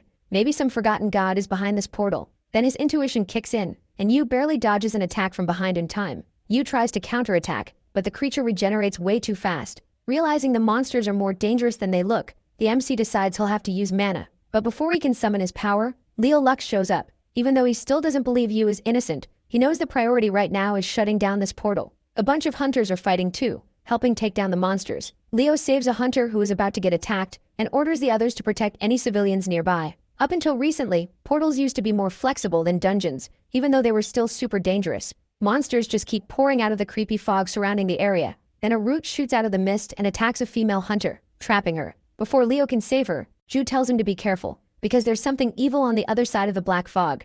He tries to play the hero, saying that even if going into the black fog puts his life at risk, he's willing to take the chance. But before he can do anything, Yu is already sprinting forward to save the hunter. He frees her, swaps places with her, and falls into the black fog. Yu ends up in a ruined, dried-out forest. The place is creepy and feels like it's draining the life out of him. A weird voice starts talking behind him. When the MC turns around, he sees a creature with tree-like features, even on its face. His intuition tells him he might not come back from this. The creature attacks, but Yu dodges easily, sensing how dangerous it is. A log smashes the MC right in the face as the creature says he's different from all the others it's devoured. Annoyed, Yu activates his powers and slices through all the tree trunks flying at him. But the creature is smarter. It traps him easily and pulls him in close. It starts saying creepy stuff about the faces of everyone it's beaten, and it gets kind of obsessed with the MC's face too. Yu's fear gets so intense that all his stats get hit with a debuff. The creature slowly moves in toward the MC's face, when a screen appears between them. He's been summoned for the part-time job that popped up earlier, and he starts teleporting away.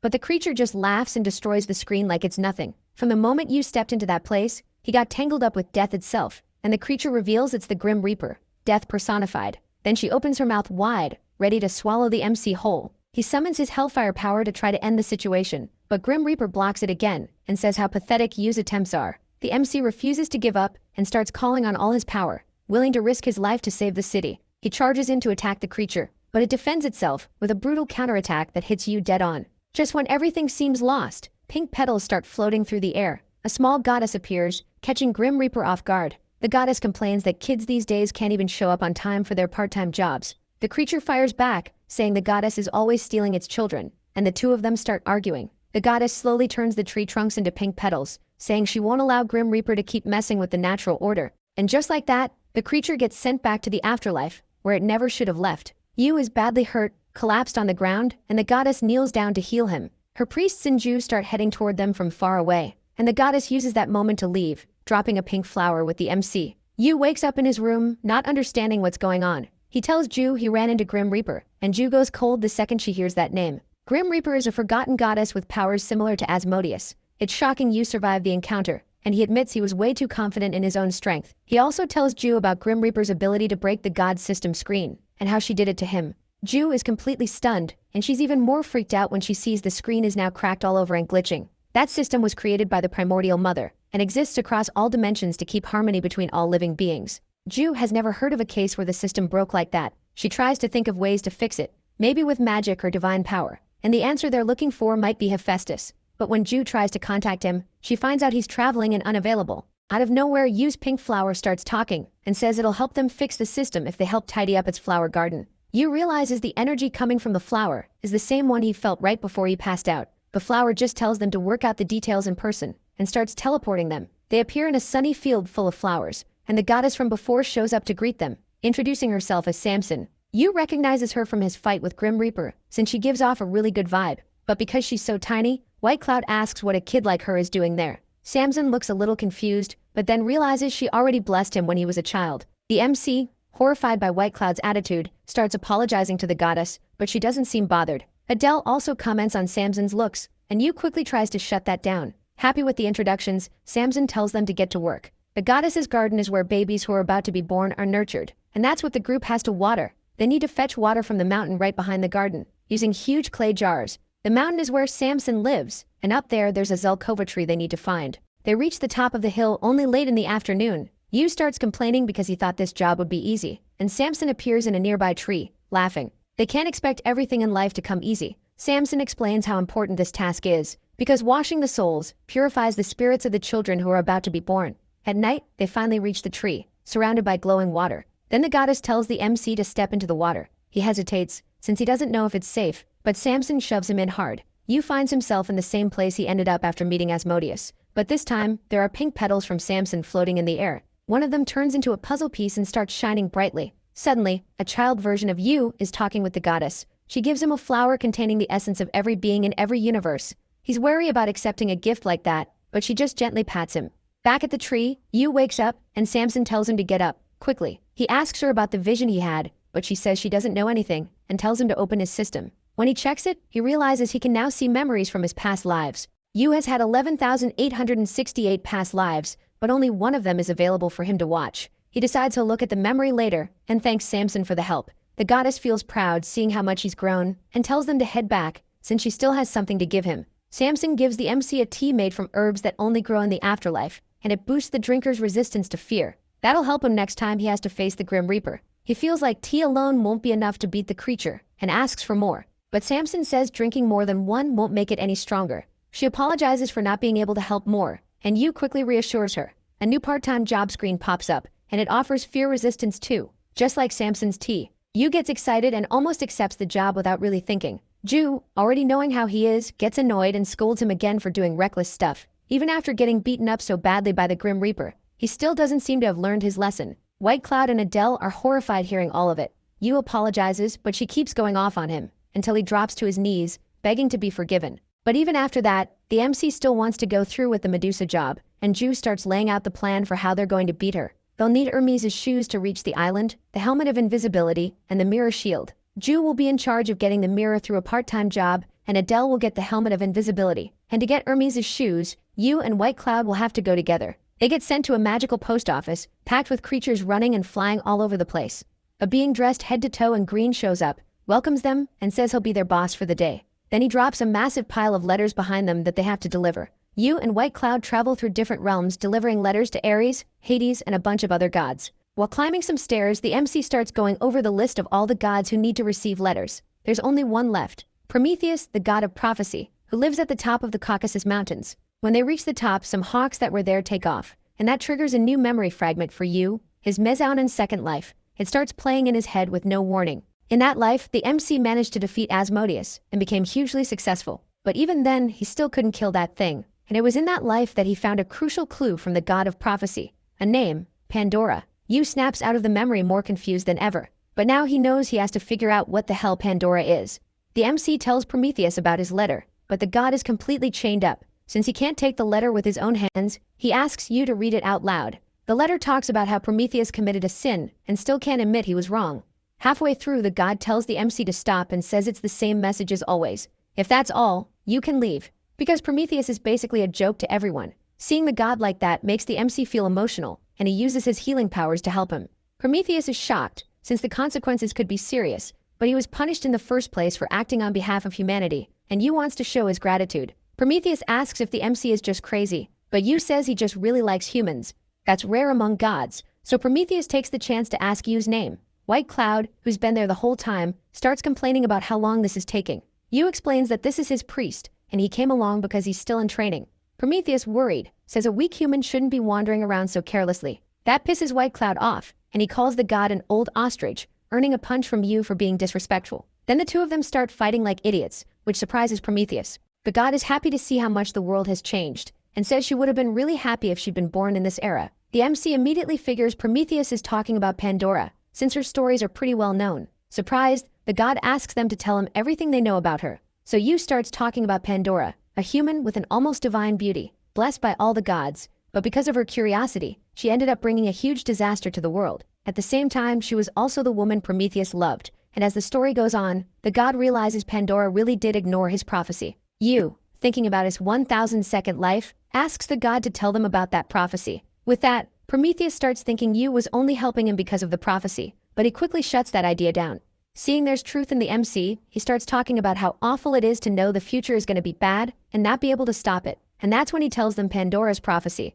Back at the post office, White Cloud complains about how there aren't any teleports anymore. They got banned because of some quick-handed thieves, but since they finished the job, they've got Hermes' shoe, just like they agreed. Yu can't stop thinking about the prophecy that said the real Pandora's box still hasn't been opened, and when it is, it'll bring real calamity. The only thing he knows for sure is that to beat whatever that is, he'll need Pandora's help. Our MC heads off to deal with the last bits of paperwork and tells White Cloud to behave, basically treating him like a little kid. But then some commotion nearby grabs his attention. Some creatures are trying to convince a kid not to pick up their package, saying packages have to be delivered, not picked up. They keep arguing, but the creatures finally back off, and then they spot White Cloud nearby. One totally green creature starts yelling at White Cloud, thinking he was spying. The kid gets annoyed at the comments, but remembers what you told him, so he walks away trying to stay calm. The green one calls White Cloud a coward, and after that he can't hold it in anymore. He knocks the two creatures to the ground easily and makes fun of how weak they are. But since White Cloud started the fight, the Verduxo blows a whistle and calls in backup. And like a little kid, White Cloud gets himself into a massive mess. White Cloud starts freaking out when he realizes he's screwed up, and Yu is gonna chew him out hard. Right then, the MC shows up behind his priest already irritated, and White Cloud dumps all the blame on the kid from earlier. He tries to explain he's not the bad guy here, since those dudes were trying to rob the kid. Then the green guy charges at both of them, but Yu blocks him easily. Yu tries to stay calm and end the whole thing by talking it out, but they don't want to hear it and all rush in. So the MC uses a powerful attack and slams everyone into the wall. They recognize him from his power as that crazy god who picked a fight with Hades, the one everyone's been talking about. Yu gets pissed at the nickname and demands to know who started calling him that, so he can beat them up. The kid gets fed up with the chaos and throws dirt on the MC to shut him up. Then she asks what he's gonna do now that his attack wrecked her package. They start arguing about the package, and about how the kid never asked Yu for help dealing with the bullies. Then the kid reveals she's Elia, and the MC recognizes her as the one who posted the part-time job to take down Medusa. Elia asks if he's gonna take the part-time job or not, which surprises Yu since he hadn't even applied yet. They leave the post office to talk, and the kid reveals she knew he was interested because she's basically some kind of prophet. She wants to know Yu's plan to capture and take out Medusa, since she's sure he'll accept. The MC pulls a reverse card and asks what her plan is, and Elia starts by saying he needs to be able to fly freely. Even though he got Hermes' shoes, he'd still need to learn how to use them. Since that could take a long time, Ilya recommends Icarus's wings. The only problem is those wings cost 2,000 Hermes. So yeah, crazy expensive. Thinking of another way, Yu asked Ilya for an advance of 100 of her coins, even though they're not worth that much. And then the MC is flying through the sky with wings on his shoes. Ilya is shocked at how he managed to sort everything out in just a few minutes. Out of nowhere, Ju shows up behind Ilya with a murderous look, asking who the kid is. Ilya introduces herself and says it's nice to meet the reincarnator. Ju remembers basically everything that happened across all 1,869 of her lives. She remembers all the gods they met along the way. And even if they run into some of them earlier than expected, those meetings would have happened anyway. But Ilya is different. This kid has enough divine power to dodge all of Ju's attacks. And Ju has never even heard of her, not even as a rumor. Ju attacks Ilya a bunch of times, but Ilya dodges every hit like it's nothing. It's weird that a kid is that skilled, and that she even knows Ju is a reincarnator. Right when Ju's about to go for a finishing blow, Yu steps in and breaks up the fight. Things get tense between them, and Ju is way more worked up than usual. Ilya uses the moment to leave, saying she'll let them know when they should meet there tomorrow. The MC asks Ju if the kid is dangerous, but Ju just says she doesn't know because she doesn't know Ilya. He's confused about why Ju attacked Ilya for no obvious reason, but even Ju can't explain it. Yu tries to lighten the mood when he notices Ju's feeling down. He admits he also suspects Ilya, but they need that fear resistance for what they're going to face later. Ju apologizes for reacting like that and hands over the remaining items. With a sad look, she wishes him good luck at his part-time job and leaves. Later, lying in bed, Ju asked Persephone if she knows anything, but even the goddess doesn't know who Ilya is. Persephone doesn't ask if what's bothering Ju is actually jealousy. That makes Ju think about the time Yu got really close to her, and she gets embarrassed. But her thoughts quickly turn darker when she remembers she might have to repeat this life all over again. She's tired of reliving everything,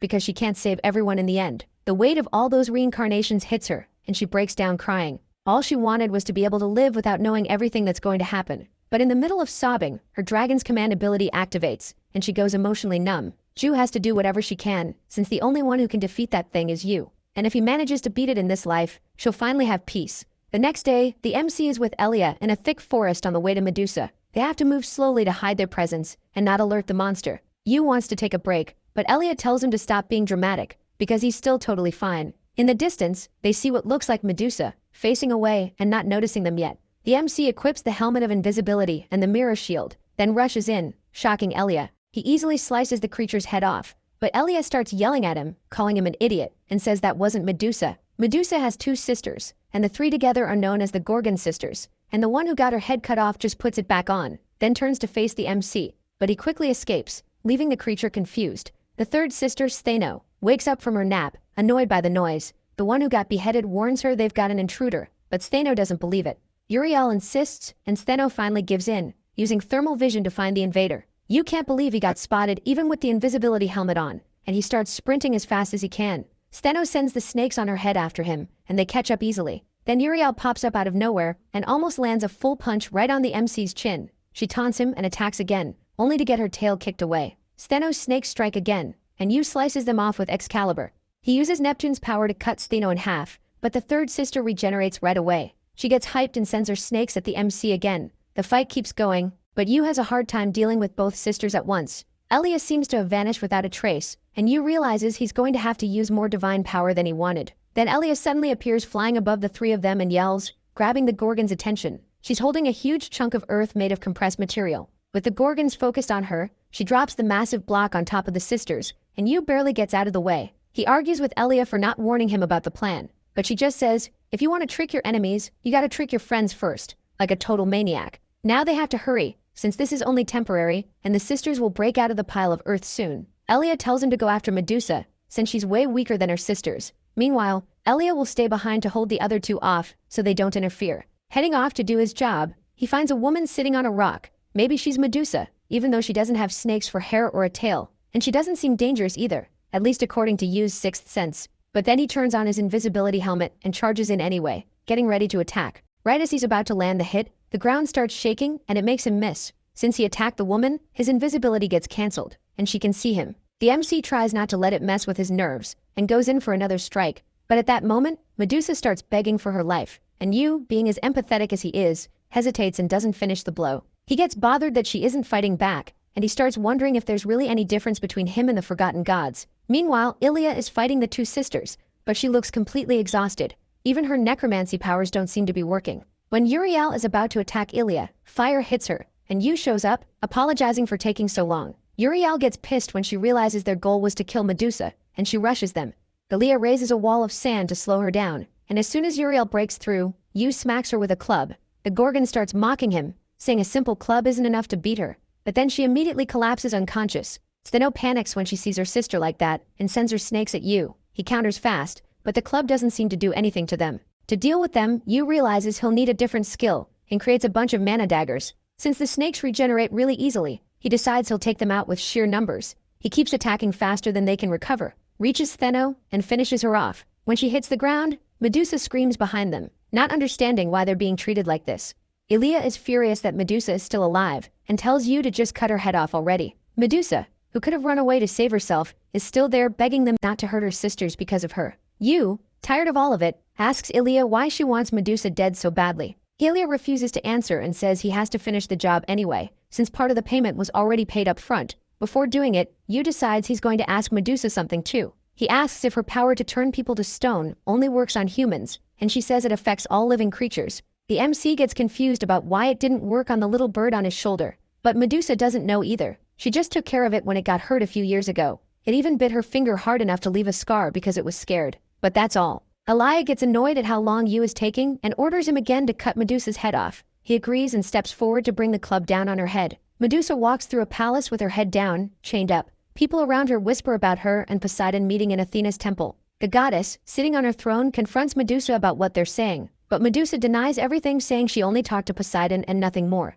Athena doesn't believe the Gorgon and decides the two of them were mocking her the whole time. So Athena curses her. Any living being that looks into her eyes will turn to stone. Athena wants her to regret what she did for the rest of her life. In an abandoned barn, Poseidon visits Medusa and sees she's completely broken. She overheard him talking trash about Athena inside her own temple while she was passing by. Since that can't get out, Medusa has to take the blame and suffer the consequences. Poseidon feels guilty, since she can't even blink without closing her eyes. Trying to make it a little less horrible, he tells her to go to a faraway island and allows her to blink. Back in the present, Yu doesn't hit Medusa. He drops the club next to her instead. He says he's not going to kill her, and tells Ilya that if she comes any closer, he'll stop her. Ilya starts kind of melting and gets irritated at the MC's attitude. Even with fear resistance in play, he refuses to become like the forgotten gods. Ilya gets more and more upset. She worked so hard and it was all for nothing, and now she's going to disappoint that person. Yu realizes she's been hiding something from him and asks about this mysterious person, but Ilya refuses to answer and just leaves. Medusa keeps her eyes closed while the MC heals her earlier wound. Still thinking about the bird that's immune to the curse, he comes to the conclusion that the answer must be Medusa's blood, and takes the chance to collect a little. His system warns him he needs to drink her blood, which makes him kinda uneasy. Medusa asks if she can open her eyes yet, and Yu takes the chance to drink the blood before she can see what's going on. He gains fear resistance and can now look Medusa in the eyes. Excited about the result, Yu tells her to open her eyes. Then he crouches down to her level to see what they look like. He says he found a way not to be affected, and tells her to consider it compensation for destroying her island. Riding that momentum, Yu also apologizes for fighting her sisters. But Medusa starts crying like a little kid, overwhelmed because she can finally look at someone. He promises he'll help her find a way to free her from the curse. Back in Korea, the MC gets called to room 32 at the spa. The association made the spa just for hunters, using part of a dungeon. It's a great place to recover mana and heal injuries. When Yu walks into the room, he finds Leo sitting there super relaxed in the sauna. He's wearing a mask even in that heat like a total weirdo. Leo talks about a portal that recently exploded and calls Yu out for not showing up. Yu just says he was busy with his own stuff. Then Leo walks into the sauna, shocking Yu. But unexpectedly, Leo also seems to recognize her and gets emotional. Our MC is confused because she was supposed to be a goddess. So how the hell is she Leo's little sister? Aaliyah stays quiet, even with Leo making a big deal out of it. Ju shows up at the door right then, saying this doesn't look like some sweet sibling reunion. She tells Yu she looked into Aaliyah because she seemed really suspicious. None of the gods seemed to know her, and there were no records of her either. That could only mean she's a forgotten goddess, but she doesn't have the same vibe as them. So Ju changed her approach and searched for info across all dimensions, and the answer she kept getting was Leo, the #1 hunter, who has a younger sister that disappeared. After all that digging, Ju realized Aaliyah is a human who, like them, can use the god's system. Then she asks the girl who she really is. But Leo, who's been listening, gets confused by all this god's talk and tries to protect his sister. Annoyed, Aaliyah just tells him to leave and not to come looking for her anymore. With that handled, she starts acting all smug because Ju put so much effort into figuring her out. It was arrogant of Ju to assume only she and Yu could use the god's system. She really thought she was the only one who knew how things were going to play out. But tired of talking to Ju, Aaliyah says she wants to talk to you, since he at least owes her that. He agrees, since he has questions too. Aaliyah doesn't want anyone butting into the conversation, so she opens a portal to take them somewhere else. They get teleported to the top of a building surrounded by a purple shield. Aaliyah says that at first she thought Yu was just a god pretending to be human, someone powerful she could use for her plans. Then she goes into this confusing talk about stones and rivers, basically just to say something that wasn't supposed to happen, happened. He managed to get around the prophecy, and it seriously stresses her out. Yu's confused because he doesn't even know what prophecy she's talking about, and he's just a human who can use the god system, like her and Ju. Aaliyah looks shocked by that and says the prophecy didn't include someone like him. The prophecy can't go off track, so she lifts a huge rock and hurls it at the MC. Ju shows up just in time to save him and brushes off the attack. But Aaliyah repeats that Ju is way too arrogant, and that her plan was never to hit Yu. They both look back and see part of the shield cracked, then it completely shatters right after. Ju is totally stunned, while Aaliyah screams that she won't accept any more variants in the prophecy. They realize they're surrounded by monsters, and Aaliyah plans to finish them off right there. Horrifying monsters of all sizes and shapes start closing in. Yu and Ju look tiny compared to them, and they're shocked by how many there are. Aaliyah opened a portal so powerful that if this keeps up, every monster that exists will end up in the human world. But she doesn't seem worried at all, and attacks Ju as she comes at her. Ju dodges fast and ends up cutting Aaliyah on the cheek. Ju tries to force answers out of Aaliyah, but Aaliyah seems to have snapped, saying that even if she dies, the human world will still be in danger. She and Ju have been through this a bunch of times. Portals that won't close, armies of demons, the whole thing. Ju's dragon's mandate starts getting unstable and she panics. Aaliyah doesn't seem to care that she's human too, and that she has a family. She's already risked everything to create the world that person wants. No matter how hard Ju fights, it's already over. Flashbacks from her past lives hit her hard, and she collapses on the ground crying, accepting that this is the end. Aaliyah takes the chance to attack her, but Yu shows up just in time to block it and protect Ju. The MC, pissed off, tells Aaliyah she's the only one there who's actually alone. Everything they've built up to now isn't so fragile that it can be destroyed by some random kid's tantrum. Yu summons his 3 priests to help in the fight and holds out his hand for Ju to get up. He needs her help while he searches for the portal's essence. Ju, fired up again, says she'll handle Aaliyah for him. The kid tries to attack Yu, annoyed at being ignored, but Ju rushes her and messes her up badly. But Aaliyah makes it clear Ju can't finish her off, not while that person can still see them. And then, out of nowhere, a message pops up. The Eye of the Abyss is watching. Fear of the Abyss freezes everyone, and Aaliyah uses the moment to reveal she's the 100th child of the beginning, a prophet chosen by Chaos, the one who'll destroy the world and then deliver Chaos's salvation. She transforms right in front of them. 2 huge horns, white hair. Ju can't believe Aaliyah would choose to serve the god of Chaos, knowing it devours entire dimensions. But Aaliyah says Chaos was the only one who ever supported her, so that's who she serves. Introductions done, she gets ready to leave, warning them, the stronger the light, the darker the shadow. And now she knows what Ju's trump card is. Ju just stands there, frozen in shock, watching Aaliyah leave. They finally manage to get out of the portal and take off from there. The portal is so weird, you can't even destroy it. Adele and White Cloud start complaining about the monsters, but at least they restored the barrier before leaving. The MC is proud of his priests and congratulates them for the effort. But then he starts wondering how it's possible he couldn't find the essence, and how the portal appeared exactly where they were. Ju uses his curiosity to pull him aside for a private talk, promising answers. Right then, an Iris Guild helicopter shows up. They spot Yu down below, but the guild leader tells them to just investigate the portal. He'll only meet the MC again when he's ready. Somewhere more secluded, Yu asks Ju not to hide anything from him, about her and Aaliyah, and about the children of the beginning that got mentioned. They were created at the very start of everything by the Earth Goddess. Some look different, but they all have the purest souls. The first child born like that has lived 1,869 lives so far, trying to stop Ragnarok. That child is Ju. Yu admits he'd been finding this whole reincarnation thing suspicious. Even though Ju never told him, he figured it out on his own over the 2 years they've been together.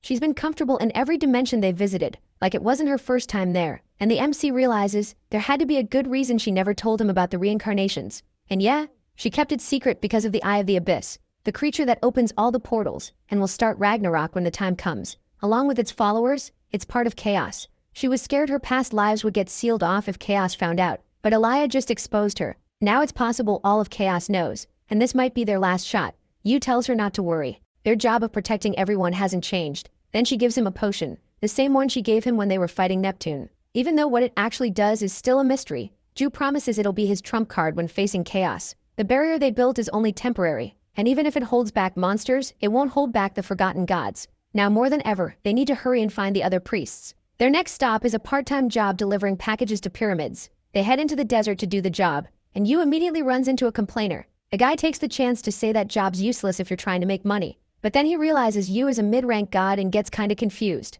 He's used to dealing with lower-class gods who cause trouble for no reason.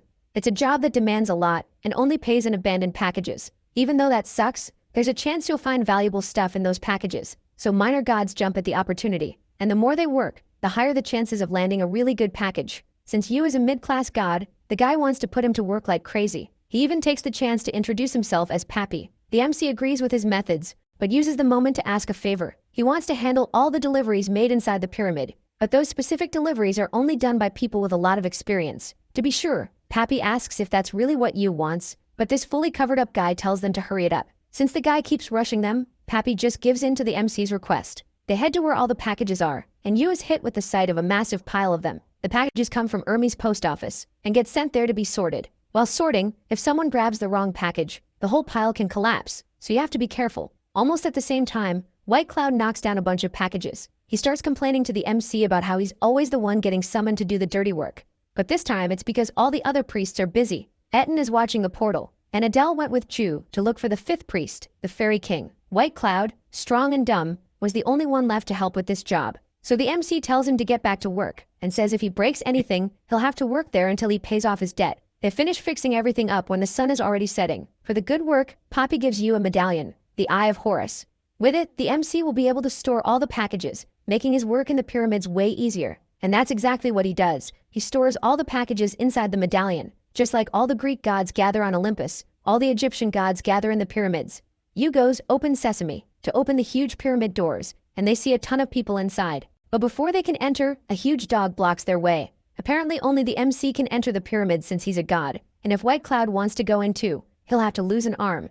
Yu tries to ask for an exception, but the big dog won't budge. Except White Cloud already stepped inside the pyramid, and the dog gets excited because now it can devour him. The MC tries again to ask him to let it slide, but there are no exceptions. So the dog lunges at White Cloud, but Yu quickly slams it to the ground. White Cloud is amazed by the hit, but Yu knows he didn't do much damage. The Pyramid Guardian, aka the big dog, gets pissed and says you better be ready for the consequences. It attacks Yu with everything it's got, but drops to the floor before it can even land a hit. The dog doesn't understand why its body isn't obeying it anymore, and the MC asks, what kind of dog bites its own master? The Guardian is confused, but no matter how hard it tries, it can't move its body at all. Yu gives it 2 options: answer his questions honestly, or get forced to act like a little puppy. White Cloud and Yu go down some underground stairs, and the dog points them to a passage in the floor. The MC wants to reach the top of the pyramid, but first he has to pass through the Sphinx's place. The top is a labyrinth that changes every day, and you need permission to enter it. Since the Sphinx knows everything that happens in the pyramid, she'll be able to help them. When they get to the spot they were told about, they come face to face with a huge golden statue. Yu says they're looking for the pharaoh, and the Sphinx says she'll help if he proves his wisdom to her. Even though he's confident, the cat says it won't be easy. Then 3 cats appear, Su, Fing, and Ku, who together make up the Sphinx. Su gets the first question ready, and Yu looks even more confident when he realizes they're just cats. Su gets hyped and says the first question will be math, drawing the problem on the ground. He gives Yu 1 minute to solve it. Yu begs for more time but gets denied. Fing laughs at the MC panicking after thinking it would be a piece of cake. Su warns him that if he answers wrong, something bad will happen. And feeling the cat's power aura, Yu realizes they're on Hephaestus's level. He won't be able to run away anymore if things get ugly like he'd planned. A message screen pops up right when the MC is trying to focus on the problem. It's Papyrus demanding the package deliveries. Yu gets annoyed at the awful timing, but he recognizes the name Papyrus and gets an idea. The 3 cats start a countdown, and Yu gives them his answer. Turns out Papyrus was the god of math, even though he didn't really look that smart. Sphinx is shocked that Yu answered correctly. Then they say they're going to ask the second question, which pisses the MC off. The cats never promised it'd be just 1, so Yu has to answer 3 questions total to get what he wants. Fing then asks how Sphinx should split the 2 of them up if they want to devour them, and he hands the MC a sword so he can answer in practice. Yu realizes these cats probably don't plan on giving him the answer he's looking for. They're just getting them ready to be eaten. Fing makes it clear he can only use the sword once when answering. Yu, not being stupid, points the sword at one of the cats and says that way there'll be 1 less mouth to feed. The cats get stressed at the answer and release this heavy aura. White Cloud drops to the ground, unable to move properly, but Yu stays standing. Thanks to Medusa, he's got resistance to fear now, so the cat's trick doesn't affect him. He tells all 3 to come at him if they're that mad. Of course, the Great Sphinx wouldn't call an answer wrong just because she doesn't like it. That's what Yu thinks, but Fing steps toward him. Ku tells his brother to stop, because the answer is correct whether they like it or not.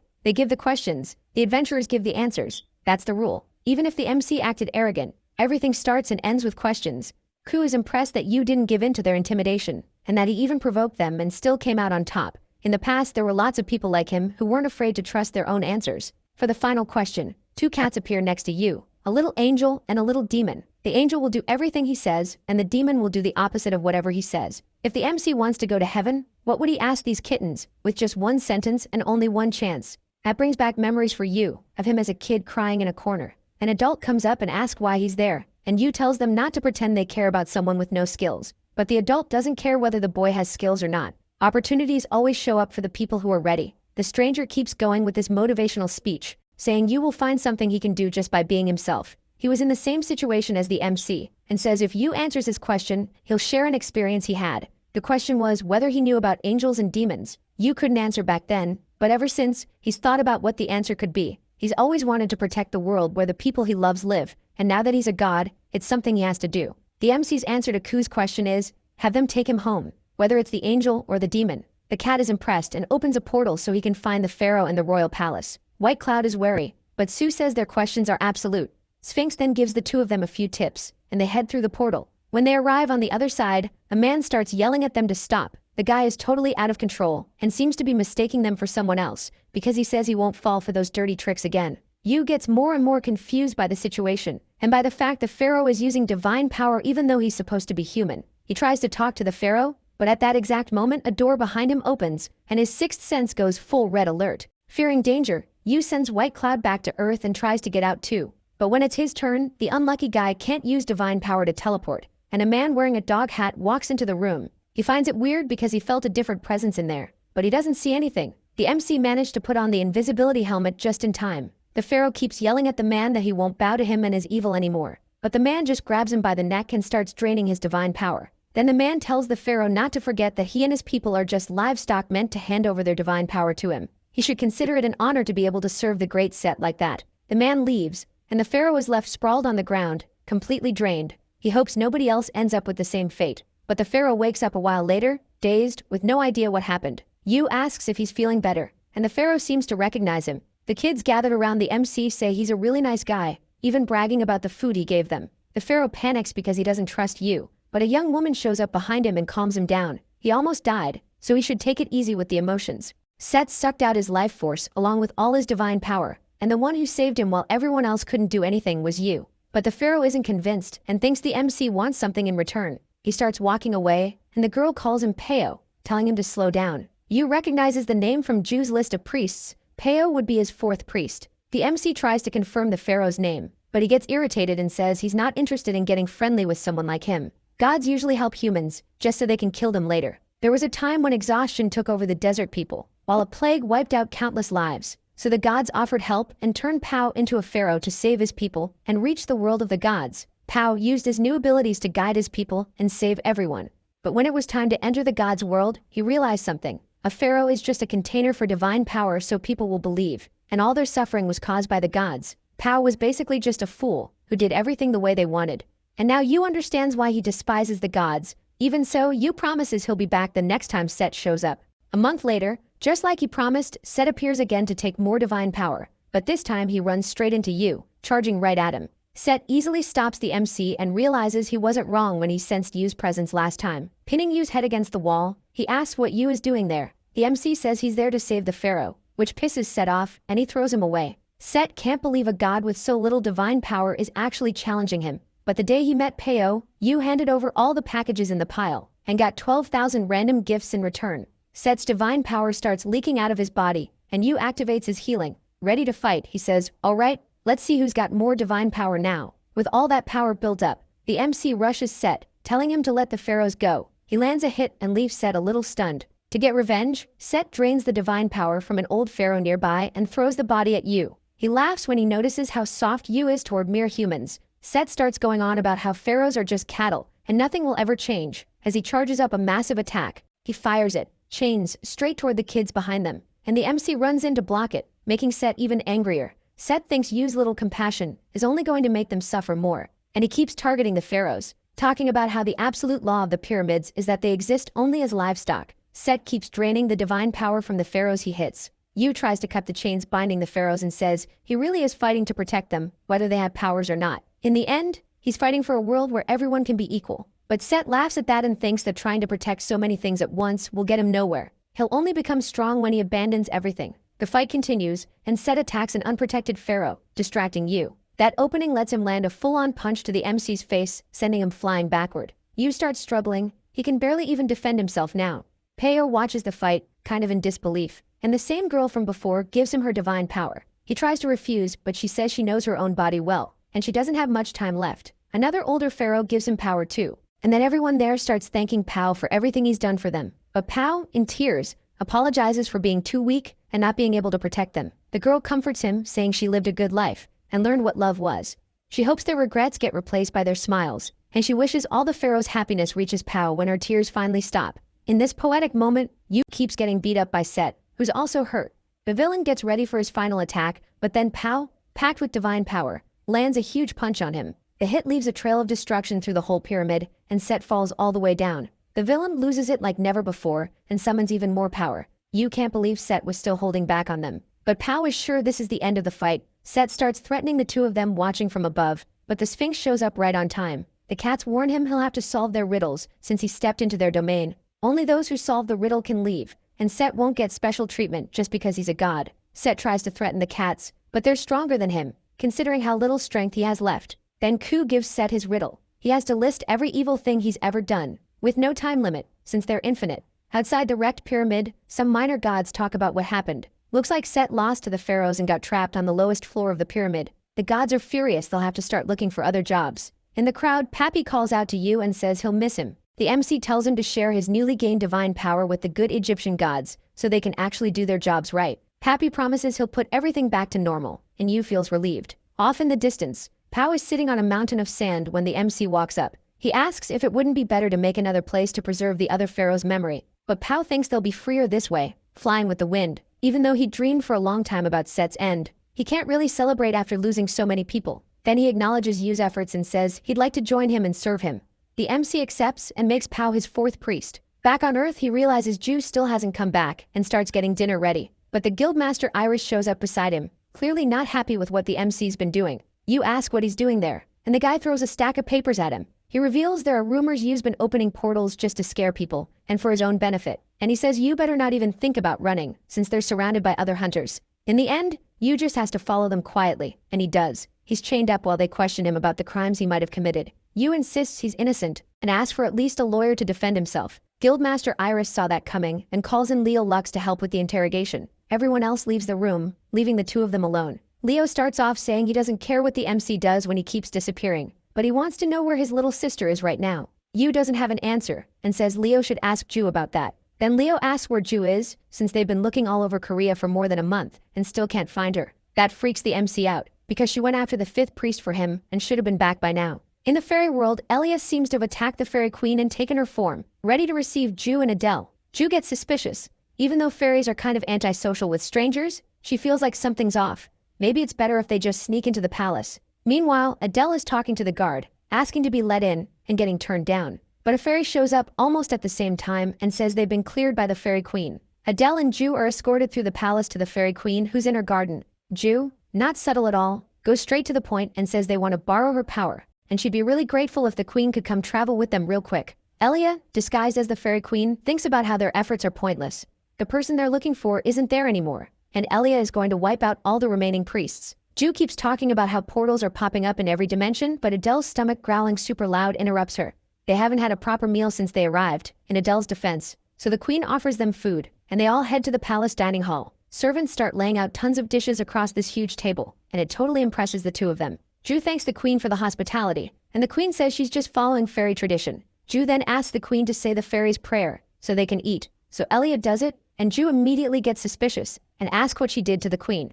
Ju suddenly rushes at Elia at insane speed. Fairy language changes depending on social class, and Elia's mistake was using the common way of speaking. Elia transforms back into her real form, wrecking everything around her. Ju demands to know what Elia is doing there. Elia reveals she took out the fairy queen, one of the kids from the beginning. If she already knows their plan to go after the kids and recruit them, then why wouldn't she stop them? Adele tries to defend herself from Elia's attack, totally confused about what's going on. Meanwhile, Ju goes eerily calm and crosses the hall toward Elia in a flash, landing an almost fatal hit. Elia realizes Ju is way too strong for her, but it doesn't matter, she's already bought enough time. And the kid reveals she kept Ju there until now because of the portals in Korea. The barrier they set up has already been destroyed, and Grim Reaper managed to escape. So now the question is, how long can Yu hold out against that old woman without having all his powers back yet? Ju is stunned by that and tries to confirm if Elia is telling the truth. But her transmission doesn't work there because Earth is outside the system, thanks to Grim Reaper getting stronger from all the chaos. Elia starts taunting Ju, saying that feeling, knowing everyone you love is about to be destroyed, is something she's very used to. Then the kid leaves, abandoning Ju alone with her despair. Back in Korea, Code Red gets activated and all hunters are called in. Over the loudspeakers they announce that an old woman and a tree came out of the portal, and they can't contact anyone near the area. Yu recognizes Grim Reaper from the description and panics, because any hunters who go up against her are basically just going to get wiped. He easily breaks free from his cuffs and tells Leo to get out of the way. He needs to get to the portal. But Leo won't budge and says they're not done talking. Yu says the situation's changed, he can't waste time anymore, and tries to run. But Leo attacks him anyway, even knowing things might be worse than the first time they met.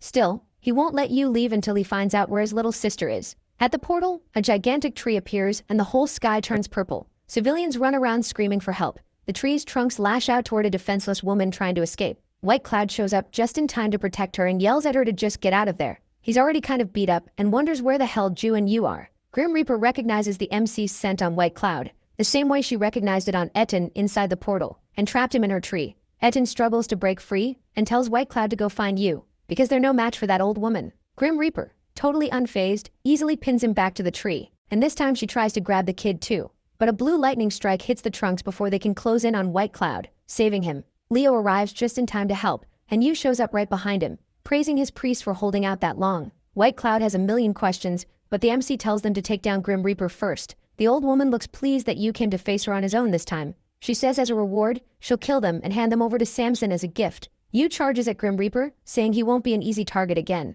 He slices through the branches coming at him. Leo helps too, sending his power into the remaining branches. Grim Reaper is surprised at how easily they cut them all down, and the MC says Leo isn't the #1 hunter for nothing. Leo just tells Yu not to forget their deal, and Yu promises he'll keep his word about finding Elia. Leo had told the MC he'd do anything if it meant seeing his sister again, so Yu asks if he'd do anything for Yu too, if Yu had a way to find Elia. And now the two of them keep fighting Grim Reaper, who won't stop throwing branches at them. But the old woman starts some creepy ritual, summoning a soul-devouring flower. The flower releases a purple gas into the air, but it doesn't seem to be poison, no matter what. Yu's planning to blow her away with his wind ability. But when he tries to use it, something goes wrong, and he realizes the gas shuts down his abilities. The MC tries to warn Leo about it, but Leo says he's not from this world. He's never had to rely on abilities, since he's had mana since he was born. Inspired, Yu also summons his mana and tells Leo to try not to fall behind as the two of them push forward toward the old hag. When Grim Reaper realizes they can handle things without abilities, she sends even more brutal branches at them.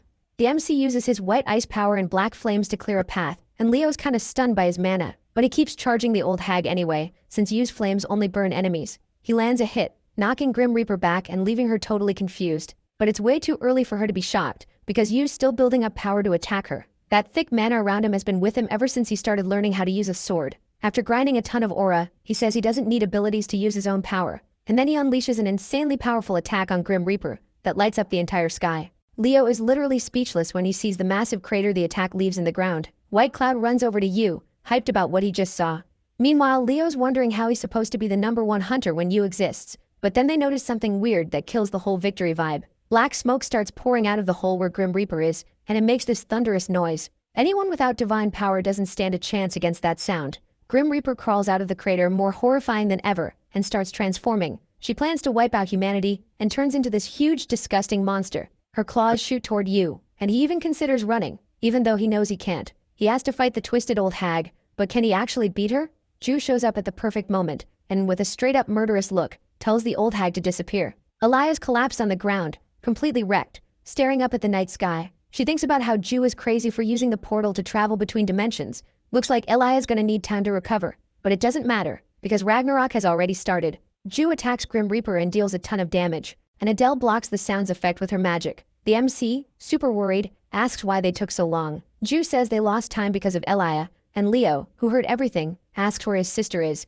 But the old hag gets annoyed by their conversation and starts regenerating. She goes after Yu, but Ju stops her and tosses the MC a golden apple so he can recover. The hag's regeneration is way too strong, so they'll need power that can overpower it. If they just keep trading attacks back and forth, they're gonna lose. Ju tells the MC to think of something while she keeps the hag busy, but that's easier said than done, and he starts thinking about how her body works. Since her finger went flying after Ju's attack, the hag must have used some kind of block against Yu's attack, which means if he sneaks in, he might be able to deal real damage to her. The MC tells Adele to prep her strongest spell, while Leo helps her. Ed and White Cloud have to protect Ju, stopping Grim Reaper from using some super powerful attack. With everything set, Yu eats the golden apple and everyone follows the plan. The hag keeps fighting Ju while Adele charges her attack. Leo burns a ton of energy trying to keep Grim Reaper from noticing him and Adele. The spell is ready, and Leo signals the others to watch out.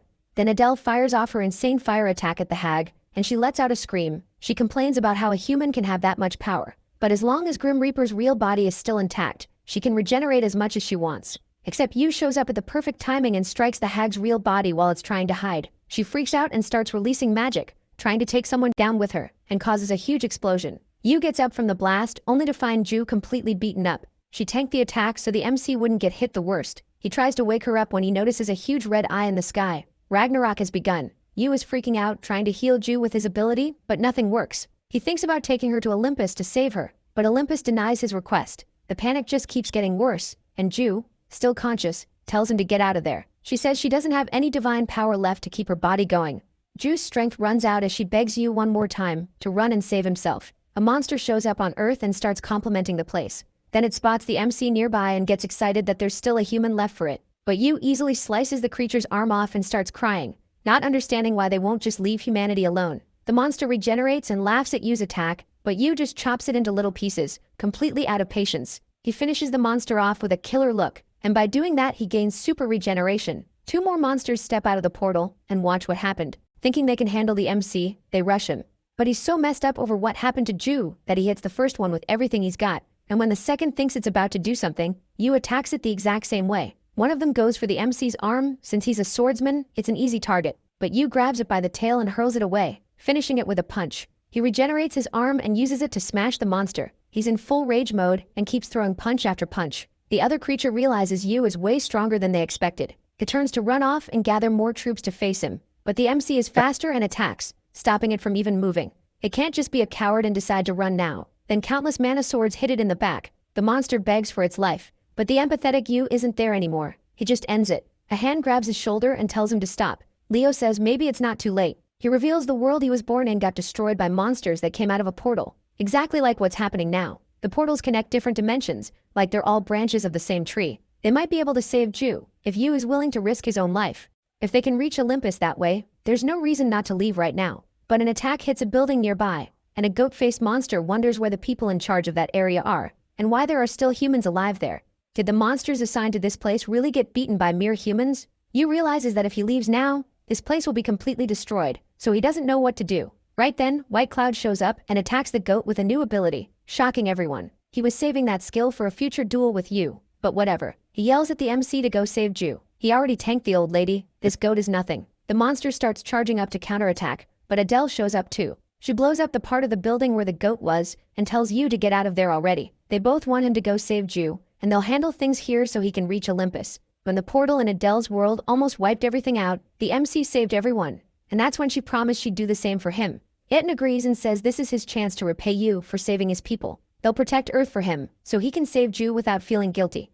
The MC smiles and asks Leo to lead the way. Finally decided, the two start running toward the portal. When they get close, Leo uses a powerful attack to tear it open. They jump into the portal, and it's exactly how Yu remembers. A monster appears behind them and asks what a couple of humans are doing there. But before it can do anything, the MC takes it out. No time, bro. After a while, Leo and Yu reach a portal with Olympus energy. Yu fills with hope. Ju's salvation is right there. But as they're about to enter, the MC hears a familiar voice and turns around. Asmodeus found him again. Yu pulls Excalibur and attacks the demon as fast as he can. But the creature counters, and the MC gets annoyed because he doesn't have time for this, attacking again. Asmodeus watches from the sky and realizes how much Yu has leveled up skill-wise. Yu notices the demon is trying to regenerate, and yeah, he's not letting that happen. Yu charges in to stop it, but his sword meets another sword halfway. Asmodeus is in human form and says it's an honor to fight him sword to sword. The MC's got zero patience because he's in a huge rush, so he charges in again without really thinking. He keeps attacking and tells Asmodeus to stay out of his way. The demon gets hyped seeing Yu almost reach that mind and sword as one state, so he starts firing off a bunch of attacks back to back. The MC blocks them all, but realizes if he's even a little slower, he could lose. Leo finally jumps into the fight and activates his blue lightning. He hits Asmodeus from the side, but the demon just summons another sword to block it. There's basically nowhere in this world Asmodeus' sword can't reach. And with that, he summons endless swords in the sky to go after Leo. Every hit lands, and Yu gets distracted, staring at his teammate in shock. Asmodeus takes advantage and attacks the MC with full force, leaving a trail of destruction. But Yu blocks it and tells the demon to move, unless he wants to meet his end. That just gets Asmodeus even more excited, since it's been a long time since he fought someone on his level. He tells the MC that Chaos gave him the title of Guardian of the Demon World, but a long time ago, he was known as the God of Swords. That's why the title was available for Yu when he chose it. But the MC asks, if Asmodeus was really that strong, why did he have to side with Chaos? The demon says it's because he's strong that he's on Chaos's side. Asmodeus spent his whole life chasing more power, but the higher gods don't like anyone who looks like a threat, so they tried as hard as they could to wipe him out, and in the end he became a monster. If it weren't for Chaos, he'd still be a mindless monster with no sense of who he even is. Life is non-stop fighting, so Asmodeus joined Chaos to create a new, pure world. Tired of his own speech, he summons his countless swords again and points them at Yu. Then Asmodeus attacks, and it looks like he nails the MC dead on. During the attack, Yu realizes he can't block every sword, so he focuses on protecting only his vital spots. When it's over, the MC thinks he can finally counterattack, but he looks up and sees even more swords waiting for Asmodeus' command. The demon mocks Yu for looking satisfied after just one wave of attacks. Blue lightning strikes the demon's swords, and Leo gets back up even though he's totally wrecked. He asks Yu if they've got any chance of winning, and the MC is honest. Even at 100%, he couldn't guarantee a win. Basically, things are looking really bad for them. So Leo gives him advice, accept his power. Leo has a secret ability. He can make a mana elixir that heals wounds and gives the drinker some of his mana. If it works, Yu might not only recover, but unlock a new power too. But if the MC can't absorb the elixir, he might straight up die. Yu's determined. If it means saving Ju, he'll risk his life as many times as it takes. Leo saw that coming and hands him the lightning elixir. Yu gets swallowed up in a huge ball of blue lightning. Asmodeus watches them, fascinated, but says the fight's already over. He had big expectations for Yu, and he hopes all the waiting pays off. Leo tells the demon to keep those expectations high, but for now, Leo's the one who's gonna play with him. Asmodeus laughs, but he's down for a little fun. Meanwhile, the MC is back in that puzzle dimension, wondering why he always ends up there. A strange voice says the place is like what's left of a kaleidoscope. The voice belongs to a floating ball of light that introduces itself as part of Pandora. They don't have much time, so Pandora gets straight to it. Yu might die. She can't explain how she ended up there with him, but she promises she can help. Basically, Yu's body couldn't absorb the new mana,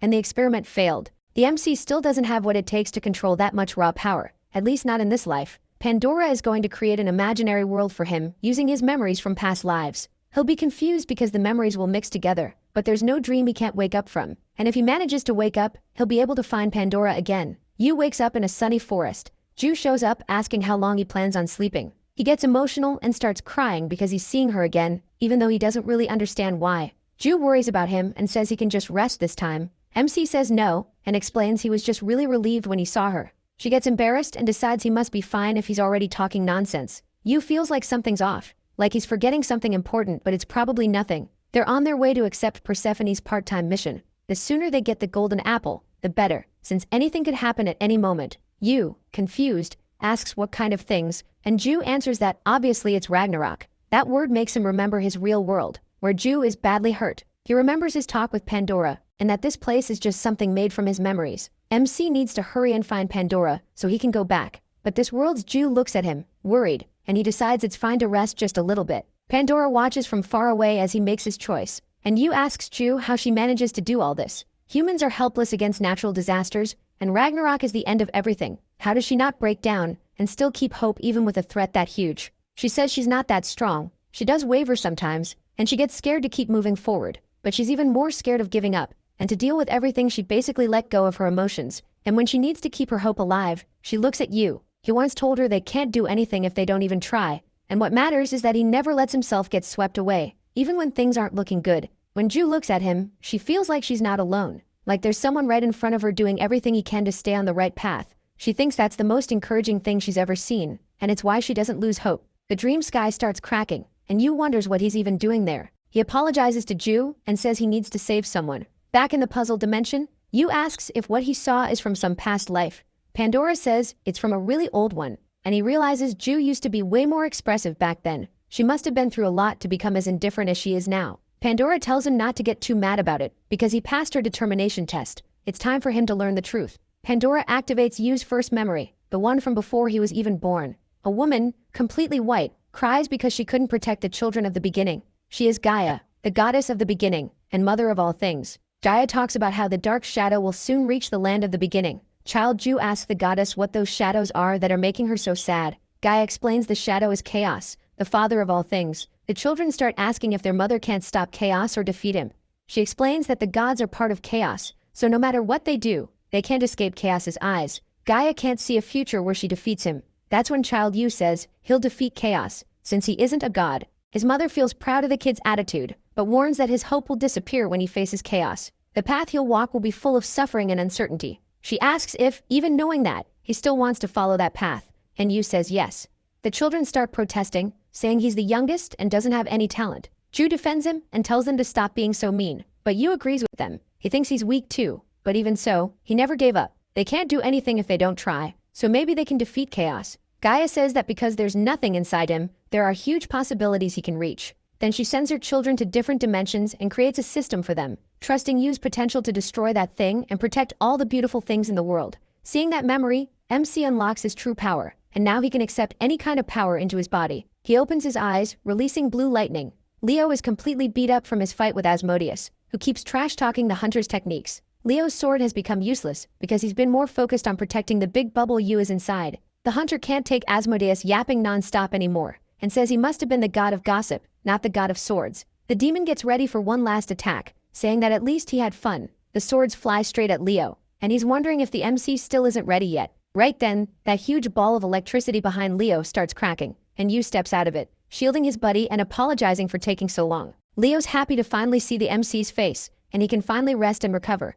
Asmodeus is disappointed, since it looks like Yu just accepted a different kind of mana into his body, and he was expecting more. But the MC rushes the demon at an unreal speed, and Asmodeus is stunned. He throws out a powerful lightning attack that catches Asmodeus off guard. Excited by his opponent's new powers, Asmodeus seems to gather even more power to attack Yu. The MC dodges easily, but the demon's swords reach all the way to a mountain in the distance. Then he summons a hurricane of swords that starts moving toward Yu. But instead of a bunch of swords at once, it's actually just one sword generating the whole hurricane. If the MC can break the flow, maybe he can claim that one sword for himself. He times it perfectly and strikes the sword, sending it straight at Asmodeus. It smacks him in the face, leaving the demon confused. At the same time, Yu takes the hurricane for himself and absorbs all of Asmodeus' swords. The demon realizes that this power comes from beyond the heavens and that he's lost the fight. The hurricane causes insane destruction and hits Asmodeus head-on, and he drops to the ground defeated. He starts to fade away, realizing that this whole time he was way too proud. As he disappears completely, he says it was an honor to fight the MC.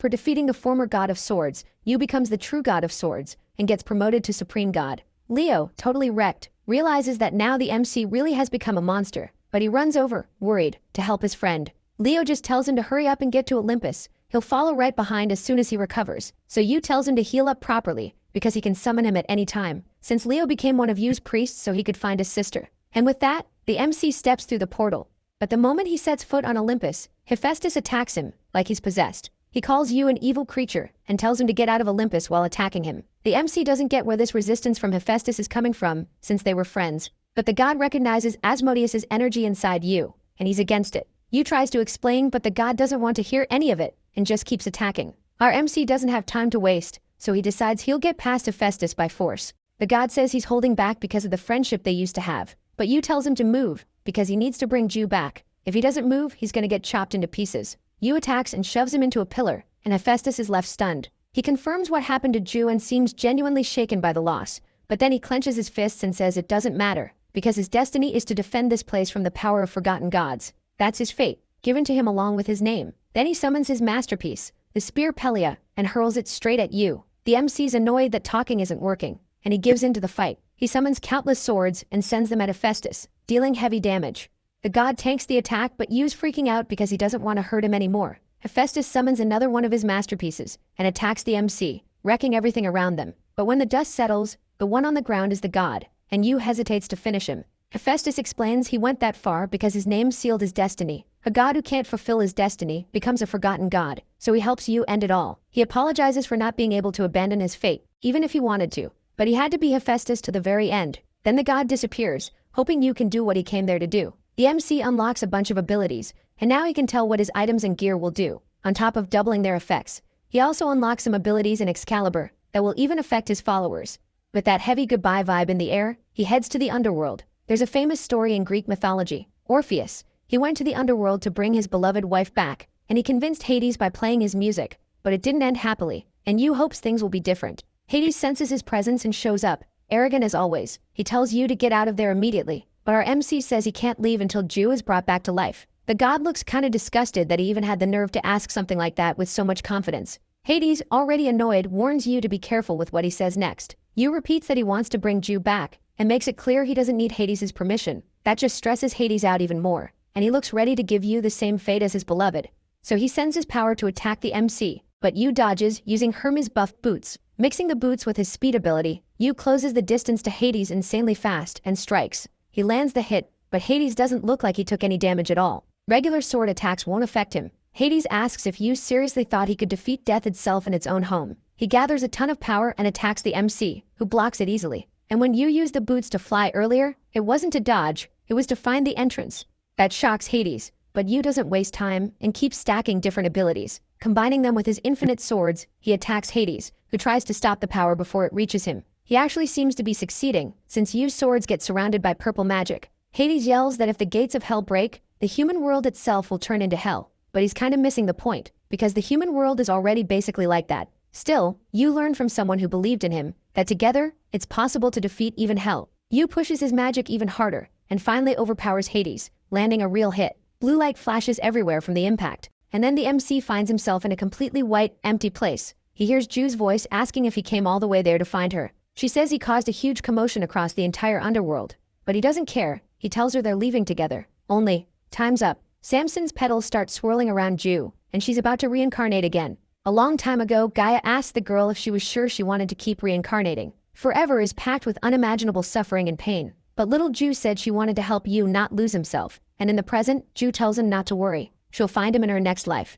Yu refuses, grabs her arm, and asks why she has to be the only one who keeps sacrificing herself. She insists she already tried to end it, but this curse can't be undone. So the MC hugs her and says there's a way to fix it. They just have to go back together. Ju breaks down in Yu's arms and admits she doesn't want this anymore. She hates having to redo everything over and over, and watching the people she loves suffer. Samson shows up and quietly watches the two of them hugging. When they notice the goddess, they pull away, embarrassed. Then she gets to why she came, and asks if Ju is really going to reject reincarnation. Without even waiting for an answer, Samson explains that reincarnation can't rewind time. It's like stopping a book you were writing to start a new one. That's why Gaia chose this method, and saying you don't want to reincarnate is basically saying you don't want to be born again. If she stops Ju from refusing reincarnation, would they just give up and leave? Yu summons Excalibur and makes it clear he's decided he won't let Ju sacrifice herself anymore. Samson laughs at him and turns the sword back into snow. She gets annoyed that he still doesn't remember what kind of person she is. What kind of grandma would stop her grandkids from choosing the path they want? She was just worried about them and wanted to test his determination. What she really wants is for them to be happy, since they've spent so many lives suffering. Then Samson asks them to tell her everything, and says she'll help however she can. Yu summons all his priests, who look confused about where they are. As soon as Adele sees Ju, she runs over and hugs her while crying, and she scolds Yu, saying he's the one who should be doing reckless stuff to save Ju, not the other way around. White Cloud takes the chance to say hi to Pao, and the two seem to hit it off, talking about what they've been through. Pao is impressed by how young White Cloud looks, and they start bickering about who's older. Samson has fun seeing so many kids around, and would love to spend the whole day listening to them, but it's time for Yu to start explaining his plan now that the priests are there. He broke the reincarnation cycle, so there won't be a next time. He needs a plan to escape this catastrophe. The MC says there's only one way, defeating chaos. Samson says he's heard this story a bunch of times, but according to Gaia, he needs 12 priests to even have a chance. In none of his past lives did he manage to gather all of them, and this time is no different. In this life he only recruited 5, so everything's going to end the same way. But Yu has a Pandora fragment in his possession, Snow. The creature is actually a key that can blur the line between past and present and open the door of time.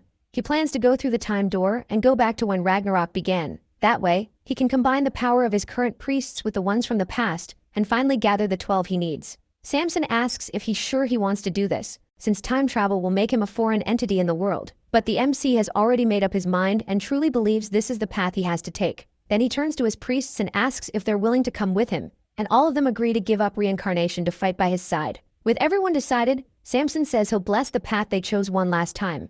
And then they head to Zeus's temple. An explosion goes off in the temple, and one of Zeus's servants warns him that Yu has invaded the temple and his priests are wrecking the place. With no reinforcements coming, they can't stop the intruders from pushing forward. They reach the room where Zeus is hiding. The MC, all sarcastic, asks if it feels good to hide while the rest of the world is getting destroyed. The servant rushes Yu, but Iten takes him out really fast. With nobody else in the way, the MC says Zeus was after Prometheus's prophecy. That's why he locked himself up as soon as Ragnarok started, protecting his throne while everything else was under attack. Pandora's door is there in his temple, and Zeus has been trying to figure out how to open it. The god lunges at Yu insanely fast, trying to wipe him out. But before he can land a hit, Ju chops off his arm. Adele winds up an attack while Pao lands a huge punch on Zeus, and then blasts him right in the face with fire. The priests keep attacking, and this time it's White Cloud and Leo who jump in. Zeus takes it all without even dodging, even though he could easily, because there's something behind him he's trying to protect. A massive door covered in moon and star symbols. Yu is shocked that Zeus managed to hide something like that for so long. And Snow activates the door with the half moon on its forehead. Pandora appears in her flying form and says she's been waiting for him. Yu, the child who will save the world, has finally found her. He asks why she's helping him now, and why she helped him before by showing him his memories. But she tells him not to worry. They're working toward the same goal, and that's why she's going to leave her power with him. Pandora then gives Yu the essence of Kronos' power that goes beyond even time itself. Once the MC accepts that power, they'll fight chaos, or at least, that was the plan. Until Zeus gets back up and charges at Pandora. Yu tries to save her, but he gets blasted back hard. Zeus has been waiting for this moment ever since she stole Kronos' power. The MC tries to talk Zeus down, saying Pandora is the key to defeating chaos. If he cares about the world, he needs to help them. But Zeus says Yu doesn't understand what's really going on. Who does he think opened Pandora's box? The only thing that was keeping chaos sealed. It was Pandora who started the end of the world, freeing chaos from its prison. Done talking, Zeus summons a massive lightning strike into the temple. It's strong enough to destroy even Olympus, but that doesn't matter anymore. He hits Pandora with everything he's got, but there's an explosion, and she gets sent back in time. Zeus gets furious at that little act of rebellion, and goes in to bite her, trying to end it all. The MC wakes up in the middle of a sunny city, totally confused. Pandora must have saved them, but he doesn't believe Zeus was telling the truth about her opening the box. Yu hears a commotion behind him, and turns around, seeing his child self getting beaten up in a park. He remembers this day. The kids beating him up talk about how he's useless and has no powers. Yu had managed to get into a private school after studying like crazy to earn a scholarship. This was the day the guy got comforted by a stranger and ended up developing his inferiority complex. When he finally managed to use powerful abilities, he realized happiness doesn't depend on how much power someone has, and to think that the mysterious man who comforted him all that time was actually himself. Yu now understands what he needs to do with Kronos' power. Somewhere else, Zeus is blown away by the power of time. Now he'll be able to get rid of Pandora before any of it even happens. She'll disappear along with the mistake the god made. But the MC shows up at the perfect moment and blocks Zeus's attack. Zeus gets pissed at the interruption and says that if Yu's goal is to end the chaos, he shouldn't be getting in the way. But if Pandora disappears, everyone Yu loves will disappear too. If everything started with Pandora, then the person he is today is also thanks to her. Sure, a lot of people suffered because of what she did, but a lot of people also worked their asses off to get where they are. And along the way, he got to meet and save so many people, along with the worlds they live in. He won't let Zeus erase all the precious moments he had with his friends. Zeus thinks it's ridiculous to sacrifice the world over a few happy memories, especially since he'd sacrifice even the world of the gods to get what he wants. Zeus summons his strongest lightning again, shaped like a spear, while Yu gets this intense sense of deja vu. It's gonna be hard to fight Zeus while also protecting Pandora. He needs to take the gods somewhere else, and that's when it all clicks. Everything was already set. The past, the present, even the choices he's making right now. So Yu sends them into the past, on a rainy night. He ends up getting hit by Zeus's spear, even though even Zeus avoids touching it. But the MC doesn't look worried. He says he's been curious for a long time about what kind of lightning would make him awaken the skill screen. Obviously, it'd be a lightning bolt like Zeus's. Zeus is confused about how he can be fine after taking a direct hit like that. But Yu, copying the attack, reveals this isn't the first time he's been hit by that lightning, and he fires it back at Zeus. The attack is so powerful. Lightning goes flying everywhere, and one bolt hits Yu from the past dead on, the one who was cursing at the sky. Back in Pandora's time, the MC asks her if it's true that she released chaos. She confirms she really did, but it was all so humanity could break free from the god's grip. Pandora is one of the first children, the very first person. When she was born, pink petals fell from the sky, and all the gods blessed her. She believed their love was real, but that was naive. The gods only wanted to keep her around because of the divine power they got through her. When she found that out, that's when she made the plan to open Pandora's box. Yu is furious, because that's not a reason to cause so much destruction in the world. Pandora says she knew how the future would play out, but she still had to open the box to stop it. The MC is confused about who Pandora is talking about, but she can't say while the system exists, since she's using the system to listen to everything that's being said. She apologizes for not being able to explain everything right away, but hopes he understands she's doing this to protect humanity. The MC can't follow her logic and says he's only keeping her alive because he has his own reasons. Then he tells Pandora to accept the priestess contract. That's the only option Yu is giving her now. With no real choice, Pandora accepts and hopes he can put an end to all of this. The MC gets ready to summon his priests and go back in time to the events in the fairy world. Before he goes, he asked Pandora not to be so formal with him next time. Aaliyah is still in the same spot, sprawled on the ground, staring up at the sky. Her recovery seems slower and slower as everything around her falls apart. She can't even move. She has no strength left, but Aaliyah hopes she at least managed to get revenge on the gods who let her world be destroyed without doing anything. A rock starts falling toward her as she feels like everything she did was for nothing. Leo shows up just in time to save his sister from getting crushed, and she's confused. Yu arrives right behind him with all his priests, and Aaliyah asks how he's there. He starts healing her and explains they use Pandora's door to go back in time and find her. Aaliyah recognizes the name, because she'd already heard it from the Lord of Chaos, and she screams, furious that they're still alive, because it means all her hard work was for nothing. Leo apologizes for leaving her to go through so much on her own, but the girl says she doesn't see him as family anymore. He has no idea what she went through and felt as one of the only survivors of her world. How Leo could live in a new world like nothing happened. The one who made her want to keep going was Chaos, the same one who destroyed her home. He promised he'd give her home back, and he also told her about the gods using humanity as a shield. So Ilya teamed up with her enemy, just for a chance to go back home. Leo says when they arrived in that unknown world, all he could think about was protecting her. It's not true that he lived like he hadn't lost his home. He was sad and scared too. He tried to find somewhere safe, and ended up acting cold toward Ilya, even though he wanted to protect her. The day Ilya left, he couldn't handle the sadness or even figure out what he'd done wrong. That's when he met Yu and his friends, and realized family is about being able to rely on each other. She asked why he's saying all this now, when it's already too late for her. The MC says she can still do the right thing. Aaliyah knows where Chaos is, and she can open portals that take them to other dimensions. They need her help to defeat Chaos. She knows she can't be forgiven for what she did, but she agrees to help them fight. Aaliyah takes them to where Chaos is, and Ju recognizes it's the land of the beginning, where they were born. Which means Gaia and Chaos are right up ahead.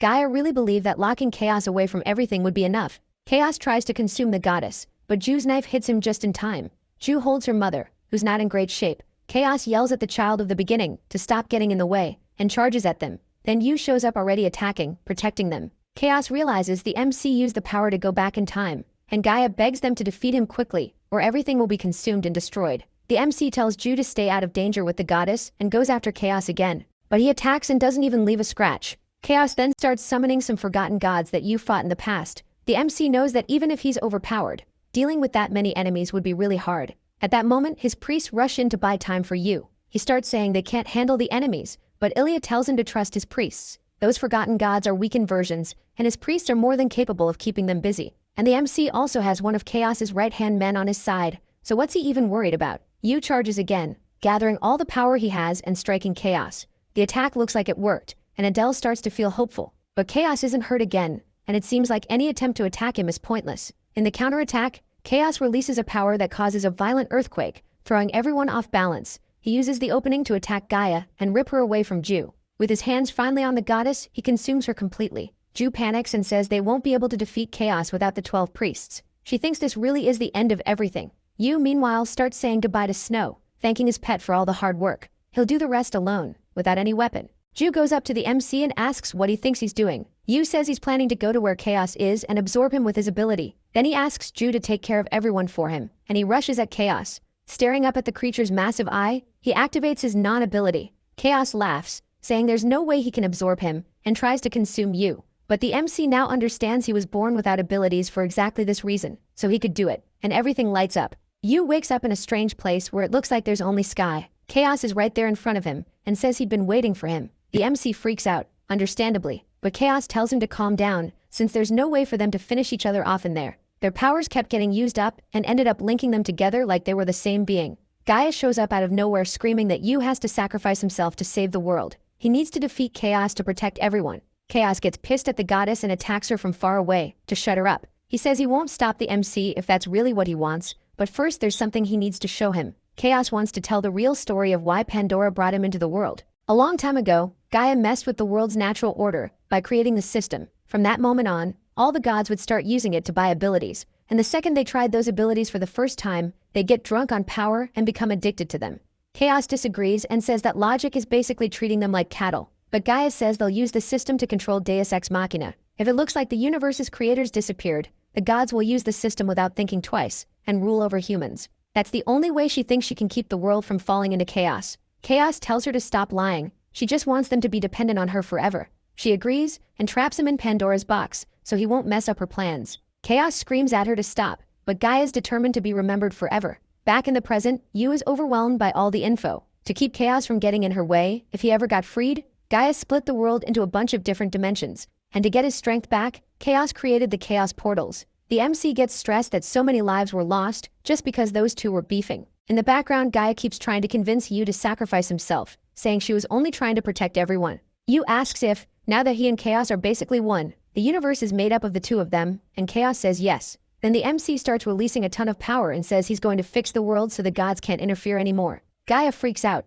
yelling that humanity only survived this long because the gods were taking care of them. But Yu disagrees and believes humanity will be fine without the gods' protection. Kronos' power activates, and the MC turns into pure light, then shatters. Ju wakes up crying from a messed up, distorted nightmare about Yu. Snow, who was in her lap, looks worried about her, and Adele shows up right after, asking if she had that weird dream again. Adele's worried too, and asks if Ju's been taking care of herself properly. Juo changes the subject, asks about Adele's iced coffee, and grabs one for herself. Sitting on a bench, she thinks about how she misses the person from her dream even though she doesn't even know them. A nearby loudspeaker announces a new portal, and the girls get ready to go. Helicopters hover over the portal area where the monsters have already been taken out.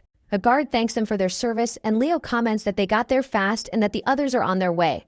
At the same time, White Cloud shows up, teasing Alia for starting to wear glasses. The two start arguing and smacking each other around like siblings. Ekinen shows up, telling them to cut it out and grow up a little. Even with Ekin holding them back, they keep trying to swing at each other, and Pao just sighs. Then they get ready to deal with the portal. Inside, everyone rushes the monsters and wipes them out super easily. Juo finds the portal's essence and a slimy monster catches her eye, but she just slices the essence into little pieces. Ekinen tells everyone to gather around him since the portal's about to collapse. Everyone climbs onto his hand except Ju, who looks like she's fixated on something. She tells Ekinen to take everyone out and says she'll be right behind them, while she runs the other way. The others tell Ekinen to wait for her, but he can't disobey a direct order from the leader. Juo seems like she's remembering Yu as she runs through the portal.